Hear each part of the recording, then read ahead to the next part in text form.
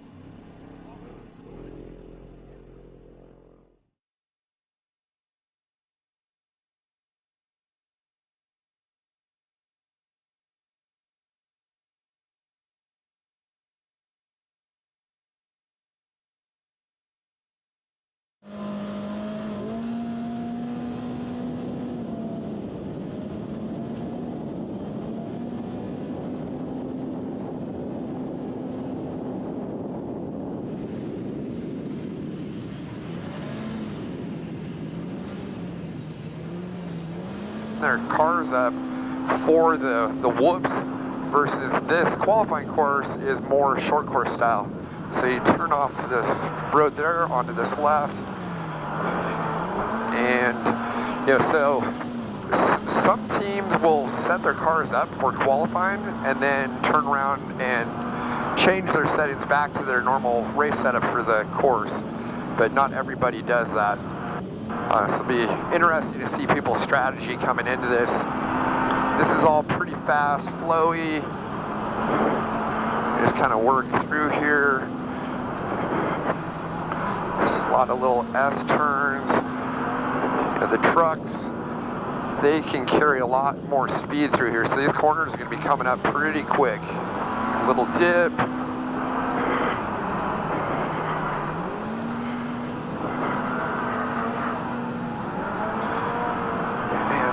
Get onto the fastest section of this qualifying track here.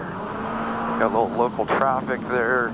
So right here you go onto a main road, and there you got the King Shocks van. They were out here doing suspension testing, and looks like maybe they're checking out the qualifying course.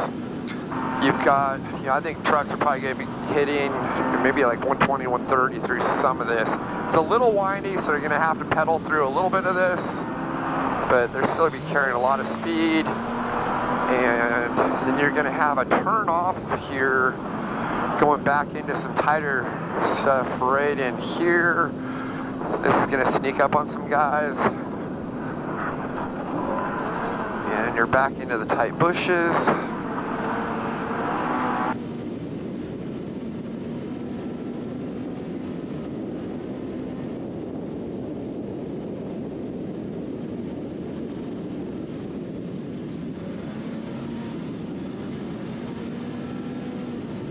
Again, I think guys are going to start trimming these corners and some of these straights, taking the S's out of them. What I mean by trimming that is, so like right here, I'm cutting to the inside of that corner to set up better for this left.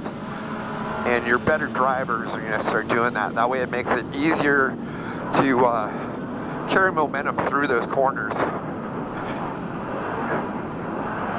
You've got a rock on the left-hand side there. You don't want to hit that. That'll definitely probably give you a flat or take a corner off the car and put an end to your qualifying session. You got some little kind of tight stuff through, some bushes here.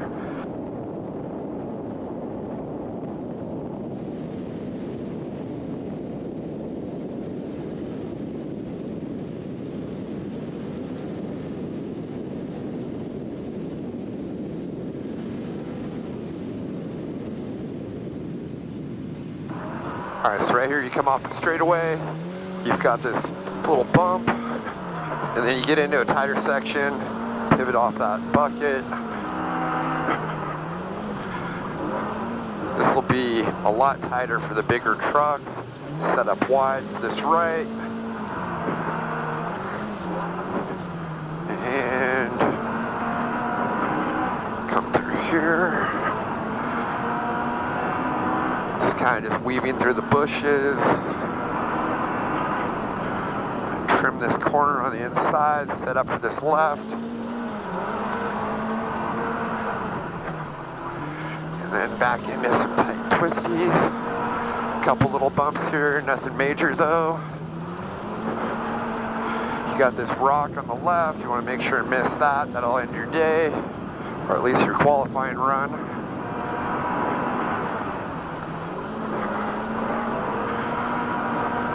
Kind of weaving through the bushes right here, make this right, followed by another kind of hard, continuous right. Then you got a little bit of a straightaway right here, little dip, but they're just going to soak that right up, set up wide for this hard left, another hard left, into a hard right. And then it kind of opens up. I think you're going to have guys trimming this like I just did on the inside there. Bring it back. Then you want to set up outside for this hard left. Couple little bumps. You got a hole on the inside here with a little mound into a hard left. Then you're back onto a hard pack graded road. Truck's really going to open it up, and it's fast here, but it's a little deceptive because you've got a hard right coming off this right here, so you want to set up outside, and you got some debris there you want to watch out for. Make sure you don't get a flat. Hard right, and I think this is going to get straightened out as well.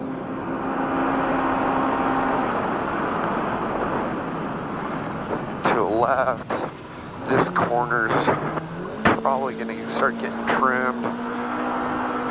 Back onto another trail here, still pretty fast. Hard right, you've got that pile of rocks and gravel on the outside you don't want to hit, as well as this boulder on the outside left. And you're going to work your way through these bushes. Trim this straight, and you want to watch that stump on the right, but you're going to set up for the outside with this hard left.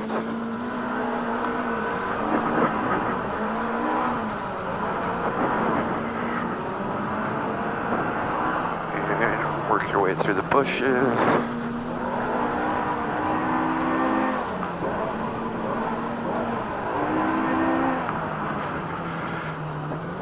We're almost done. Back onto some graded roads. These hard pack graded roads, the all-wheel drive vehicles are going to definitely have an advantage there. And work your way through this section. And there you go. lap on the San Felipe 250 qualifying course.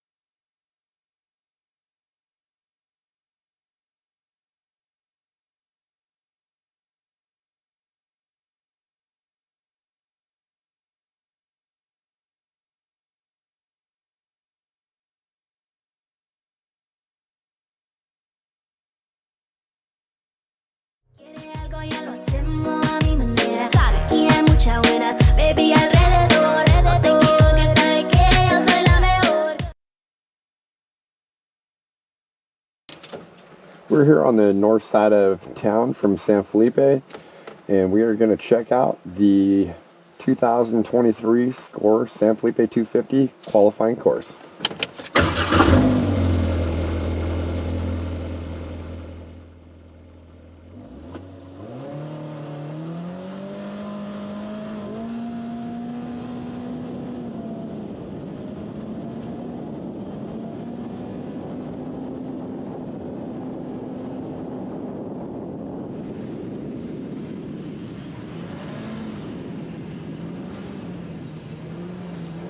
Their cars up for the whoops versus this qualifying course is more short course style.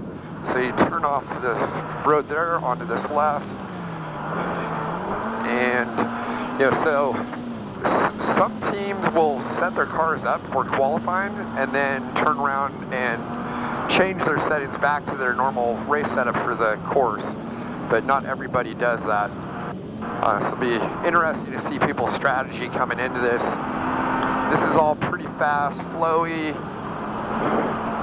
Just kind of work through here. There's a lot of little S turns.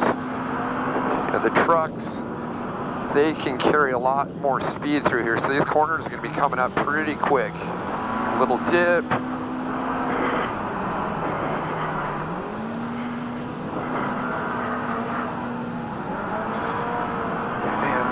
Get onto the fastest section of this qualifying track here.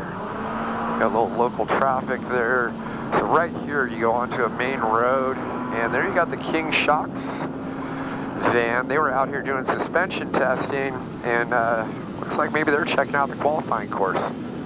You've got, I think trucks are probably going to be hitting maybe like 120, 130 through some of this. It's a little windy, so you're going to have to pedal through a little bit of this, but they're still going to be carrying a lot of speed. And then you're going to have a turn off here going back into some tighter stuff right in here. This is going to sneak up on some guys. And you're back into the tight bushes.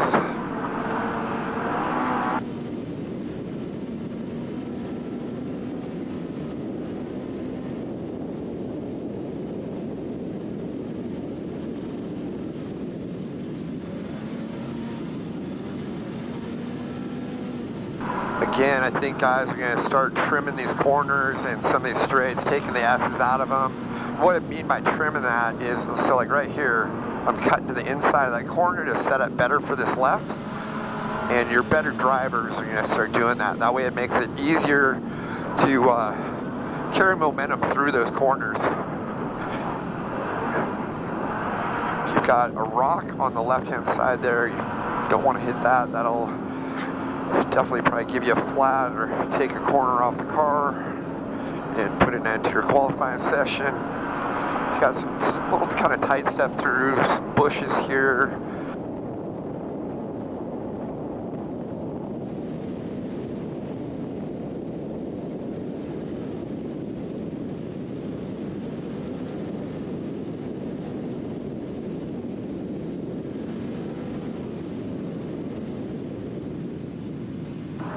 Alright, so right here you come off the straightaway, you've got this little bump, and then you get into a tighter section, pivot off that bucket. This will be a lot tighter for the bigger trucks, set up wide to this right. And come through here. Kind of just weaving through the bushes. Trim this corner on the inside, set up for this left. And then back into some tight twisties. A couple little bumps here, nothing major though. You got this rock on the left, you want to make sure to miss that. That'll end your day, or at least your qualifying run.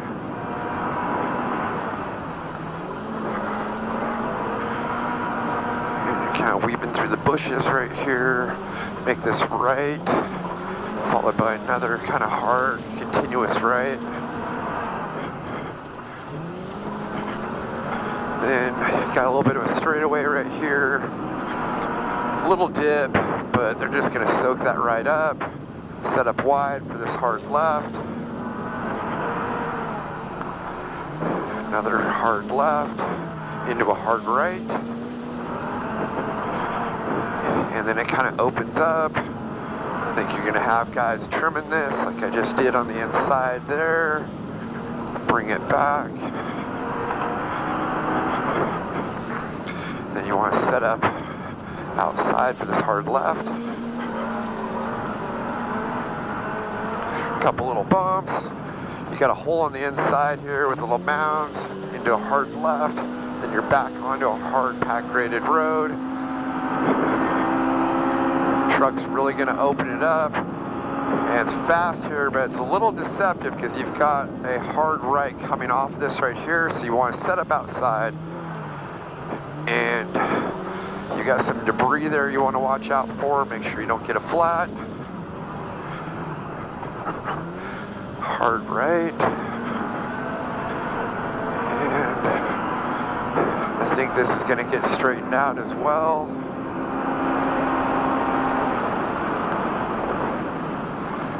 To the left. This corner's probably going to start getting trimmed. Back onto another trail here. Still pretty fast. Hard right. You've got that pile of rocks and gravel on the outside you don't want to hit, as well as this boulder on the outside left. And you're going to work your way through these bushes. Alright, trim this straight, and you want to watch that stump on the right, but you're going to set up for the outside with this hard left.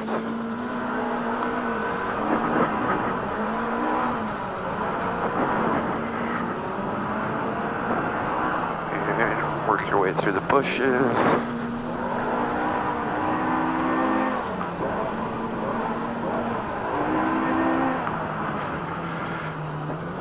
We're almost done. Coming back onto some graded roads. These hard pack graded roads, the all-wheel drive vehicles are going to definitely have an advantage there. Work your way through this section, and there you go. That's a lap on the San Felipe 250 qualifying course.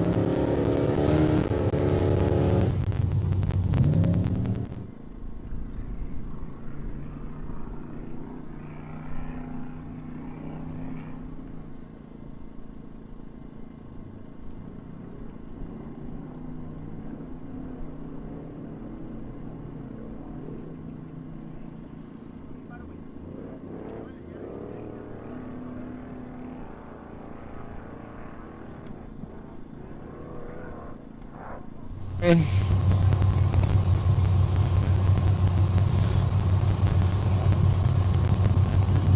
test, test. Here we go. We're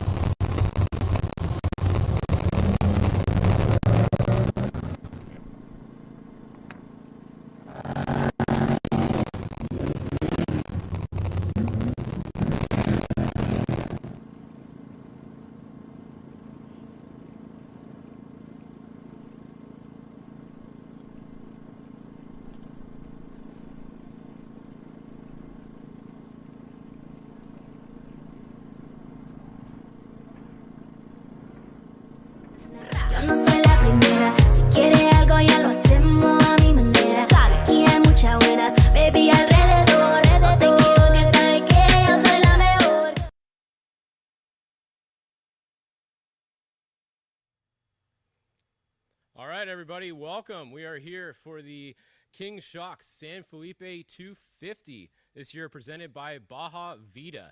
We got some qualifying going on today, and I am Austin Fish Farner.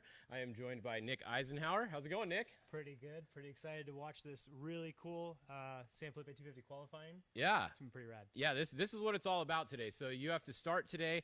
You have to set a good time because you want to be out front. You don't want to be back in the field where you're stuck behind slower people. Bad day today because then that'll put you in the back and then you start in the back. Exactly, and especially a race like this, like kind of a shorter sprint race. Qualifying up front is super important because you don't have that much time to really make up all that time. Yeah. So this is a big deal today. How hard are you pushing today if you're driving today? 110%. 110%. Yeah. Especially with, today being Wednesday and the race not being until Saturday, like realistically you have time to fix the car. Like if you mess something up or whatever, you got time to fix it. So I would let it all hang out. Yeah. Like, definitely. Especially beginning of the season, you want to start in a good position and just carry on for the rest of the year. Yeah, that totally makes sense. So the schedule today, we're going to start with the Trophy Truck Spec class. They're going to be going first, and then after them, we are going to have the Trophy Trucks go, and then we're going to have the Trophy Truck Legends go. So those are the three qualifying classes today. Class 1 could have also qualified if they wanted to, but I was told nobody wanted to, so we'll see. Maybe one will show up as a little strategy at the last second. Yeah. You tell everybody you're not going to, and then you show up and you get first, or what? Yeah, I would think, if it was me, I would at least sneakily show up, like take the green and pull off to the side, so that way at least start in front of all the other like 8 or 9 Class 1 cars. Yeah, and then everybody's mad at you because you told them you weren't going to show up, right? The old switcheroo. Yeah. So this is our first truck here. This is the 277 Travis Williams here. He is going to be going off the line first. That is a Geyser truck there. And we'll see in a few minutes. They're just letting the last person go out on their sight lap. And then when we see him go, that's going to be our first timed lap. Yeah. And it's pretty cool. This is a newer Geyser G6 truck. These trucks have proved themselves really well. In my opinion, I think they're really nice trucks. They're a little bigger, more of like, in my opinion, a good Mexico truck. Nice big weight to it, stays planted on the ground, good visibility. Yeah. And obviously the Williams, they're fast. They're fast dudes in the desert, so exciting to see them start the year up front. Yeah, now the thing about this qualifying course is this is not really part of the race course that they're qualifying on today. So a lot of this is not burned in yet. We did just see them go out on a sight lap, but if you were watching earlier, you saw yesterday Wes Miller was out there, and this is pretty much a flat track that didn't have any berms or grooves put in it yet. So do you really want to be one of these first guys yet without any berms and tracking it, or what do you think? Absolutely not. No. Yeah. In my opinion, I would want to be further back down the pack for this qualifier, especially in a spec truck being two-wheel drive only. There's not a lot of berms to lean on, and it's a lot, from what we saw in the sight lap, it is just a lot of like fire roads and like more graded stuff like that. And so having those berms to lean on later on in the day is really going to help your corner speeds entering and exiting as well. Yeah, so the way that they got this start order was just a random draw. So if you drew one of these start positions, maybe you're not so lucky today. We'll see, though. I think it was actually the time you signed up for qualifying. So okay. I think everybody was like hunting on the sign-up sheet. Yeah. I talked recently to Vince Munoz, who's our second qualifier. Yep. And he sat there and was like refreshing, waiting to sign up in the hopes to qualify up front. Whereas like me, like I said, I probably would have waited and like qualified towards the back. But yeah, obviously that was a month or so ago, so you don't know what the qualifying lap's going to look like then. So now I do notice looking at this, you see that dust? It's moving a little bit. Earlier on that sight lap, that dust was not moving at all. We had zero wind earlier, so this is a good thing right here. We're seeing a little bit of wind pick up and that dust start moving. That corner right where those people are, I think they're kind of maybe remarking that because on the sight lap we saw quite a few people having a problem right there at that spot. Yeah, and that is the same thing, being the first couple of trucks going and not having that line burned in, a little bit of your confidence is taken away, especially with there's questionable parts of the qualifier that's maybe not marked as well, or maybe isn't like a burned in trail from the past. It definitely would be nice to go later on. Yeah. Now, if you guys aren't familiar with this class, let's talk to people about this class a little bit. You actually race in this class. You actually have a 1450 truck that happens to be 6100 spec truck legal, right? Correct. Yeah. So I personally race. It's still a tube chassis truck, but it has a steel cab and working doors on it. So technically, yes, it fits in the 1450 class, staying true to the roots. But yeah. So spec trucks, basically, it's an unlimited truck. It's the main rules. It's driven by the engine, so it has to be a sealed LS3. It has to run a turbo 400 3-speed transmission, and you have to have a live rear axle. Now, when I say live rear axle is like a straight rear end like in your normal pickup truck, not like a dune buggy where it's IRS. You are allowed to run underdrives in this class, single-speed underdrives, not two-speed underdrives. Yeah, those cheaters, right? Yeah, the two-speed underdrive guys? So what really drives this class and is very important is gear ratios, torque converters, and overall setup. And just making sure you take all 525 horsepower that comes out of the flywheel and put it to the tires the best you can. Because by the time you go through the big converter and the transmission and all these big gears that spin and turn and the 10-inch ring and pinion, you're only making like 330 wheel horsepower on a great day. Like that's a really, really good dyno day is 330. Yeah. So and it's amazing to see these trucks, you know, progress from what they started as, you know, 37-inch tall tires and all that stuff. And now, you know, they're running in the 120 mile an hour range and they're running, you know, top 5 for the overall finishes. Yeah, it's pretty exciting. That's what I was going to say. What do you think some of our top speeds will be today on this course, just looking at what it looks like? You think they'll do 100 in these, or what do you think they'll get up to? Yeah, there's a couple sections there when we were watching the qualifier, or the parade lap, where there's a couple long graded straightaways where if these guys are geared up properly and they got the traction set up right, I bet you they could hit triple digits for sure.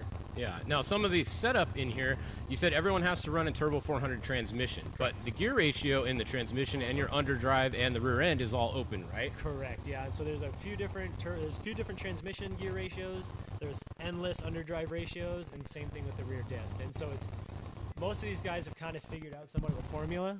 Yeah. And, it's just kind of trying to see who gets the best deal together.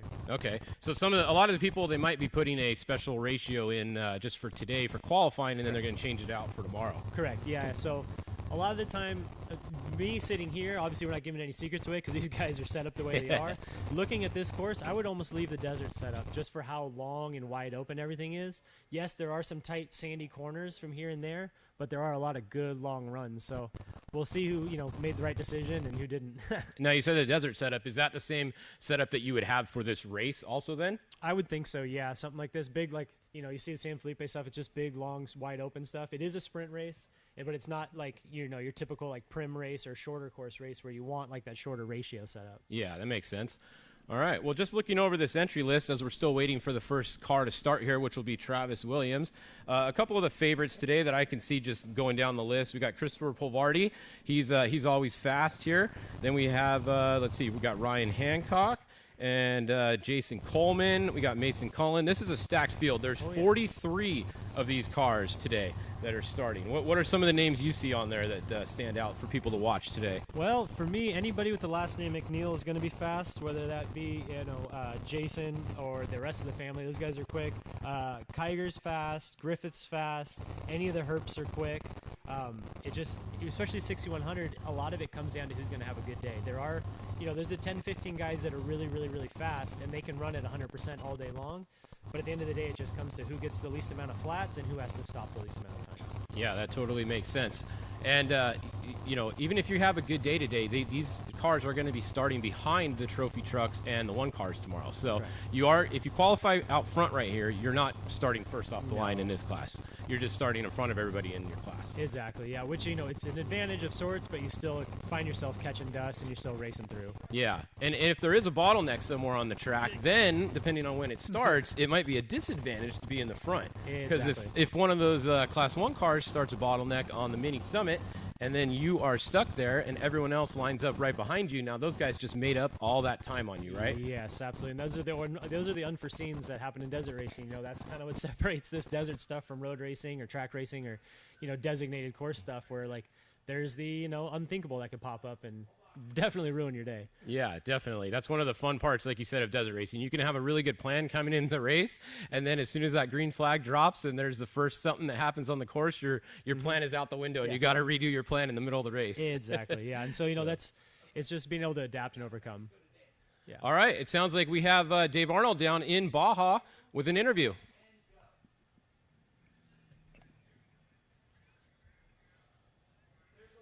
Hello, everybody. I'm Dave Arnold. I'm down here trackside for qualifying here at the King Shock San Felipe 250 presented by Baja Vida. The drivers are out getting their sight laps right now. We got trophy truck specs going around. We're just a few minutes away from qualifying. It's a beautiful day down here in Baja, California on the San Felipe side of the Baja Peninsula. This is the 50th anniversary of SCORE this year. We got a lot of great things coming, and one of them is qualifying. So, folks, you're going to have to stick around and watch all the great qualifying action live here on SCORE. All right, so we're getting ready to go. We've been sitting here, we're waiting, and we're going to wait a little longer. That's it. Everybody's pretty anxious to get started with this here score season, so yeah, I think we're all anxious and just want to see some trucks get going. Oh, this is going to be fun. This is going to be fun to watch today. The trophy truck specs are going to be starting first. As like we said earlier, we're just waiting for Travis Williams here. They're just clearing the course, making a few adjustments, and then they're going to get going on their timed lap. It is about a 5-mile lap today, so my guess is going to be right around 5 minutes, probably like a 60-mile-an-hour average or so. What do you think by seeing it? I would say something close to that, yeah. It is a very quick qualifier, like we said, a lot of wide open stuff. No bumps anywhere. I didn't see any whoops, no jumps, nothing exciting. Yeah. So I just expect to see a lot of, silt explosions and big sand corners coming from the photographers after this one. Yeah, Not seriously. a lot of big jumps and anything like that. And I would say that just after seeing this course, the all-wheel drive trophy trucks are going to have a big advantage on this course. Big time, yeah. I honestly don't see a two-wheel drive trophy truck being at anywhere in the top few spots on this course. No, not at all. Well, I mean, who knows? McCachran's McCachran. You Yeah. can always pull something out, but Yep. But yeah, no, big picture, I honestly see all-wheel drives doing well. We were talking earlier that like a Pro R could probably out-qualify most of the spec trucks and probably some of the 6100 or the trophy trucks themselves. So yeah, there's no UTVs qualifying today, but if No. there was, I would put one in the top like 5, honestly, Exactly, probably on yeah. this course. Yeah.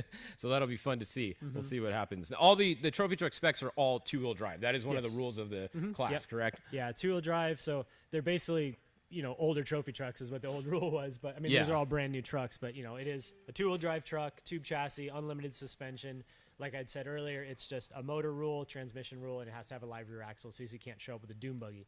But, But yeah, I mean, a course like this, it is tough for the two-wheel drive, but definitely doable if they can have a good, clean run and ride the sides of the rails. Yeah. They'll be good and fast.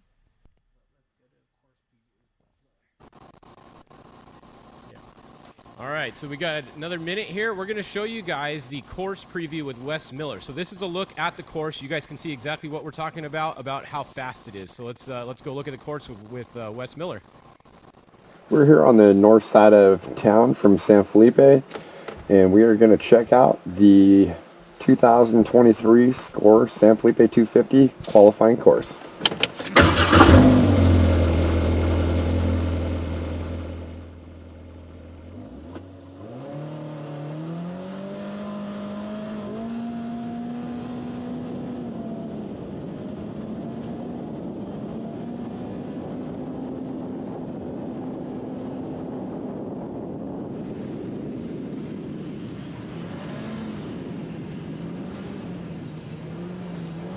Their cars up for the whoops versus this qualifying course is more short course style. So you turn off the road there onto this left, and so some teams will set their cars up for qualifying and then turn around and change their settings back to their normal race setup for the course, but not everybody does that. So it'll be interesting to see people's strategy coming into this. This is all pretty fast, flowy. Just kind of work through here. There's a lot of little S turns. The trucks, they can carry a lot more speed through here. So these corners are going to be coming up pretty quick. Little dip.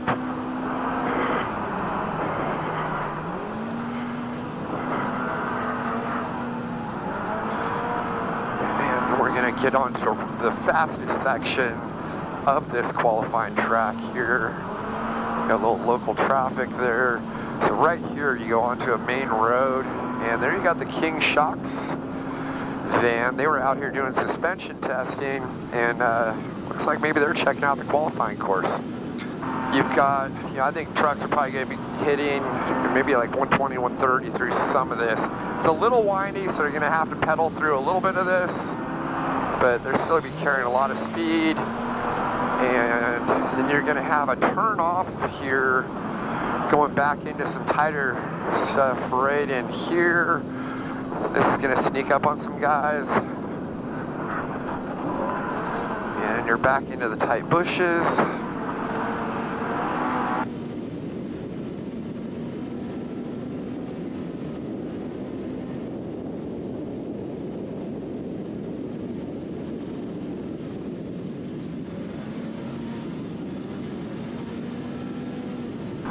Again, I think guys are going to start trimming these corners and some of these straights, taking the S's out of them. What I mean by trimming that is, so like right here, I'm cutting to the inside of that corner to set up better for this left. And your better drivers are going to start doing that. That way it makes it easier to carry momentum through those corners. You've got a rock on the left-hand side there. You don't want to hit that. That'll definitely probably give you a flat or take a corner off the car and put an end to your qualifying session. You got some little kind of tight step through, some bushes here.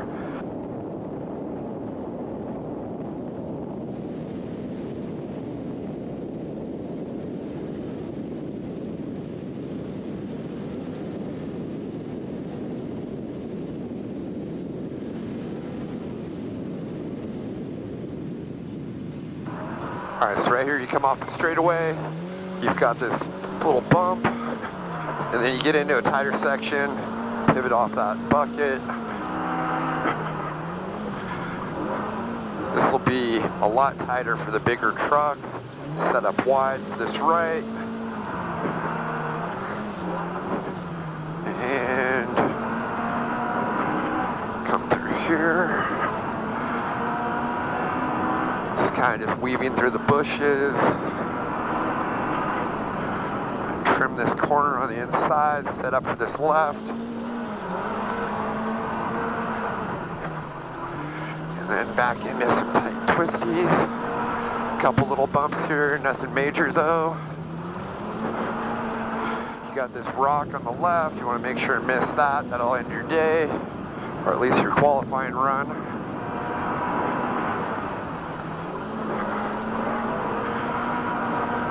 Kind of weaving through the bushes right here, make this right, followed by another kind of hard, continuous right. Then you got a little bit of a straightaway right here, a little dip, but they're just going to soak that right up, set up wide for this hard left, another hard left, into a hard right. And then it kind of opens up. I think you're going to have guys trimming this like I just did on the inside there. Bring it back. Then you want to set up outside for this hard left. Couple little bumps. You got a hole on the inside here with a little mound into a hard left. Then you're back onto a hard pack graded road. Truck's really going to open it up, and it's fast here, but it's a little deceptive because you've got a hard right coming off of this right here, so you want to set up outside, and you got some debris there you want to watch out for. Make sure you don't get a flat. Hard right, and I think this is going to get straightened out as well.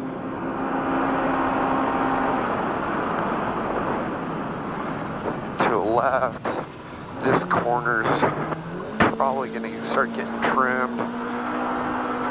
Back onto another trail here, still pretty fast.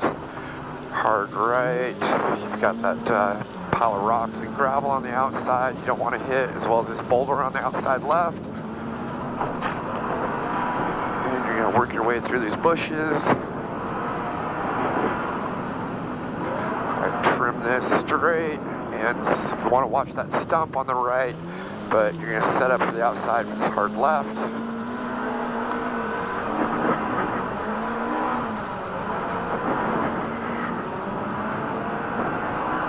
And work your way through the bushes.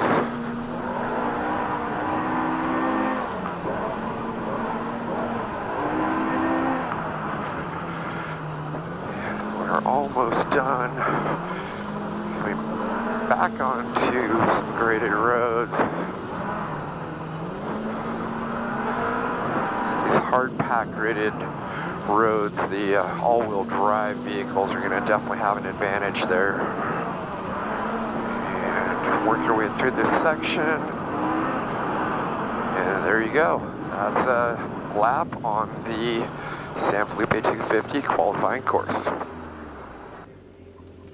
Dice hola nena, yo no soy la primera. Si quiere algo ya lo hacemos a mi manera. Aquí hay muchas buenas, baby alrededor. No te equivoques, sabes que yo soy la mejor. All right, so welcome back. That was a look at the qualifying course here at the King Shock San Felipe 250 presented by Baja Vida. What do you think? Pretty fast, like we said earlier, huh? Yeah, absolutely. That's definitely going to be a real quick qualifier. Not a lot of bumps, not a lot of jumps, just a lot of wide open, like I was saying earlier. Yep. It's all going to come down to gear selection and weight distribution and make sure you got the right setup and have a nice clean run. Not a lot of things that are going to really end your day. There's a couple rocks on the outside of corners, which I'm sure have been pushed around. Yep. But really nothing too crazy. So just hopefully you can, be smooth and quick out there. That's the hope. Yeah, definitely. You could see there was not many tracks or two-track or anything yet when that went around yesterday, and probably just from the practice lap earlier, I'm sure that's getting dug in a little bit. So I would assume some of these guys going a little bit later today are going to have a little bit better course to go on, just in those turns and everything. You'd be able to throw it in a little harder. Exactly. Yeah, it's kind of hard, especially in the two-wheel drive car, to have the confidence to back it into some of these corners. Yeah. Some guys can do it, some guys can't. A lot of people do rely on the berms themselves to kind of get around the corner and not float out into the rocks and the sticks. But yeah, definitely a fast qualifying loop. It looks like not too technical. Yeah, it should be exciting, I would think. Yeah, it should be pretty good. And we're just waiting on the timed runs to start. Everybody is done with their sight lap. So first up, it's going to be the 277 of Travis Williams. So they were just making a few course adjustments real quick, making sure everybody's ready to go. And then hopefully we can get some qualifying runs going pretty soon here so we can bring you guys some live action. Yeah, absolutely. I can only imagine all those guys, they've been sitting there all morning doing all the parade laps or your sight lap, if you will. Yeah. And sitting there staging and waiting, and nerves are high. Hopefully you're out there just, hanging out with your buddies and chit-chatting about how the day's going to go. But yeah, waiting around is definitely not fun. No, especially the guys that are going later. Like if the trophy truck guys sitting there, they're just sitting there waiting for these guys to go. Oh, yeah. So it's gonna be a few hours for them till they go. Absolutely. And like we had talked earlier, we were looking at maybe like a 5-minute lap. So yeah, it should be done in a couple, probably like 2 hours or so for spec trucks. Yeah, probably about 2 hours once we start the spec trucks would be my guess. There's 43 of them on our entry list here, unless somebody else showed up at the last minute this morning, which is possible. But yeah, there's 43 trophy truck spec trucks that are gonna go. I haven't heard what the exact time split's going to be between when they start, but I did hear they were going to have about 2 on the course at a time. So if it's going to be around a 5-minute lap, I'm assuming they're going to go every 2 or 3 minutes. So we'll wait and see. We'll find out once they start going here what the time split's going to be. Yeah, that's a pretty good gap there. I mean, there still gives you a little bit of time to catch the guy in front of you in the dust and all that, depending on how whether it would be a draw or sign up time. Yeah. But with a course like this, I don't see you guy really catching the guy ahead of you. It's pretty smooth and wide open. Like there's not a lot of spots where it'll separate driving styles. Some guys will push hard. Well, it looks here like we got Travis Williams going. Here we go. Okay, so I think our qualifying runs have started. That is the 277 Travis Williams. That spot right there looked like it's the trickiest spot we've seen on the course just by watching the parade lap, huh? Yeah, during the parade we saw a lot of guys kind of get, not necessarily turned around, but you can definitely see them kind of losing where they're going. And you can see here where Travis Williams was ripping through that corner there, really using the berms where they're starting to dig in. Yep. And I guarantee you later on in the day, by the time we start watching the actual trophy trucks themselves, there's gonna be a nice big berm for those guys to lean into and let rip. Yeah, definitely. That's gonna be a fast section right there. And you can kind of see why we were thinking the all-wheel drives are gonna have an advantage, because the all-wheel drives aren't necessarily faster overall. They don't really have a higher top speed, but from corner to corner is where you make all your time in the all-wheel drives. And there's a lot of corners on this qualifying course. Absolutely, yeah. And there are a lot of open-ended corners as well, where it gives you a lot of room to float out and where the all-wheel drive can just dig and go. Whereas the two-wheel drives do have a bit of an advantage when it comes to not necessarily tighter, but more like cut-in track, because they can lean on that and carry their momentum through. A lot of the times, when you look at the spec trucks and you talk about two-wheel drive trophy trucks, you kind of almost want to look at them like K1 go-karts. Yeah. Where touching the brake pedal ruins your day. You just want to carry all your momentum through all that. Yeah. So I know that theory goes through a lot of our heads in 6100 trucks or spec trucks, and hopefully these guys can get that put together for today. They're pretty much built to be able to handle as much power as you can give them, because you have a 525 horsepower engine in it. Correct. But they're built for having 800 or 900 horsepower engines in them. So with having that spec motor in there, the truck can really take almost everything, right? Yeah. Like physically. Absolutely, it's absolutely terrifying. You talk about racing and stuff like that, and you drive this truck with your foot on the floor all the time, And like in a trophy truck, you know, you always want a little bit of throttle to kind of save you if you're in a situation.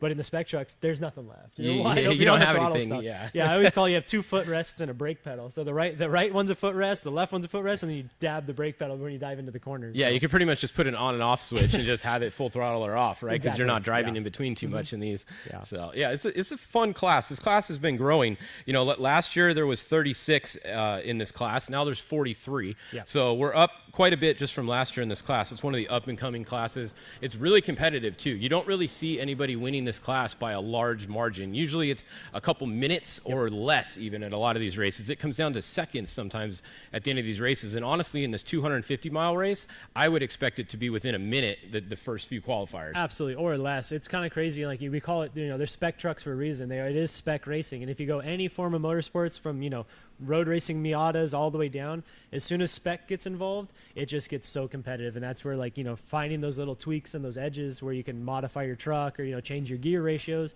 and setup is just so dang important on these things. Yeah, it all comes down to setup, that's for sure. And obviously the shocks are open on these. You can have your own shock setup and so on. Looks like we have the next car coming. You actually know who this guy is, right? Yeah, it's a good buddy of ours, Vince Munoz. ODR Roy put that truck back together after a mishap at the 1000. That's a Craig Hall designed chassis.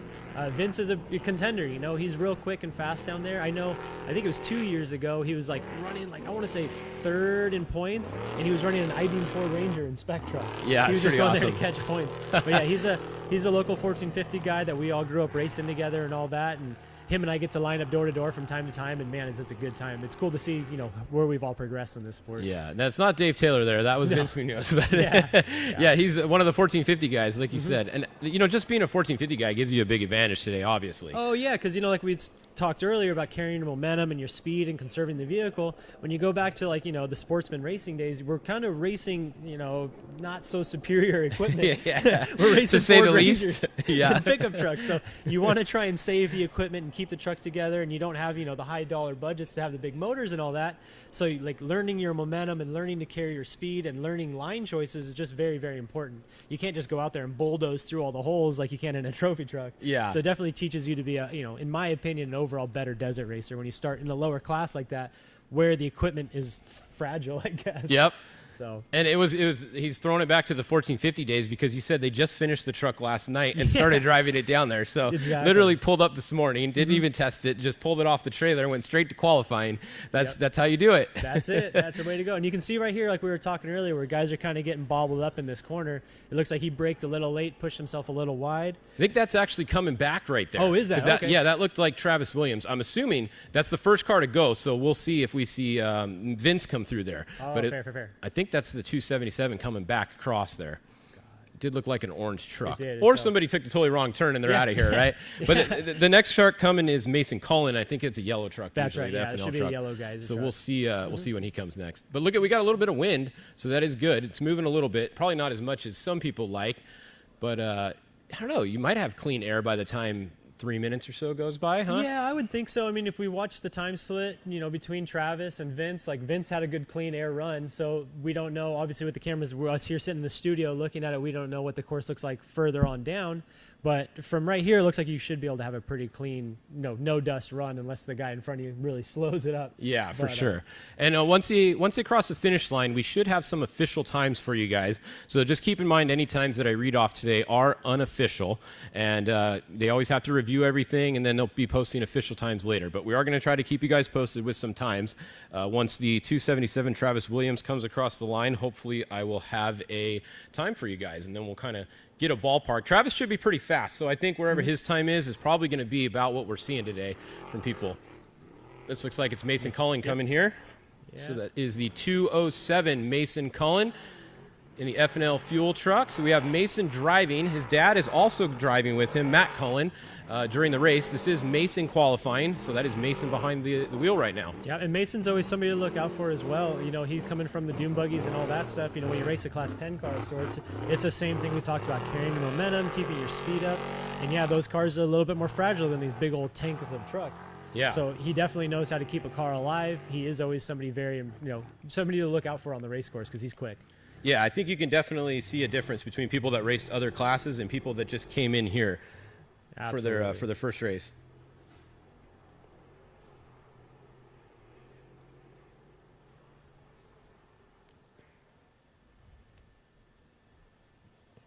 All right, so might have a time coming in pretty soon, hopefully, for Travis Williams.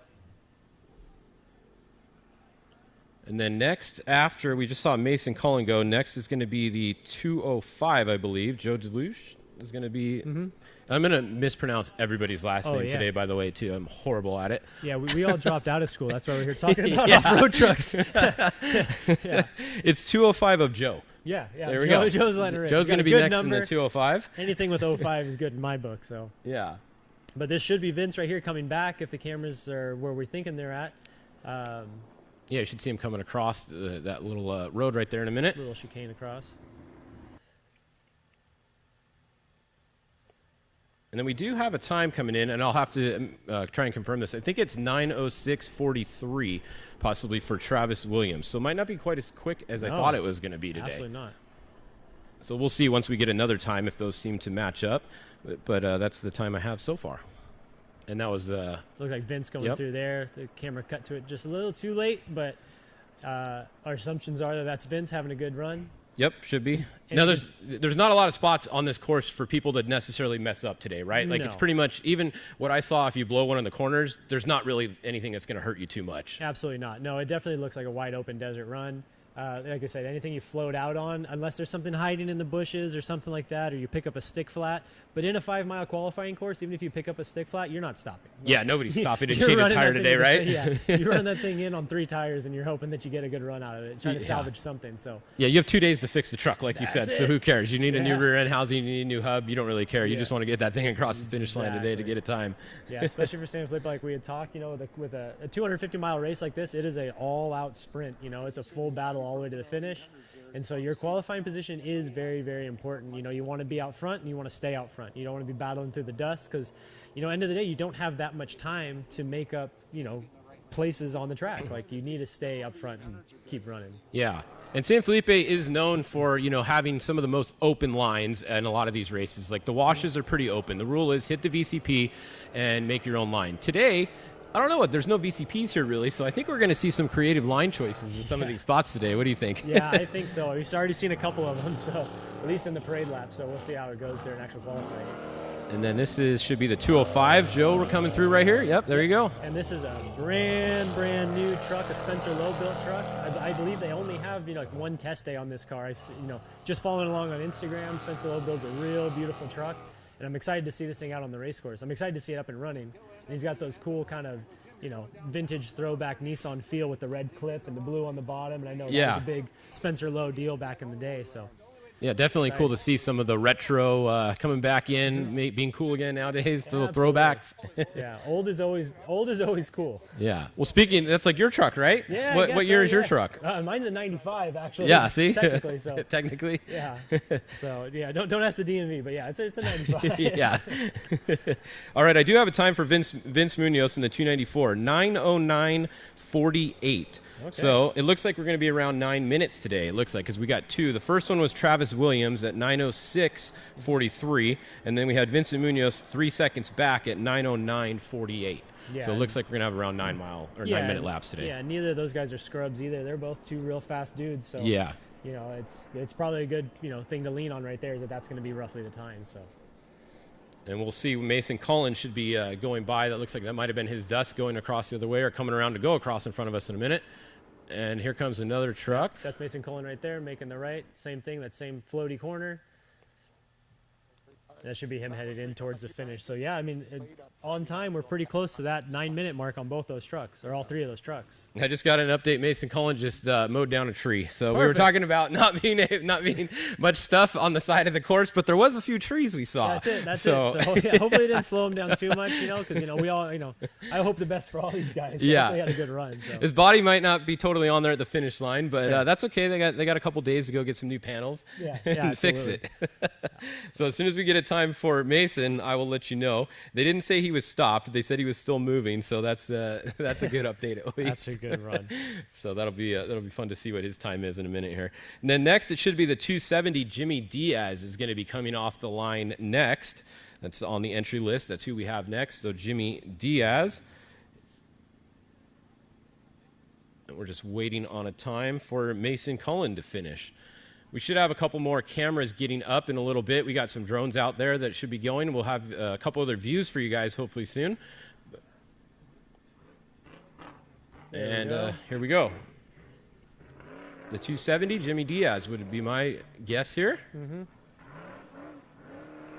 Yeah, and he's running what seems, look, yeah, that's an Armada chassis. So in my opinion, a truck like this actually could do pretty well on this course. You know, not a lot of big holes, a lot of tight corners and all that stuff. So a little lighter chassis. Yeah, a little lighter chassis, and those trucks do corner pretty well, and they do really good on, you know, the fire roads and stuff like this. Yeah. Obviously, just from what we've seen, you know, based on the course preview and then the camera angles that we have here.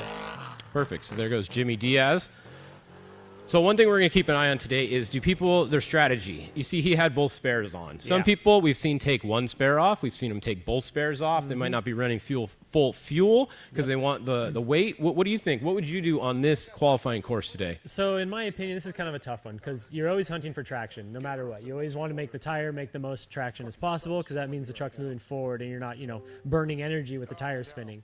So in my opinion, I would probably run half fuel. I would realistically run both spares in my personal truck just because it does corner better with all the weight in the back. You can transfer it around and snap it around the corners. You don't really want too light of a truck because then you find yourself pushing around the corners and such. Yeah.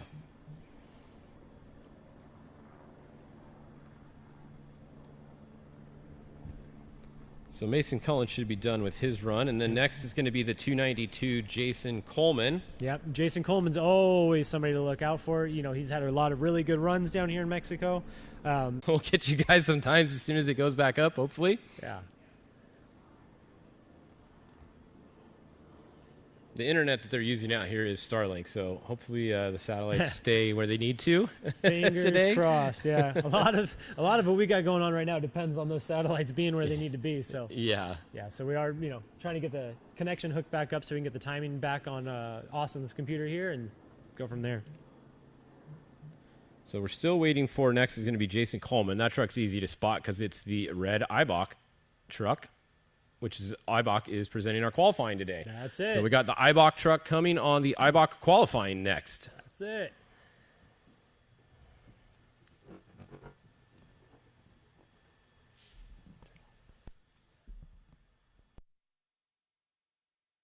But you can't start or stop it, so you have to pay the 115 or whatever 120 base rate, and then pay extra for the mobility. But you're stuck paying that the entire 12 months. Wow. And if you do let it cancel it and then try to restart it, you may not be able to because the limited amount.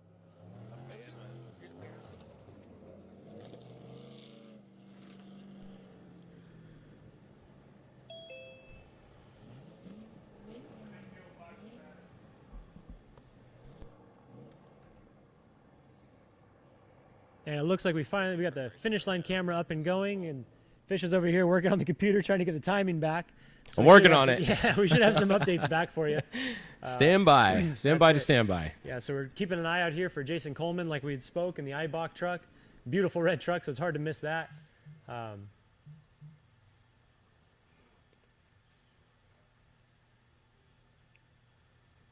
Yeah, hopefully he will be coming by next. Now, he is in a, that's a Herbst truck, I believe, right? Herb Smith Fab truck? Yep. Jason Coleman's in a Herbst truck, which are always quick trucks, always top contenders. They've kind of got their stuff figured out when it comes, everything from the truck itself all the way down to the pit strategies, because you work with big truck chassis manufacturers like that, and they offer, you know, pit services and all that stuff, which just makes things so much easier when you do big runs like this down in Mexico, and you need to have, you know, pit support spread out all across the place. So yeah, trying to do that on your own is tough. It is a lot easier to do when you work with a company like that. Yeah, definitely. That makes sense. So we're still waiting on some more times to come in, and then we'll give you guys an update as soon as we get those. All right, here we go. Mason Cullen, 9:13:03 for Mason Cullen. 9:13:03, 9:57. So that is in third place right now. We heard he hit a tree, so that definitely cost him a few of those seconds there, huh? Not too bad for tagging a tree, honestly. Yeah. All right, we are going to go to a quick commercial. We're going to get some more times for you guys, and then we'll be right back in 2 minutes.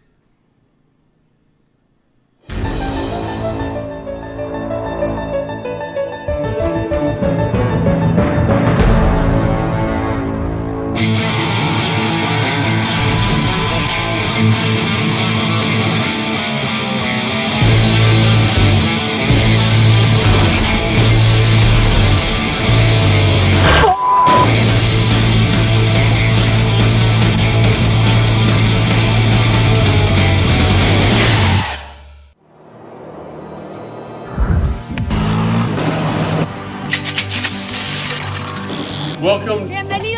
Bienvenido a San Felipe. Welcome to San Felipe. Alberca salina que irrumpe en el desierto. Un spa natural en el Golfo californiano. Descubre un valle donde habitan miles de gigantes. Y un mar conocido como el acuario más grande del mundo.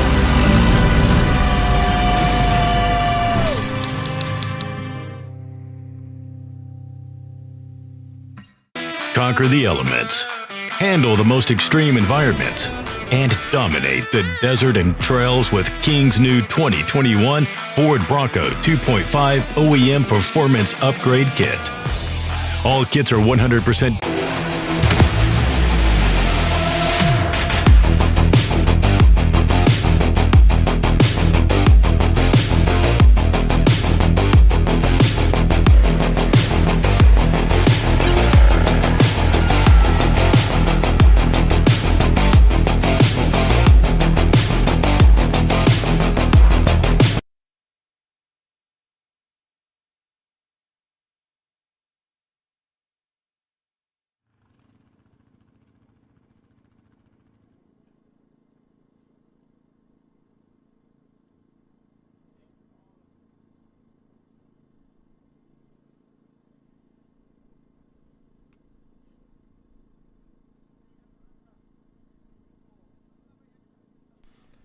All right.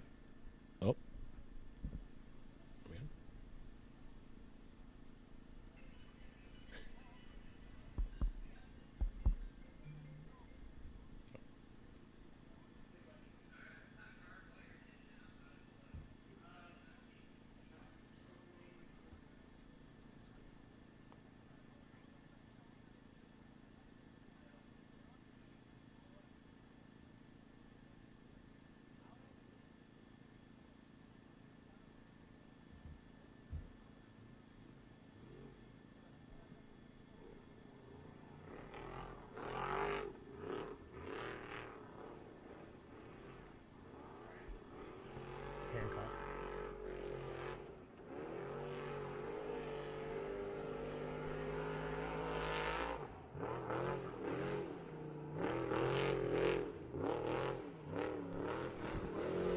All right, we are back. We see this is the Hancock truck coming by right here, the 228 of Ryan Hancock. Alexander Ford truck coming by. So before him, we had Jason Coleman went, and when we were at break, and then we had the 238 Elijah Kiger also went. So we've had a couple more cars that go, and I'm trying to work on getting the times for you guys. I think those times earlier were not correct, so we said unofficial. So yeah. we're gonna try to get the times for you guys. We're doing what we can here. Yeah, the last two trucks that went were both Tisco trucks, both with great track records down here in Mexico. Like I'd spoken earlier, you know, kind of having the taller visibility and truck for places down here like Mexico, being able to see where you're going and all that, it really is a benefit. And you know, there's a good track record for those trucks themselves, and you know, hopefully those guys have good clean days.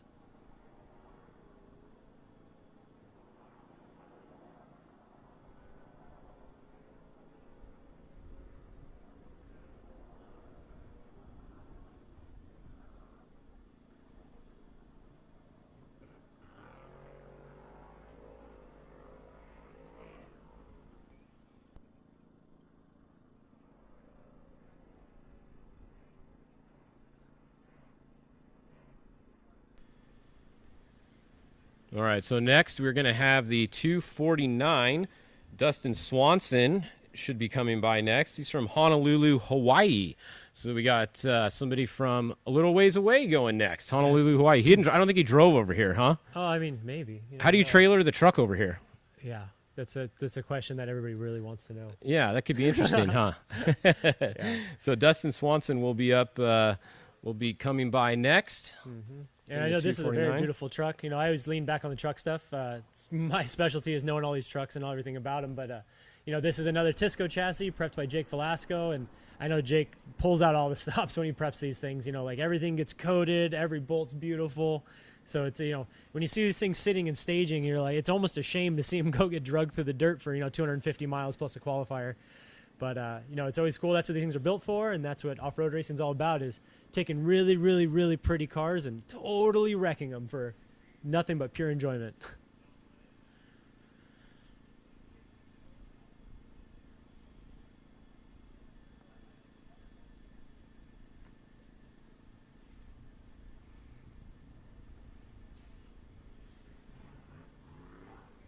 And here we go. Here comes another truck. That would be the 249 of Swanson coming through here. And this is the section that, Fish and I had talked about earlier, where when we were watching the sight lap, people were kind of getting a little confused. But as the cars start going and going and going, the course is getting burned in. Yeah. And people are carrying a little bit more speed. And you can even see it here where they make this sweeping right. Yep. You'll see the berm starting to build up. And like he did right there, you can kind of lean into it and then shoot back out. Whereas when we watched our very first qualifier, Travis Williams, he was kind of floating the whole thing on the gas. So as the day progresses, the course is going to change, and we're going to start seeing times kind of fluctuate accordingly. Yeah, exactly. That's just going to get faster. Definitely not an advantage to be going earlier today on this course. There's no way. Advantage later. Yeah, in my opinion, that's couldn't be anything more than true. Yeah, so we're going to see. Hopefully we get some times coming into us soon also. Those times we said earlier were not the actual time. That was the time they were crossing the finish line at, which is why it was 9:06, 9:09. So we will hopefully we'll get some times for you guys and have some info for you guys. Next off the line is going to be Christopher Polvardi. So this is your defending champion from last year. Last year he qualified, or we got Tanner Rust in the middle of him, right? Tanner Rust.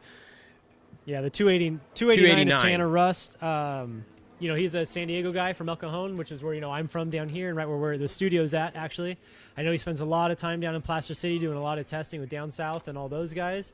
It's cool to see, not so much, not a huge dollar team put the effort in and kind of, get out there and do it. So like I say to everybody, I always hope the best, but it's cool to see guys like this out here doing it, and hopefully they have a good, clean run and, stack up in a good position for Saturday's race. Yeah, exactly. We can see the dust is still moving a little bit out there, so I don't think it's really much of a deal. I think everybody's got pretty clean air, because we can see even when they come by in front of us here, it's pretty much cleared out by the time they come by. So I think the gaps are good enough right now to clear out the air, huh? Absolutely, I'd say so. And it's just, if this gap stays the same, you'll see the trophy truck speeds will match the same. So, sure, it'll still say a 2-minute gap, but their lap times are going to be a little bit quicker. But I think it'll all work out. As long as that wind keeps moving, we should have a pretty solid day of qualifying. Yeah, and we just got a report from Art on the track that the 228 it looks like it's spewing tranny fluid out, so that's not a good start for the Ryan Hancock entry. Hopefully, maybe it was just overfilled or something like that, huh? It might be something like that happening. Yeah, that's a thing, So transmissions, if they get rid of what they don't want, so it could be a pump or something like that could be failing, or it could just be getting rid of what it doesn't want in there. But hopefully they get that sorted out. They had a good clean run, it looks like, so hopefully they can get that sorted out before race day.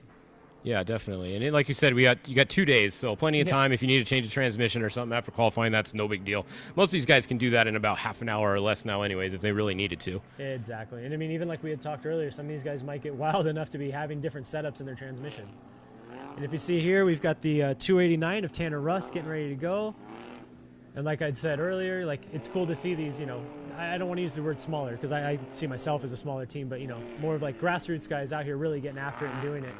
And not in a big name brand truck, but just putting the work in.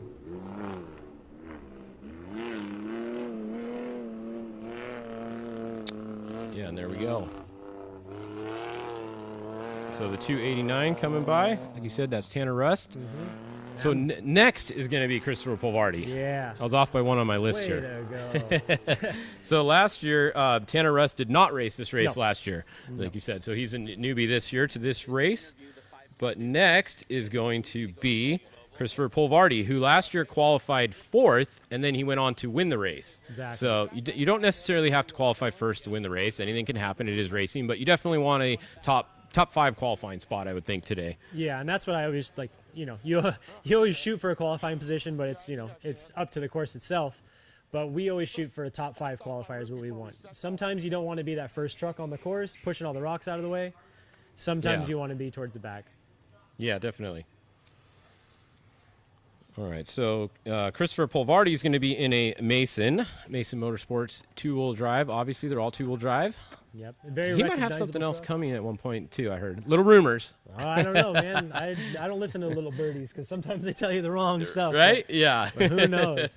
Who knows? He's fast out there. He's got his program dialed in. He does well with social. He does well with all the media that he does. It's exciting to see somebody like that really not just carry up the the media end of it, but also with the results and actually drive the car real fast. So yeah, yep, yeah, definitely one of the up and comers in the sport. Started in short course racing, I believe, right, and then moved his way into Spec truck. Mm-hmm. So definitely, I think there's a trend when you see a lot of these guys that have prior racing experience in other classes, like we were talking about earlier. They definitely seem to rise to the top a little bit quicker. You know, you got some guys out here that are literally renting a truck today, which is totally cool if they want to. You know, that's what's cool about off-road racing. Anybody can do it. You don't need a license to do it. You don't need any qualifications. You need to have the money. That's your qualification, right? You got to have the bank account to be able to come and do it. And if you do, you can get out there on the track and mix it up with the best of them. Also, you see guys that start in the limited classes, even in a UTV or short course racing, a 16 car, something like that. They generally tend to be faster once they get in a class like the Spec truck because they have all that prior experience in a limited car, right? Yeah, seat time is seat time, you know, and that's what I say about everything, you know, whether it's right seat time, left seat time, road racing time, anything, it doesn't matter. Just understanding vehicle characteristics and understanding handling, it all passes over, whether it be drift cars, road racing cars, it all crosses over in some way. And so, yeah, like we had said, these guys that have raced lower limited classes and worked their way up definitely seem to, you know, rise to the top of the field a lot quicker than the guys that, you know, kind of just come in with the money, you know, the checkbook or the money. Like, oh, I want to try this out. Like we said, there's nothing wrong with that. Because there's just more people in the sport. It's more everything. It just grows everything. But yeah, big picture, like, yeah, it's rad to see these guys go. You can see here, Chris Pavardi, beautiful truck. It's always recognizable, cool wrap and everything on it. And you can see him, he's running a single spare in the back, probably half fuel. Keeps the truck a little light, might be his driving style of sorts. We do know those Mason trucks do corner real well. So, you know, maybe he's got it all set up. And with 2 days between now and the race itself, that leaves plenty of time you can even make shock changes, sway bar changes, totally anything, changes, full setup changes, especially after doing a sight lap and seeing how flat this is. I would tighten the truck up the best I could. There's no big whoops you're worried about, big jumps, no big G outs. I would tighten that thing up all the way and run the thing like a rally car. Yeah, run it real low. You don't need much. You don't need any up travel on this course. You just want it to sit low and then hook in the corners and get through the corners as fast as you can today. You want to be able to put that traction to the ground and go as quick as you can. That's the hope there. Yeah. So that will bring us to our next entry, which is going to be, let's see, Chris Miller on the entry list, the 240. The Cantina truck should be next. Chris Miller, I believe. Yeah, and I do believe he's driving would be one of the Gaunt trucks, so he'll be in a Geyser. It says on our list here that he's driving a Mason, but I've seen some pictures, and I believe he's driving the Geyser truck. I'm not sure what's going on there. We'll see when he comes by in a minute, huh? That's it. So, but same thing, always a contender. Chris Miller is. He's got a lot of seat time down here in the desert, and he knows what he's doing. So, you know, if he can put a good qualifying run, that's the cool thing about 6100 is, like, you know, these trucks are so evenly matched and so well paired that anybody can do well here. If you have a clean day, you don't have any issues, you can find yourself running up front in the front of the pack as long as, you know, you've got a head on your shoulders. Yeah.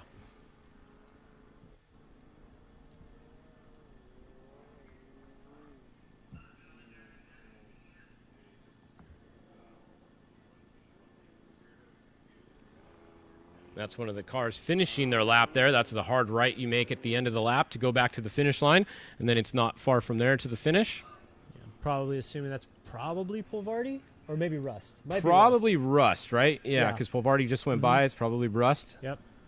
So it seems like there's just over like 2 cars finishing. The last one goes by, and then within a minute we get another car that starts here. So pretty well spaced out today. I think that was a finish line shot, maybe the first time we've seen the finish line today. Yeah. So that might be a good sign if that camera's coming up. Maybe we'll get another camera angle in a minute. Looks like we might have fast qualifier here, out here on the Blaster. Yeah, what class is that? I didn't think the quads were qualifying today, huh? He's out there letting it eat. Yeah. And here comes our next truck. The quad better get out of the way. Yeah, that would be the Chris Miller, and he's taking the tree Oh, yeah, getting a little wild there. Getting loose. Sometimes you got to do all that stuff. You got to get a little loose in qualifying to make it work. Yeah. But yeah, that would be the G6, the Geyser truck there. Here we go. So Chris Miller. There it is. That's a quick qualifier. See him diving in real hard, driving deep into the corners. There you go. That's sometimes what you got to do. Sometimes it, you know, maybe it's not the fastest, but it definitely looks real good. I mean, that looks pretty fast coming by right there, huh? That might have been the fastest coming by in front of us there. Yeah, especially, you know, with Chris Miller coming from, you know, the trophy trucks, the Unlimiteds, and working his way down. Sometimes when, you know, you lose that couple, you know, 10, 15 mile an hour between the two trucks, it almost feels like you're in slow motion when you're driving the 6100. So you can really, you know, prepare and adjust and mentally like get ready for the next corner. Whereas when you're in the faster cars, things just kind of jump up on you and sneak up on you, and you know you kind of get going a little, you know, too fast. Yeah.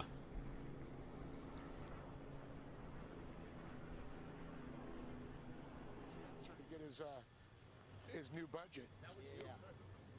No, that one wasn't. This is. I'm on trophy truck, and we're fixing some issues on the truck. Yeah. Some mechanical issues.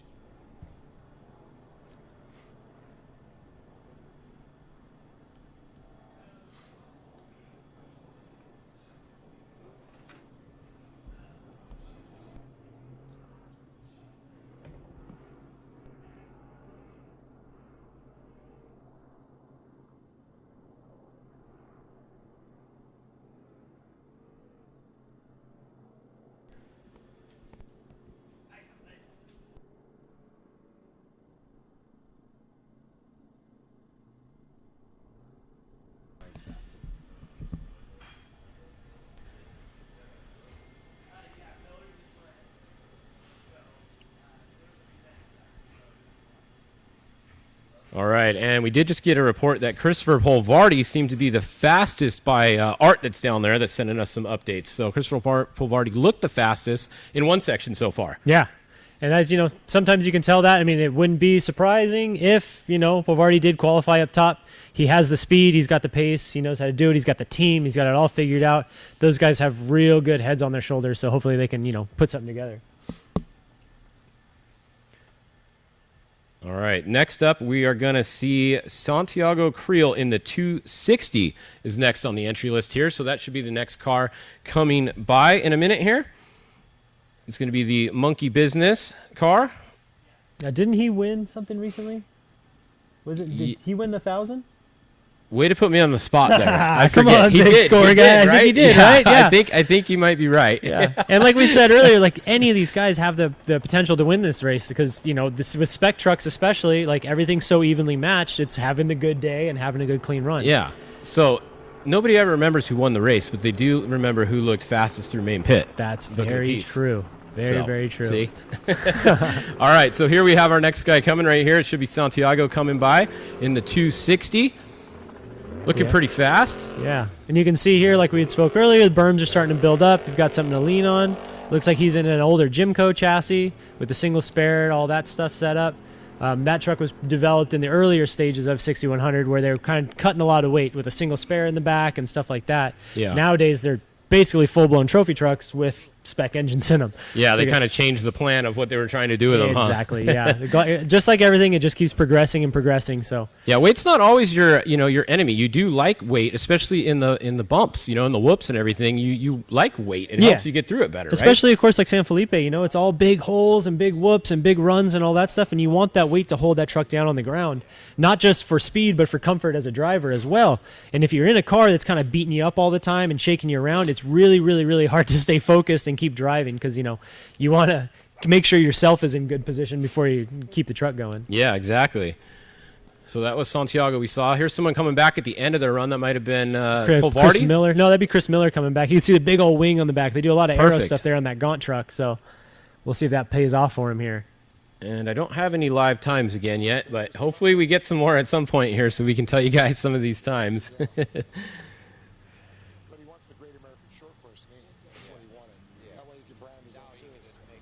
Then next up, it's going to be the 275, if my entry list is correct. Juan, and don't know the last name. Sanchatiana? Something? I'm horrible at names. We probably should have done a little bit of research before we got here. I would have forgot. Even if they told me how to say it, I would have forgot, Back to explain why we are sitting here doing this, and we're not having nice office jobs because we all dropped out of school, and now we talk about off-road trucks all day. So everybody else is in Mexico. This is the last two guys that could get to come here, so we have to show up, right? Yeah, we're all stuck on this side of the border, so here we are. We're talking about off-road racing. So this is the 275 of Juan going off the line right here in the SMS truck. I know that much. Yeah. I do believe that truck's prepped by Alex Almaraz of Almaraz Racecraft. He had the Shock Pro stickers on the front of it. So the same thing. They're local, Southern California and Tijuana guys that, put the effort in, and a smaller independent team that, but they're out there doing it, which is really awesome to see. Yeah, perfect. It looks like we've got the start line camera cleared up a little bit there. Exciting to see these guys take off, and you'll see, if we can get a consistent run of these cars taking off the line, you'll maybe see the different weights and how the trucks dig and how they take off, and just kind of see how quick they get out of the hole and get moving. The next truck staging here, which you see is the orange, is the 246 of Ethan Hagel. That is a brand new Alumacraft truck. I know they've been putting a lot of work down in the desert, testing that thing, getting it going. So same thing as I've been saying about everybody, you know, I just hope everybody has good, clean days. Yeah, definitely. That's going to make a big difference today. And here we can see Juan's coming by here. This is actually the 275 coming by right here. So the 275 coming in front of us. Yep, taking the good line there, putting the tire up high, kind of keep the momentum going. That's a tough corner, I think, right there. It looks a little harder than it... I mean, it must be a little harder than it looks, because it looks pretty easy, huh? It might be one of those deceiving ones. You know, you're coming out of that tighter left, and then it starts sweeping even tighter right and then back to the left. So you might come in and you won't get up on the binder, slow the truck down real good, and then come to find out it's just a wide open turn. Yeah. So if we watched earlier, you know, we watched Chris Miller go through there, and, you know, maybe him, you know, maybe being on the wild side a little bit, he came around that corner full tilt and just let it hang out through the whole section, which... You know, like we had spoke earlier, you've got 2 days to fix the truck, so it might pay off, you know, letting it hang out and giving her the beans. Yeah, definitely. And then we did just get another update from Art in the field that Miller also looked very fast. So that just like you were saying, he also was fast in another spot of the course. So I think Chris Miller is definitely going to have a good run so far. And we're going to see, hopefully we get some times. We need times. Yeah. Exciting here to see Ethan Hagel. I know they just stepped up from Class 10. They'd had a good run, I believe, last year in score in the 10 car. And this is their first race, actually, first qualifying in the 6100 truck. So like we'd spoke before, taking all the knowledge from running the buggies and, you know, the more, I don't want to use the word fragile, but, you know, cars that are not as durable as the 6100 trucks is going to hopefully pay off for them, and they can learn to keep the truck alive, and they know where to push, and they know where to, like, avoid all the issues that are going to slow you down on race day. So next coming by, this is so this next entry is going to be the 246 Ethan Hagel on here. Now these guys are we just talked about the 10 cars that come from that. Yeah, brand new Alumacraft. Yeah. So I'm excited to see that. This is their first race in a brand new truck. We'll see how they do. Got two younger kids once again stepping up. Used to race Class 10 cars. Now they're going to the trucks. That, and, you know, kids are always going to be quicker than the older dudes. They don't have the fear of the world in them yet. They're out there just living life. I know. Yeah. I guarantee you, like, my qualifying time when I was 19 would be way faster than it is now at 33. Totally. Yeah. You had a lot less regards for life. So. Yep. It is always a hard one, you know, when you guys line up there and, you know, you look across and you're like, oh, man, I'm older than a lot of these kids. Like, I got a lot more to worry about. I got kids at home. Like, I got to go to work on Monday. So. And you have to work on your own truck. That's true. So that makes a big difference. If you have a ride and you don't have to work on the truck and you don't have to pay for it, you could go a lot faster, right? Yeah, absolutely. Wouldn't that be nice? Yeah, it would be way nice. Yeah, the whole time when we're running our truck, all I'm thinking about is like, man, if I pull a corner off this car, that's a lot of bolts. That's a lot of time. That's a lot of welding I'm going to have to do. Yep. Oh, man, whereas I'm sure some of these kids are just letting it eat. Yeah, for sure. See here, we've got the 246 Ethan coming through here. Here we go. We'll see how he looks. A pretty orange Alumacraft truck. I'm a big fan of anything Alumacraft makes. They're the same thing. They're down here in El Cajon, where I'm from, and they just always put out such a quality product. Yep, and just like we had talked, pretty good. All the speed nice and through there. And there is that one big tree on the inside, so you can't really straighten that first left-right out. You know, there's a big tree there. I mean, Chris Miller tried. Yeah, maybe, right? Well, a couple turns back. I mean, all it takes is one guy to plow that tree over, and then these guys can straighten this corner out and make it a lot quicker for everybody else behind him. Yeah. So we just need somebody to take one for the team. Yeah, right? Somebody mow that tree down. Here. Oh, here we go. We got another camera angle now. That's good. 275. So it's the one over there in the SMS truck. Yep. Same thing, doing good. Oh, cool. Yeah. So if you see here, see the berms building up. They got something to lean on now. Yeah, look at that. That's building up pretty quick. Absolutely. So you can't go straight right there. So there's caution tape right there. You can see that other line right there. Somebody did that earlier. Yeah. So that's probably what they were doing out there. They were probably taping that off after the sight lap because you could see those tracks that went straight right there. I'm pretty sure in our buddy Wes Miller's in-car in the Razor, he went straight. Yeah. So we've got false advertising going on here. We're showing everybody a course that you can't run on. So. Well, now what happens if somebody takes the tape out right here? I wonder if they're going to put it back on or if the next guy is going to go straight because there's no tape. And if you're the next guy, you might have a point because you're like, hey, man, there was no tape. How did I know, right? That's like when the guy in front of you knocks the cones over. You can't get the cone penalty. Yeah, exactly. I don't know. We have to pull up throw the yellow flag out there and do an official review on the video. But if you don't have video, you got no proof. Big NASCAR guys over here. So up next, we got the 299 of Charles Dorrance. I believe this is a Tisco truck as well. It says guys are on the list, but it looks like a Tisco to me. Yeah, we'll see. We'll see when it goes by. We'll know. So pretty much out here today, we have Tisco trucks, we have Geyser trucks, we have at least one Alumacraft truck. Yep. We haven't seen a Brenthal Masons, yet. Brenthal. There will be some Brenthals, and then there's a bunch of Herps trucks, like you'd said. Herps, yep. And there's 1 or 2 ES trucks. There's the new Spencer Lowe truck. Yep. There's a couple Armadas. So there's about at least 10 different builders in this class now, it seems like, Absolutely. You can see here off the line, the 299's taking off here. So we'll see him when we'll catch him at the next corner, see how he manages that one for us, and we'll know exactly what chassis he's in. Perfect. Yeah, Charles Durance off the line there. That was the 299, like you said.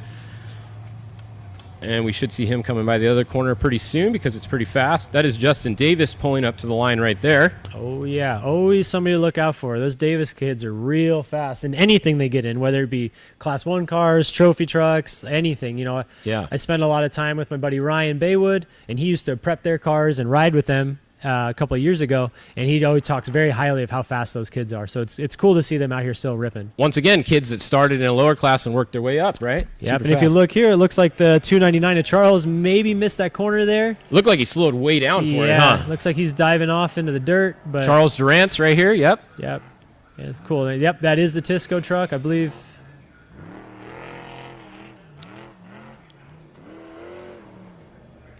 Yeah, it definitely looks like it with the spares. Yep, you can tell the spares are easy to tell. That's it. A little cautious here on the right and then back to the left, but it is, like I said, it's a 5-mile qualifier. As much as you want to hang it out, you also don't want to throw it away right at the start. Yeah. You'd be stuck starting in the dead last position. So definitely. And I apologize to everybody once again. We don't have any times here. Yeah. We're trying our best. We are not down there in Baja. We're relying on people that are, and they're not giving us any times right now. That it looks like the connection is down. Yeah. Yeah. So we're just guessing who looks fast. Yeah. At this Fish point. is frantically checking his computer, hoping to get the Zoom to hook back up so we can see the live time. We need some live times here. You Justin Davis getting ready. Getting ready to go here. And beautiful new wrap. I'm always a sucker for the green and the yellows and the bright colors and off-road trucks. You know, kind of makes me feel like I'm watching a sprint car race, which is, you know, always exciting to watch. So if we can get this camera to stay here, we'll see how quick he takes off. They spend a lot of time in setup, a lot of time in, you know, just vehicle preparations themselves. So this would be a really, really good example to watch a good setup truck take off the line. It is a Brenthal chassis, which are proven. They do great. They do awesome. They've won plenty of races with Jurgensen and with McMullen and all that stuff, and even Davis himself. So hopefully he has a good qualifier.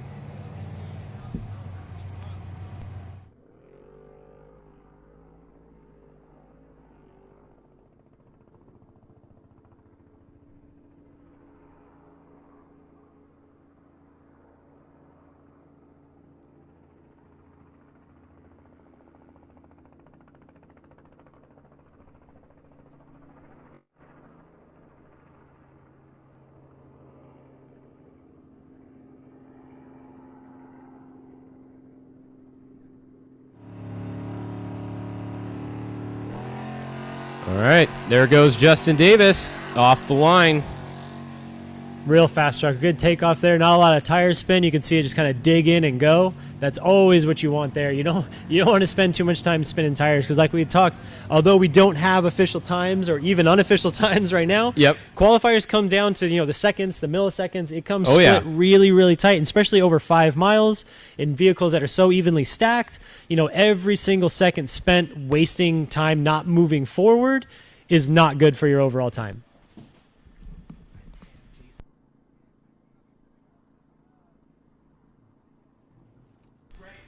All right, so we just saw, here comes Justin Davis, going to come through. We just saw him go off the line. Oh, he looked a little sideways right there. Bobbled that same corner right there. That's a tough spot right there. It looks like you're running real quick there, and it makes that real tight right. So it's all about, preparing yourself, getting set up, and trying to snap it around that corner. Yeah.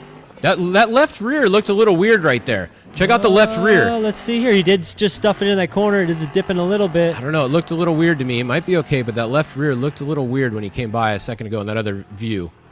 He's still moving along pretty good. It's going to be hard to tell. We'll see when he comes back around if we can get the camera to show us ripping through that same section. Yeah, we might get that next spot. We watched the one go through there in the 275. That was a good spot right there where we were talking about the caution tape and all that. So definitely. That'll be cool if we can get that camera angle up again. See if the tape is still there. Yeah. What do you think? Is that tape going to last the whole time? I mean, if it was me, I would hope not. Right? Because cutting that one corner out, like that's the difference right there between a few spots, right? That's absolute seconds. You get to go straight instead of that slow down for that turn. That's huge right there. That's the goal in any form of motorsports, trying to straighten everything out. Exactly. Quickest way from point A to B is in a straight line. So yeah, there's going to be less than a second probably between these top cars here today. Oh, without a doubt. Yeah, absolutely in the Spec class. Cool. All right, it sounds like we have an interview with Jason Coleman down there. So let's go down to Dave with Jason Coleman.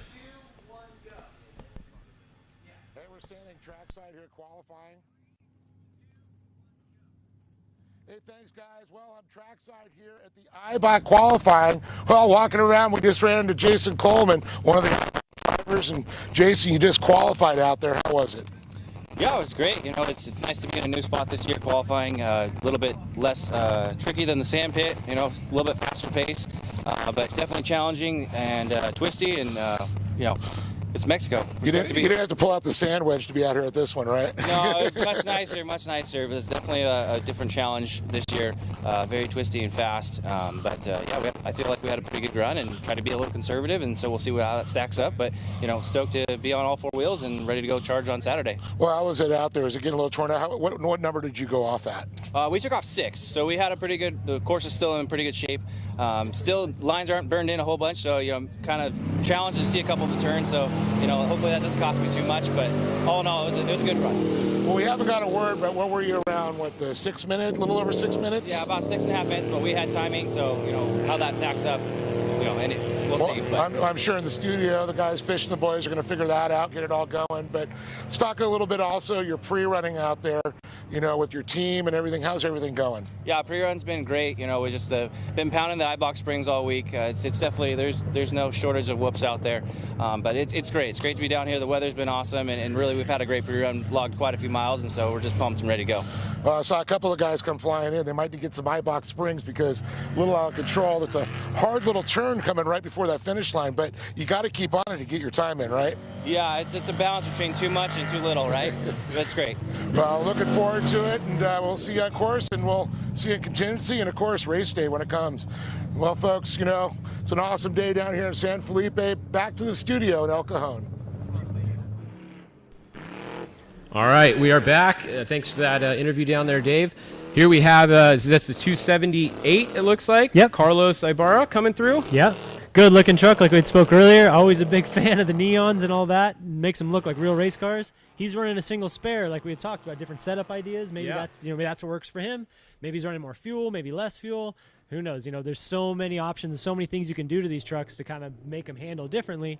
And what they think might be best might be the ticket, might not. Yeah, like today, you know, you're only going 5 miles, so you don't need that many gallons of fuel. You could probably do it on 3 gallons of fuel, and that'd be plenty. But if you take all that weight out of the back, then those rear tires are really just going to spin because there's not weight back there to make them hook up, right? Exactly. You got to picture it like you're riding your dirt bike, right? And so the more weight you have sitting over the rear tire, the front end wants to carry, it makes traction, it goes. Now, we've all seen the goofy videos on the internet where the guys sit up on the gas tanks, like goon ride and all that stuff, and the rear tire's just spinning all over the place. Same theory is in with the truck. So you want to find that perfect balance where you're sitting in the sweet spot of the seat, and the sweet spot of the seat is the truck itself. You know, having the fuel and the tires and getting the weight distributed right is very, very, very important. Yeah, so lots of different strategies today, and we'll see if we ever get some times what the whose strategy was correct today. Correct. Yeah, like we just heard from Jason Coleman, he thought he was in the 6.5 minute range. Yep. So I mean that's pretty quick. Like we had said, we're estimating 5 to 6 minutes. Yep. For that, and we know Jason Coleman's always quick. So that should be a good average speed there, is about 6.5 minutes. But like I said, we don't have any time in here. We're waiting for that to get uploaded, and once we get that, we'll get that relayed to you guys. But aside from that, we get to watch some trucks rip around some corners, which is always a good day. Yeah, it's always fun, right? And we all get to distract everybody from work. So I'm sure everybody's got these up on their computers with their headphones on, telling their boss they're typing TPF reports, but they're not. TPF reports, yeah. All right, so while we're waiting for the next truck, we're going to go to a commercial real quick, so we'll be back in about 2 minutes.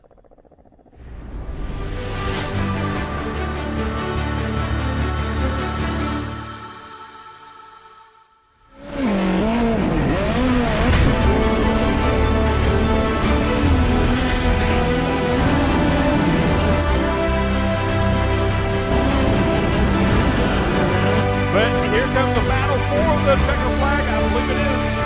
Ryan Tim getting the win.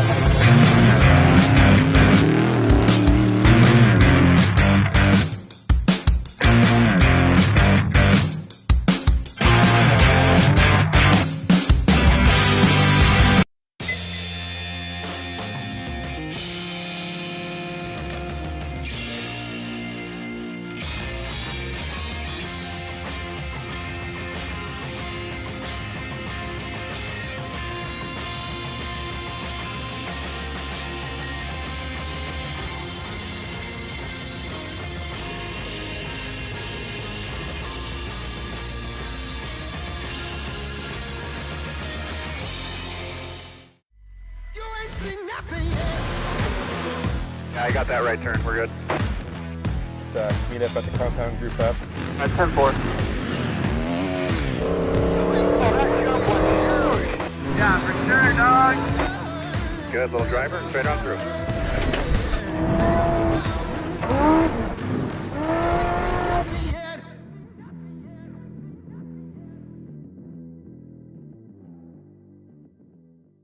Somos los líderes que otros siguen. Esa emoción que estás sintiendo es porque eres uno de nosotros.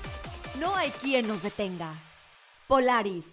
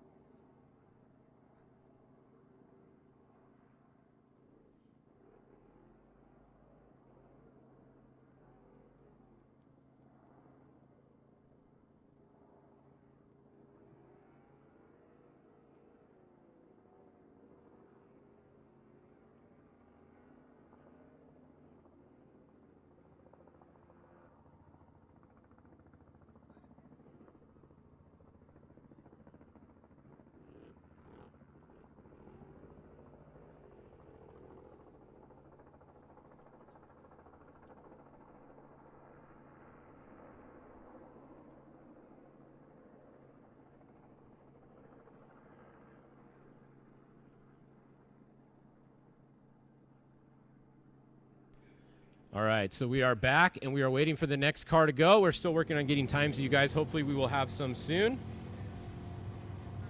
And it looks like next is probably going to be the 244, I assume, went by when we were at commercial probably. So it's either going to be Thor Herps in the 219 or it's going to be the 263 EJ Herps. So we have a Herps and a Herps going 2 in a row here. Yeah, and I do believe Ryan Millen is driving one of those. I think the 263 for EJ. Yep. So that'll be exciting to watch. He's always somebody who's quick. The last name, it runs in the family. Any of those Millen guys are quick. Yeah. And it's pretty cool what Ryan usually does with them is they both are in the car the whole time. So you have EJ sitting with him when he's driving, and then they swap back and forth. So he's kind of coaching him when he's driving, and then he watches when Ryan's driving and learns. Yeah. So it's definitely a good strategy. There's the 218 right there, or 219. So that should be Thor right here coming through. So the first Herps, and then that was 263 EJ that was on the line a minute ago. There we go. See, those berms are starting to dig in. You got something to lean on. You can really start carrying your speed around these corners. If we had time and we could look at it and we could really see that, I bet you these times are starting to progress a little bit by little bit, just having the course burned in. Definitely. Like Jason Coleman had said earlier in his interview, when he went there, the lines weren't really burned in yet. It was kind of hard for him to see where he was going. He felt confident in his run, but I guarantee later on in the day, it's going to be a little bit smoother. Yeah, and just looking at this entry list, somebody that's very fast that's going in a little bit here is Jason McNeil, who you pointed out earlier. So Jason McNeil, one of the fastest drivers in this class, is going to have a pretty good qualifying run if he keeps it together for qualifying, right? Exactly. Because the track's going to be built up a little bit for him. He's going to have some berms. He's going to. I would put money on right now Jason McNeil being our top qualifier today, without him even having gone yet. Absolutely. Jason McNeil's always a contender. Like I said, anybody with the last name McNeil. I know the guy right before him, Scott McNeil. I bet you Mitch is driving. I'm not 100% sure. But all those McNeil guys, they're just so darn fast. So yeah, they've been doing it forever, too. Exactly. All those kids were born in go-karts, it seems. So yep. They know what they're doing out there. Exciting to watch and everything. So yeah, as we're sitting here waiting, getting ready to watch EJ Herps, which we're assuming is Ryan Millen driving. Well, not assuming. We know. We know. Fish knows for sure. We don't assume up here. We know. No, yeah. we know that one. We might assume other things. So, yeah, Ryan Millen going next. Yeah, always a contender. Guarantee you can see him in the top 5. Puts him in a great position, and they will run a good, smooth race. Always do. So yeah, they're always there. Those Herps trucks always make it to the finish line, which is definitely good to see. There's quite a few of those out there now. There's probably more Herps trucks in the Spec class than anybody else, I would think. I would think so, too. I want to say Brenthal. But yeah, maybe. I want to say Herps is on like chassis 30, something like that, maybe. Yeah, that's something quite a bit up of there. them. That's a lot of trucks if you really think about it. So like we had talked earlier, we watched Justin Davis take off here. If this camera does stay on here, we can see that hook up and go. Yep, good. Not a lot of wheel speed, not a lot of wheel spin, and the truck takes off the line, which is what you want to do. And like we talked, everything comes down to seconds when it comes to qualifying. So if you can not burn a lot of energy on your takeoff and you kind of control yourself a little bit, it'll hopefully pay off in the long run.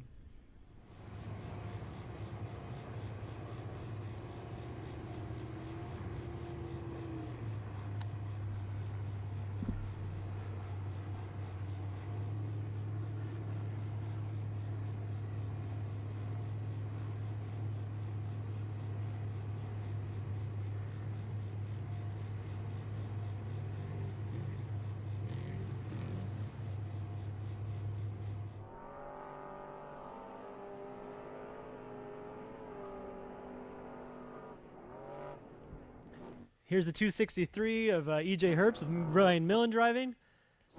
Looks like he'd be quick around this corner. There he goes, just like that. Dive the nose in, hook it up and good. Ripping all the way out and around.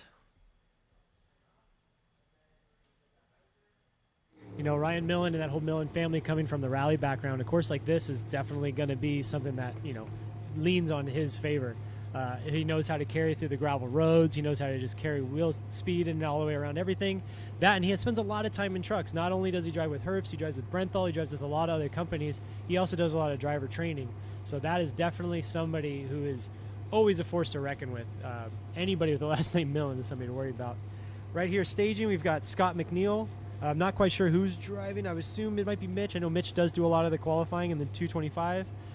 This is an older Geyser truck with that beautiful new McNeil Racing body put on it. These guys are quick. You know, they did well at Battle at Rage at the River recently. It's a good setup truck with a lot of proven miles on it, and it definitely leans on a course like this. San Felipe, like I said earlier, with the big holes and the big whoops and all that stuff, these older, heavier trucks actually have a bit of an advantage because they'll sit and make traction through those holes, whereas maybe some of the lighter weight, like thimble-y trucks, are going to get up on top of that and bounce around and skate around. So it is cool to see these guys get going, and hopefully they have a good, clean day. All right, so I am getting some times here. However, this is very, very unofficial because super rough. I am doing some math here, so take this as for what it's worth.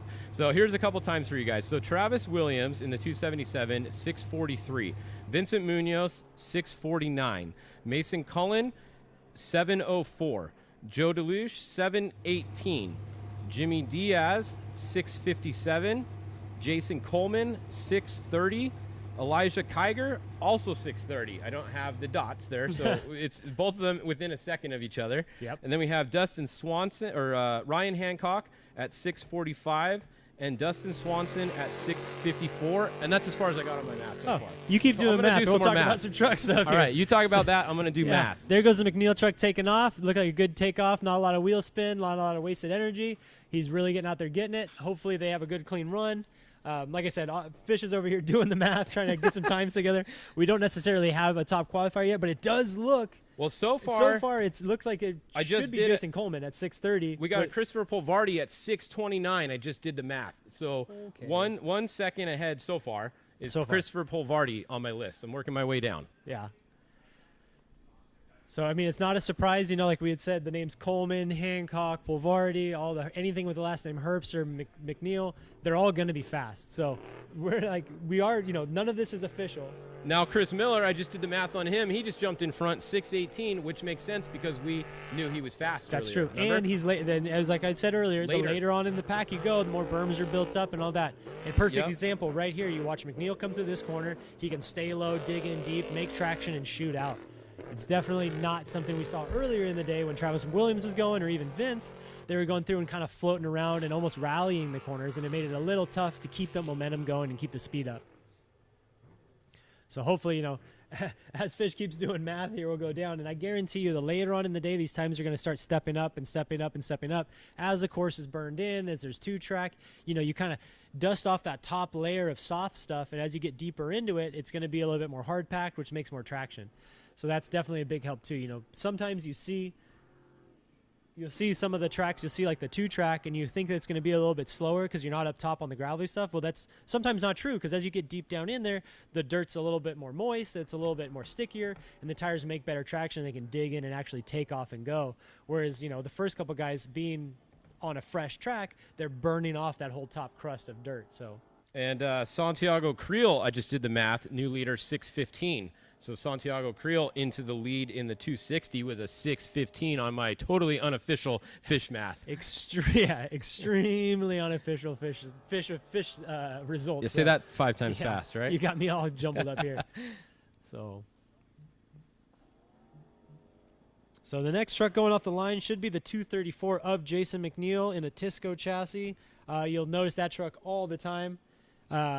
The blue and the gray and the black with the big Fiberworks on the door. Jason McNeil does own Fiberworks, who is the supplier for a lot of the fiberglass bodies that most of these guys down here are racing with. So there's Jason right there, and it's super funny how these guys stacked up. So Scott McNeil and Jason McNeil, I believe they're cousins. And it's kind of fun to see that family dynamic out here racing. We had 2 Herps stacked on top of each other and then 2 McNeils stacked on top of each other. So it'd be exciting to kind of see those times, and I'm sure, at Thanksgiving dinner and all that stuff, I'm sure the competition rises real high. Oh, yeah. So there's Jason taking off, same thing, good take off the line, good traction. You can see that 2-track's starting to dig in there in the start. So you're going to see these guys not spin as much tire and almost make more traction, squat down and go. All right, I got some more times for us, so I'm just going to read off a few more. So we have Dustin Swanson was 6:54, Tanner Rust was 7:22, Christopher Polvardi was 6:29, Chris Miller 6:18, Santiago Creel 6:15. Then we had the 275 Juan at 6:55, Ethan Hagel, I didn't get his yet, Charles Durant 6:53, Justin Davis 6:28, Carlos Ibarra 7:12, Oliver Flemme 6:41, and Thor Herps 6:43. So we have 3 that are under, let's see, we got, Santiago Creel 6:15, Chris Miller 6:18, and then Justin Davis 6:28. That's your top 3 right now, I believe. So it looks like, yeah. Unofficially. I mean, on the math. Sitting on this, I just read off like 30 names. There so goes top Jason 30. McNeil. But yeah, Jason McNeil taking off around the corner. And like we had talked, we're going to talk about these corners right here because that's what we've got in front of us here in the studio. And you can see it's just progressing. The trucks are getting quicker and quicker and quicker through this. Staging next would be Mike Marsal in the 236. This truck's prepped and managed by Evan Weller Racing up in Simi Valley. They do an outstanding job prepping these trucks, bumper to bumper. You know that if it's an EWR prepped truck, you're going to get to the finish line and it's going to be a good contender. He's got a great group, a great team of guys when it comes to everything from suspension setups to diff setups to everything, and you just know that those trucks are going to be fast, and as long as the driver themselves can keep it together, they're going to be up there up front on the finish line. Yeah, definitely. So let's see, who do we have coming next here? That was Jason McNeil. Yeah, Mike he went, so 236 Marsal? of Mike Marsal, yep. So that's a very recognizable truck with the big orange and white, the big Spy truck. He's been doing well. He puts his homework in. I know he has a second Brenthal that he uses for pre-running that is almost identical to this truck. Yeah, I saw him. I think it was like a gray one out there. Exactly. So you can see that he'll go down here, and like I talked earlier about Jason Coleman and some of these other teams that can, afford the luxury of having a second truck. It's super helpful because when you go down to pre-run, you can pre-run at the pace that you would want to race at eventually. You want to tiptoe your way into your race pace when it comes to pre-running, but at the end of the day, when you go to do your final laps, you're in the same truck. So you can run that course just as hard, and you know how it's going to react and how the G-outs are going to work and how this corner is going to work, and you know your fuel strategy. It literally is, at this point, you can do a mock San Felipe 250. Yeah, which a lot of guys are doing. Exactly. A lot of guys are doing that. Yeah, they'll go out, they'll pre-run different sections, different days, and then they'll set one day aside where this is our mock race. They go out, they start at the start line, they run the whole course, and they do like a mock race. Exactly, and that that helps just everybody. It helps your fueling guys, it helps your pit guys, it helps your logistics guys. It kind of just lets everybody, you can sit in the shop and you can sit in the garage and you can come up with all these ideas and these plans and you can write it out 1,000 times. But as soon as you get to the racetrack, things change. It's ever changing, and the guys that usually come out on top are the ones that can adapt the quickest and keep the truck moving forward and keep progressing on the race course. You never want to stop the truck. You always want to keep moving forward because that's how you win these things. Definitely. So hopefully we'll get some more times in a minute here, and I'll update you guys. But if you're just joining in, it looks like right now Santiago Creel is our current unofficial leader with a 6:15, and then we had Chris Miller with a 6:18 in second, and Justin Davis 6:28 in fourth. We had Christopher Polvardi with a 6:29 in fifth. And then sixth and seventh is somewhere between Elijah Kiger and Jason Coleman, who both had a 6:30. I don't have the hundredths of a seconds on my math here. Yeah. So that's too much work for me to try to figure those out right now. Come on. The iPhone math doesn't do it. But so looking up here next, we've got the 253 of Ray Griffith. Ray Griffith's fast, man, like super fast. He's done real well. I know he just recently, I think, got second place at KOH. It's a fast truck. He spent a lot of time behind the wheel of everything from short course cars, class 1 cars, backup drives and trophy trucks. And then this is his own personal truck, and he does very well in this. He's definitely somebody that I'm always chasing. Him and I always have this little inside joke that him and I always qualify one position away from each other. Either I'll be right in front of him or he'll be right in front of me. And then on the racetrack, we try and run with each other. I know Vegas to Reno a couple of years ago, we ran bumper to bumper for the first 200 miles, and it was quite an exciting day. Yeah. Especially when a legend like Ray Griffith's behind me. I'm like, who is this guy? Like, who am I to these guys? Yeah, you know he's behind you. You're like, all right, we got to go. We got to go. Step it up a little bit. So this is this geyser that he's racing here, right? Correct, And then I heard that he just got a Mason, older generation one. He put it back together, and he's been using that as his pre-runner. Okay. So once again, he's another person using a Spec truck. Yep. It's a different build, but it is Sure. a Spec truck. Sure. So he's pre-running in a Spec truck for racing in a trophy truck It's Spec. the smartest thing to do. You know, if you take budget aside from it and you want to look at off-road racing from the outside looking in, the best way to do it would be to do that. Is to have, as wild as it sounds, have 2 race cars, 2 race, 1 race car. Well, that's like Bryce Menzies now. He has a full, complete Mason all-wheel drive trophy truck that was a trophy truck before that, and he pre-runs in it. Absolutely Literally, next you level. me or you would never know by looking right here. I mean, maybe we would, Yeah. but most people would never know which one is which just by looking at them. No, absolutely not. And it helps too, you know, the guys in the shop when it comes to prepping them and all that. When you have identical cars, all the parts are the same. So when you go to like, you know, stock your shelves, you know, all the rod ends match, all the hardware matches, transmissions, fluids, everything, and you're working on a very similar vehicle, and it just makes life easier in the long run. I mean, aside from financially affording a second race car. Yeah. But it's definitely makes things, if that's the way you're going to do it, you want to try and make sure they match.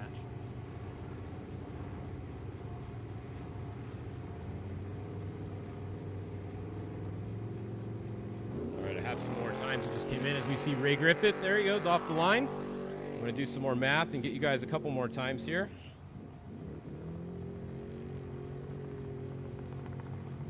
So we have, let's see, EJ Herbst. I got him with a 6:31. So quick time for EJ Herbst there. Yeah, He's in about very the quick. top 7 or so with that time. So that was Ryan Millen driving there. Yep. So 6:31. Yeah, like we spoke earlier, anybody in the top 10 of this race, top 5 especially, but top 10 has the potential to win this race. As long as you're up there and you kind of, you know, in the lead-ish pack from the start of the day, as long as you don't make any mistakes, you have a way to work, you have the opportunity to work your way up and, you know, try and land yourself on the top of the box. Yeah. Staging here, we have the 211 of, we have Pat Sims, which is an ES truck. I'm not sure if Tim Wilson's driving. I know Tim Wilson does do some driving in this truck as well as Pat. This is a, you know, same thing, a really cool truck. It's very unique to others. This is like an ES Motorsports truck, which derived from like the old Porters and Racers and all that stuff. And it's cool to see these trucks out there still doing it. And same thing with Ray Griffith. We always find ourselves stacked up with each other. Same thing like the longer endurance races. There's always that yellow truck, those 2 yellow trucks either on my bumper or I'm chasing them down the racetrack. Yeah. So. Well, easy to see them. Yeah, absolutely. Scott McNeil, I just got a time for him, 7:02 for Scott McNeil, and that's as far as we have times yet. So next I'll be getting a time for Jason McNeil, which I expect to be one of our top ones, as long as he had a good run. Yeah, absolutely. Yeah, We'll as long as Jason kept a head on his shoulders, he had a good, Yeah. clean run, then he should be doing all right, we would Yeah. think. But I mean, even at the 7:02, it's respectful time. Running a 5-mile course like this, wide open, like you just want to be like, you want to hang it out, you want to do well, but you want to be safe. You know, you don't want to ruin your day by stuffing it through a tree or screwing something up. Yeah, definitely. All right, so let's see. Who do we have next on the line here? This is going to be, where are we at here? I lost my spot. Pat Sims. Yep, Pat Sims coming up next. 211. Take off. So 211 Pat Sims. He did not race this race last year on the according to the entry list, so this is a new race for him this year. I think this is a newer truck that he's been racing. He had that older truck that he was racing for a little bit. And Yeah. this is a newer one, right? Yeah, I think he's had this truck for the last 2 years, maybe 2 or 3 years. I've seen it. Like I said, it's an older ES chassis. Yeah. Which like derives from like the Porters and all that stuff back in the day. So it's more of like a low slung truck, a lot of rear weight, kind of, you know, I don't want to say not outdated, but it's like the older style truck setup, which is a lot like my personal truck. I prefer a truck like that. I like to kind of sit low and be able to hang the corners real nice and tight. And then, you know, you have to drive a little harder in the bumps and, you know, it beats you up a little bit more. Yeah. But I feel the time is more made up in the corners and stuff like that, which this truck does really well as. You can tell just how low it's sitting compared to some of the other ones, right? Like you Exactly. said, it definitely sits a lot lower. Yeah. There he goes. There he goes. Him taking off. Good traction, good speed right there through the first marker. How did our unofficial time off the line look right there? Was it 0.27 seconds? Or what did we have there? Oh, my phone screen's not that great, so I couldn't get the start-stop going quick enough. Yeah. Pretty good grip. What's really going to be fast later is those all-wheel drives off the line right there. They're going to just get up and go. If you guys haven't ridden in one, you should try to ride in one sometime, because like it's hard to describe until you go in it. Like the way it pulls out of the corners. Like these trucks here, you're seeing these guys sling it in the corners, and the back is just stepping out on all the corners. The all-wheel drives, they just pull right through the corners. Exactly. I've made a point not to. I don't want to ruin myself. You might get ruined, right? Yeah, because it's like as I was younger, the first time I rode in like a real trophy truck, it just ruined 1400 trucks for me. I was like, oh man, what are we doing? Right? So here comes Pat Sims. This is Pat Sims coming by in the 211. He'll be coming around. Yep, if you see here, nice and low slung, ripping around, making traction, doing good. Just got to keep progressing. Got to dig through this corner, onto the next one, onto the next one, onto the next one. That's how you have yourself a good qualifier. You don't want to spend 2 spares. Exactly, 2 spares, making rear traction. You definitely don't want to spend too much time in the corners. You want to just keep going forward. Staging up next is the 226 of Juan Carlos Lopez Herrera. This is a very cool truck as well. Nice and red, stands out. I love bright colors on race cars. No more black cars. We want to see stuff bright colors. Yeah, exactly. Stand out a lot better. So 226 waiting to go off the line. They'll be next. And then I should be getting a time for Jason McNeil shortly, and I'll do a little bit of unofficial math and let you guys know what that time is. So we're about halfway through the field, it looks like, so far. A little bit more than halfway through our 43 Trophy Truck Spec qualifiers today. I believe this is the largest class we've ever had down here for Trophy Truck Specs, the largest amount of them that I can remember.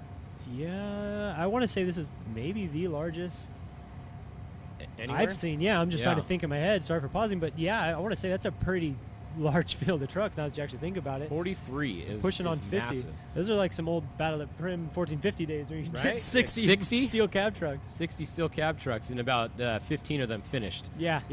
Terrible finishing rate. But the finishing rate of the Trophy Truck Specs is actually quite high. Oh yeah, absolutely. It's one of the higher finishing rates in any class in off-road racing, I believe. Yeah, and it just goes to proves the fact that we were talking earlier that these are like big overbuilt chassis with little engines. And so the truck itself just lasts. So you can push it as hard as the motor will push it, and the truck stays together.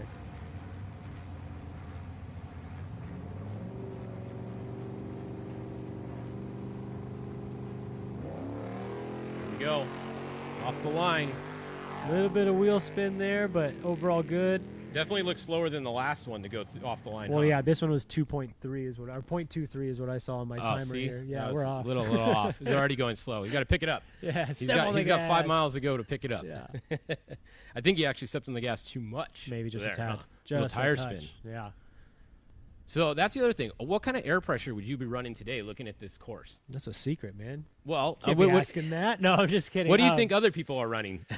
When it comes, that's the dice you roll there. I've always been on the side of higher tire pressure. I like a little bit of wheel speed to kind of let the car slide around and maneuver a little bit more. Yeah. I generally race day I'm at 32.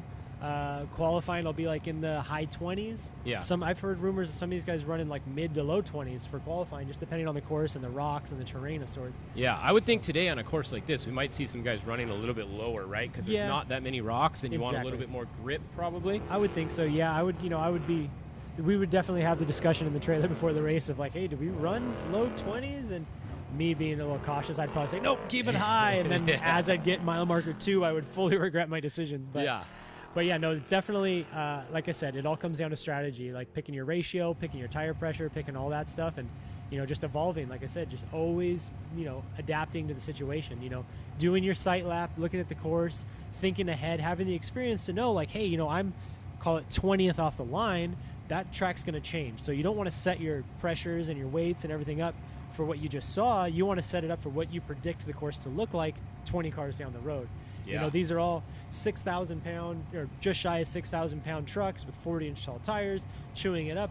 It doesn't do the desert any favor, nor does it do the track. So you definitely, experience plays a very huge part in this, and just understanding what a course will do and how to, adapt to that. Definitely. Now, on the line right here, I believe this is going to be the 200. So the 200 number means he is the series or the class champion from the prior year.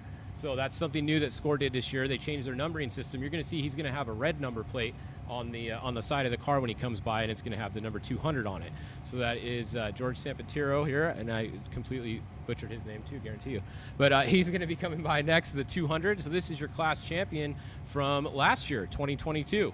Yeah, and he seems to be in what looks like an older Mason Motorsports chassis.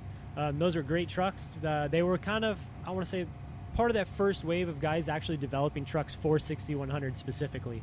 I know like the Serapis has had great success with them. Yeah, I think they won every race they did in it. Yeah, Serapis exactly. just about. Yeah, so they're still proven trucks, and it just goes to show right now, this is an older chassis, and he's still doing well. He was the class champion last year. He runs the 200 number, and just like everything, if he can keep a head on his shoulders and run a clean day, he's going to do well.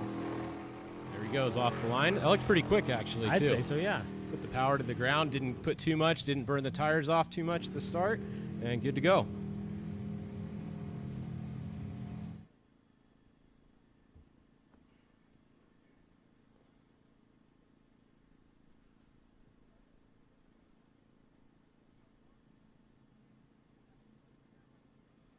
All right, so I'm still waiting on some more times to come in, and then we will update you guys a little bit more. I think we're waiting on about 5 cars right now to get their time.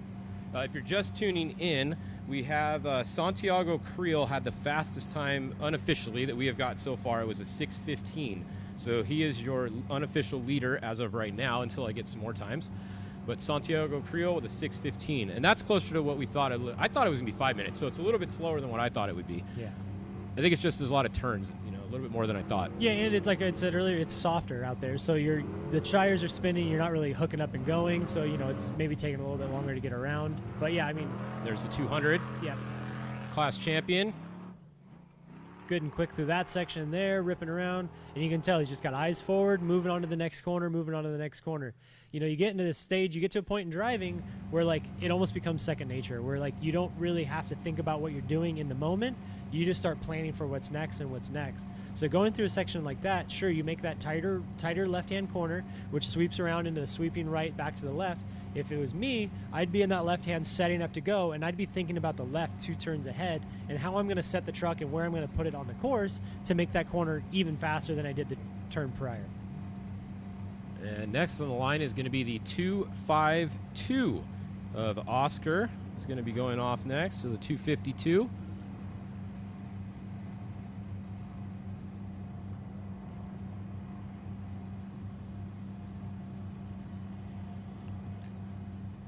And then this truck as well is just like the previous. It's an older Mason truck.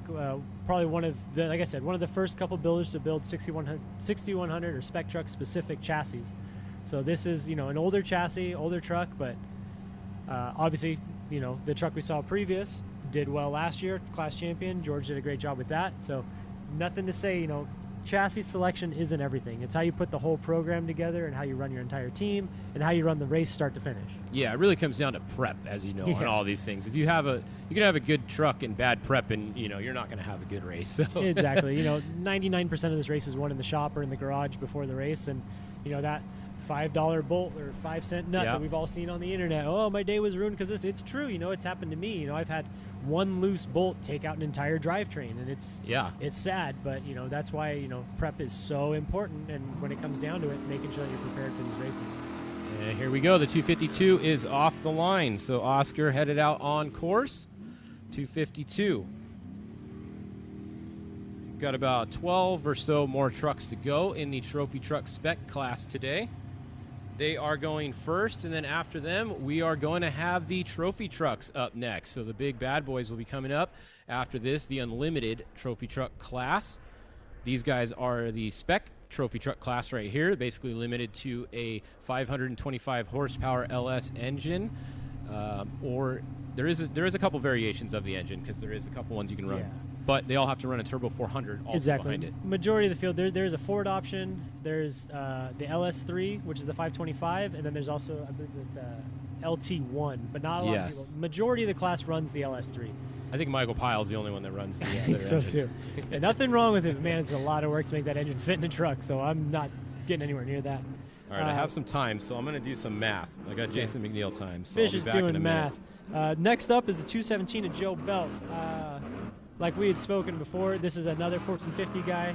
I funny story. I remember going back to the very first off-road race I ever spectated as a kid. We went down to Placer City to watch a FUD MDR race. And I remember Joe Belt in the Ford Ranger. We pulled our truck up, backed it up, sat on the tailgate, and he hit this big G out right there, Placer City, Maine, and did a big old front flip right in front of us.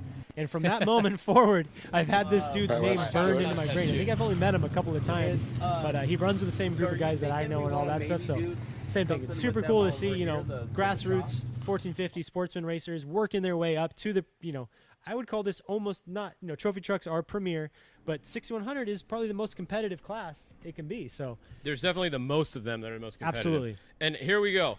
All right, thank you, Jason McNeil, for not making me sound stupid. Jason McNeil in with the new low time, second low time, 2:15 or 6:15. He has a 6:17. All right. So very fast, just like we thought he would be. I thought he would have been first, but he's right Same. there, 2 seconds.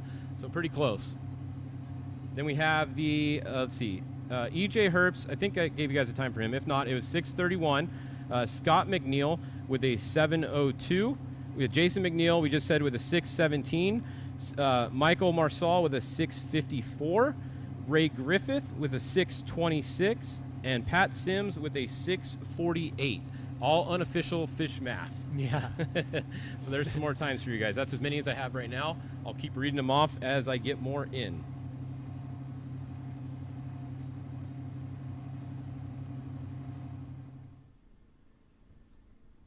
Looks like the wind's almost dying down a little bit, huh? That dust is like straight up now. It's looking a little more. Well, I don't know, though. You can see the streamers moving on the flag thing, but yeah, it's definitely at the start. Definitely not as strong as it was earlier on. Here goes Joe Belt taking off. He's in an Armada chassis. Like I said, good for the tight corners and all that. That was a good, clean takeoff, and hopefully you can keep that momentum going through the rest of the day. Landing your truck itself in the top 10, top 5 of this qualifier is just very important in my opinion. Yeah, it's huge. You got to be up in the front to have a good day. Absolutely. Anything outside of that, if you're a quick guy, you have a bad qualifier, you land outside of the top 10, just prepare your prep guys to put a new bumper on your truck because you got to work your way through a lot of dudes. I remember the one person that has started in the back and won this race a couple times was Tavo Vadosla. I remember he started one time, I think, all the way in the back and actually won the race. And he was just driving like a madman. Yep. There's that video clip of him on the lake bed hitting the little dirt mound and just sending the thing. He was just on a mission. So there's very few dudes that could run that hard from start to finish, and he's definitely one of them. Yeah, definitely. You don't want to put yourself in that spot today, so you want to have a good qualifying, but anything can happen. However, in this class with 43, I honestly don't think someone can come from the back and win this race. It's going to be tough, absolutely. So here's Joe Belt ripping around, doing good. Leaning on the caution side a little bit, but hopefully he can pull the rest of the run together and land himself in a good spot. Coming up next, we got staged is the 282 of Brent Fox. He's in a Herb Smith truck. He had a great run at the Mint just recently. It looks like they got that truck put back together real fast, record time. That's a whole lot of work to do in less than a month. But here he is sitting on the start line getting ready to go. These trucks always do well. He's got his team locked down, does great. Always a top contender, so we'll see where he lands. He's also another guy that came from Class 10. Had great success in Class 10, did really well there, and then moves himself up into the Spec truck class. So, yep. Yeah, you see a lot of guys coming from Class 10 specifically into Spec truck. I think, honestly, the price of racing Class 10 and the price of racing a trophy truck Spec is not that much different once you have the vehicle. Sure. Obviously these vehicles, for people that don't know, they average around $400,000 to $500,000 now for a top brand new truck, right? Yeah, exactly. A Class 10 car is not going to be that much. It's probably going to be around 150, maybe 2 at the most for like a top 10 car. Probably not even that much, huh? So it's quite a bit different. But once you get them, the prep cost of it isn't going to be a lot, too much more. No, because you got to think, if you're in a 10 car, you're still prepping the engine regularly. You're prepping the transaxle, which is pretty wild. You've got a lot of CVs to deal with. The transmission is definitely expensive in the 10 cars. Yeah, absolutely. Yeah, the transaxles are very, very expensive. When you go to a Spec truck, you're doing the motor, you're doing the tranny, you're doing the underdrive, you're doing the gear, but it's not as often as I think you would do in a 10 car. Now, that's obviously coming sheer no experience, never driven a 10 car. I've only ridden in them. I've never prepped one. You're not a buggy dork. Not a buggy dork. I'm a steel cab truck guy through and through. But, yeah, no, it definitely, end of the day, like even the Spec truck compared to a trophy truck, like, aside, we were talking about it earlier before we went live. Yeah. The only real difference is the engine prep. And nowadays, these Spec engine preps are almost on par with trophy truck preps. Yeah. So here goes Brett Fox taking off, real good traction. You know, he knows how to use the pedal. He knows how to keep the thing moving forward and not burning off too much energy.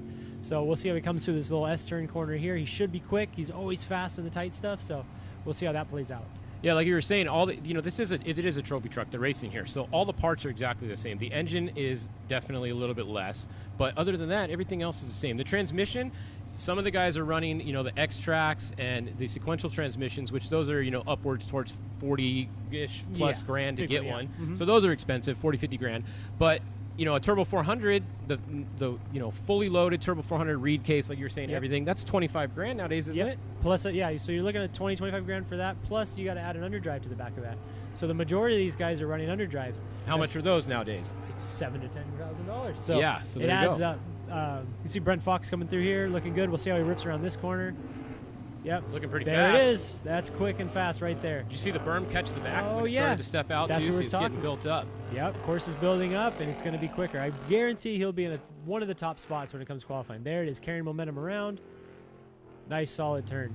Now, I just got a text right now from my buddy AJ Beck, who works for Evan Weller, sets up a lot of diffs, and he was telling me that I believe our top She's friends with all these qualifier A-listers. right now, She's like big LA which shit. is Santiago, right? I believe he's not even running an underdrive. I think he's running just a straight 543 ring and pinion, which is incredible. But I guess that is something that would play off well when it comes to qualifying because the ratio is still there. But there's not a lot of options for working around something like that. Oh, San Pedro. Yep.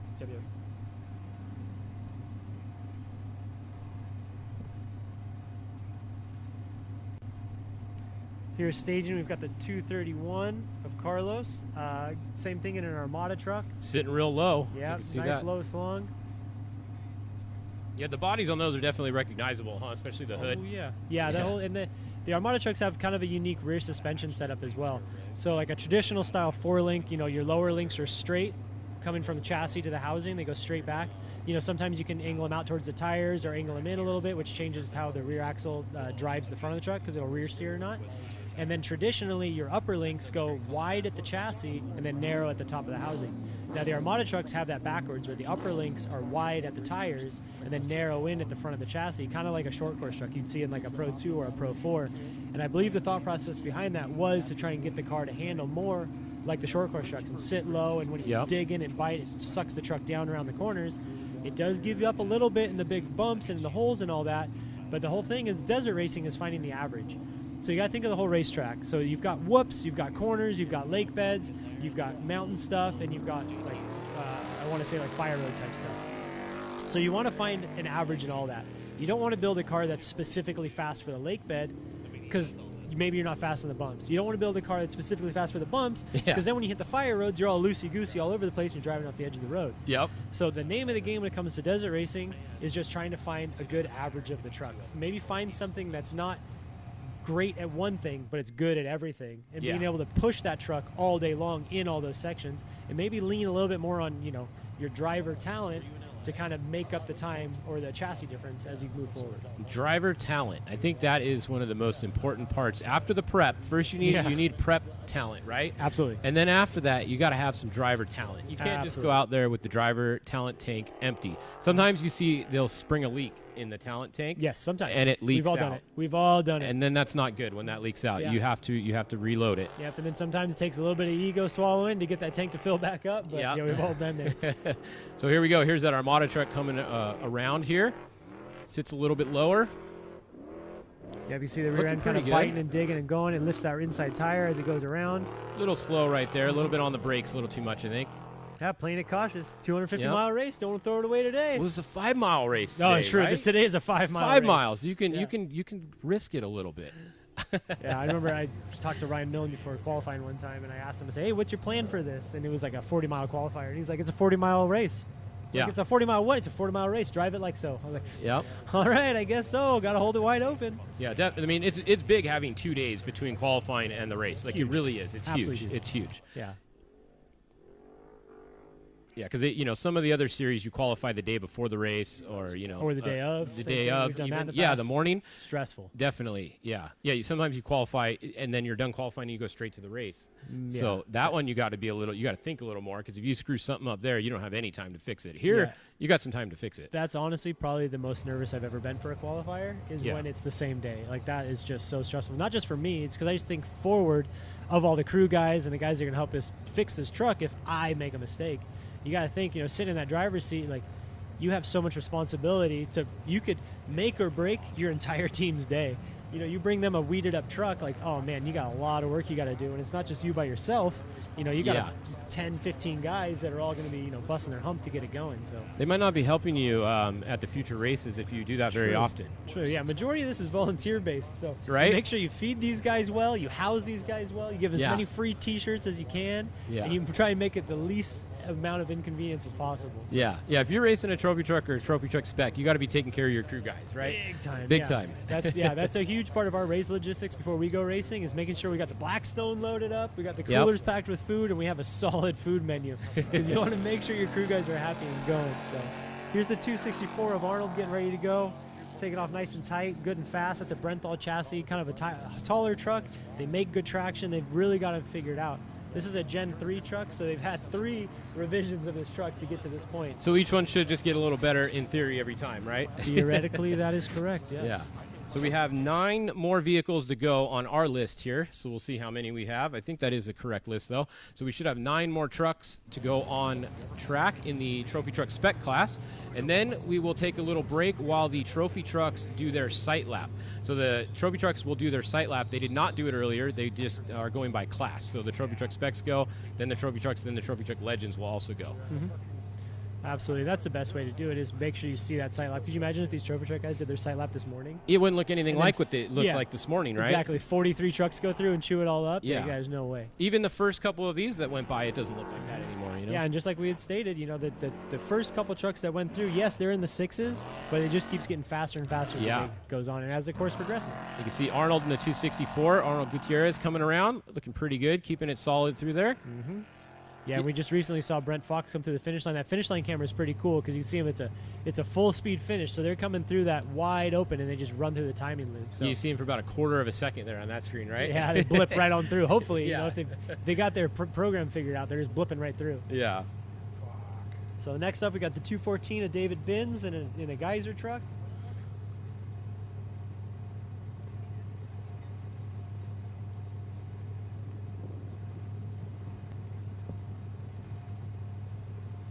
Should be getting some more time soon, so I'll give you guys some more fish map times as soon as those come through. Waiting on more fractions and decimals with fish. Yeah, totally unofficial Super times unofficial. today. With the official times will be posted later in the day. But it is better than no times, so we'll take them.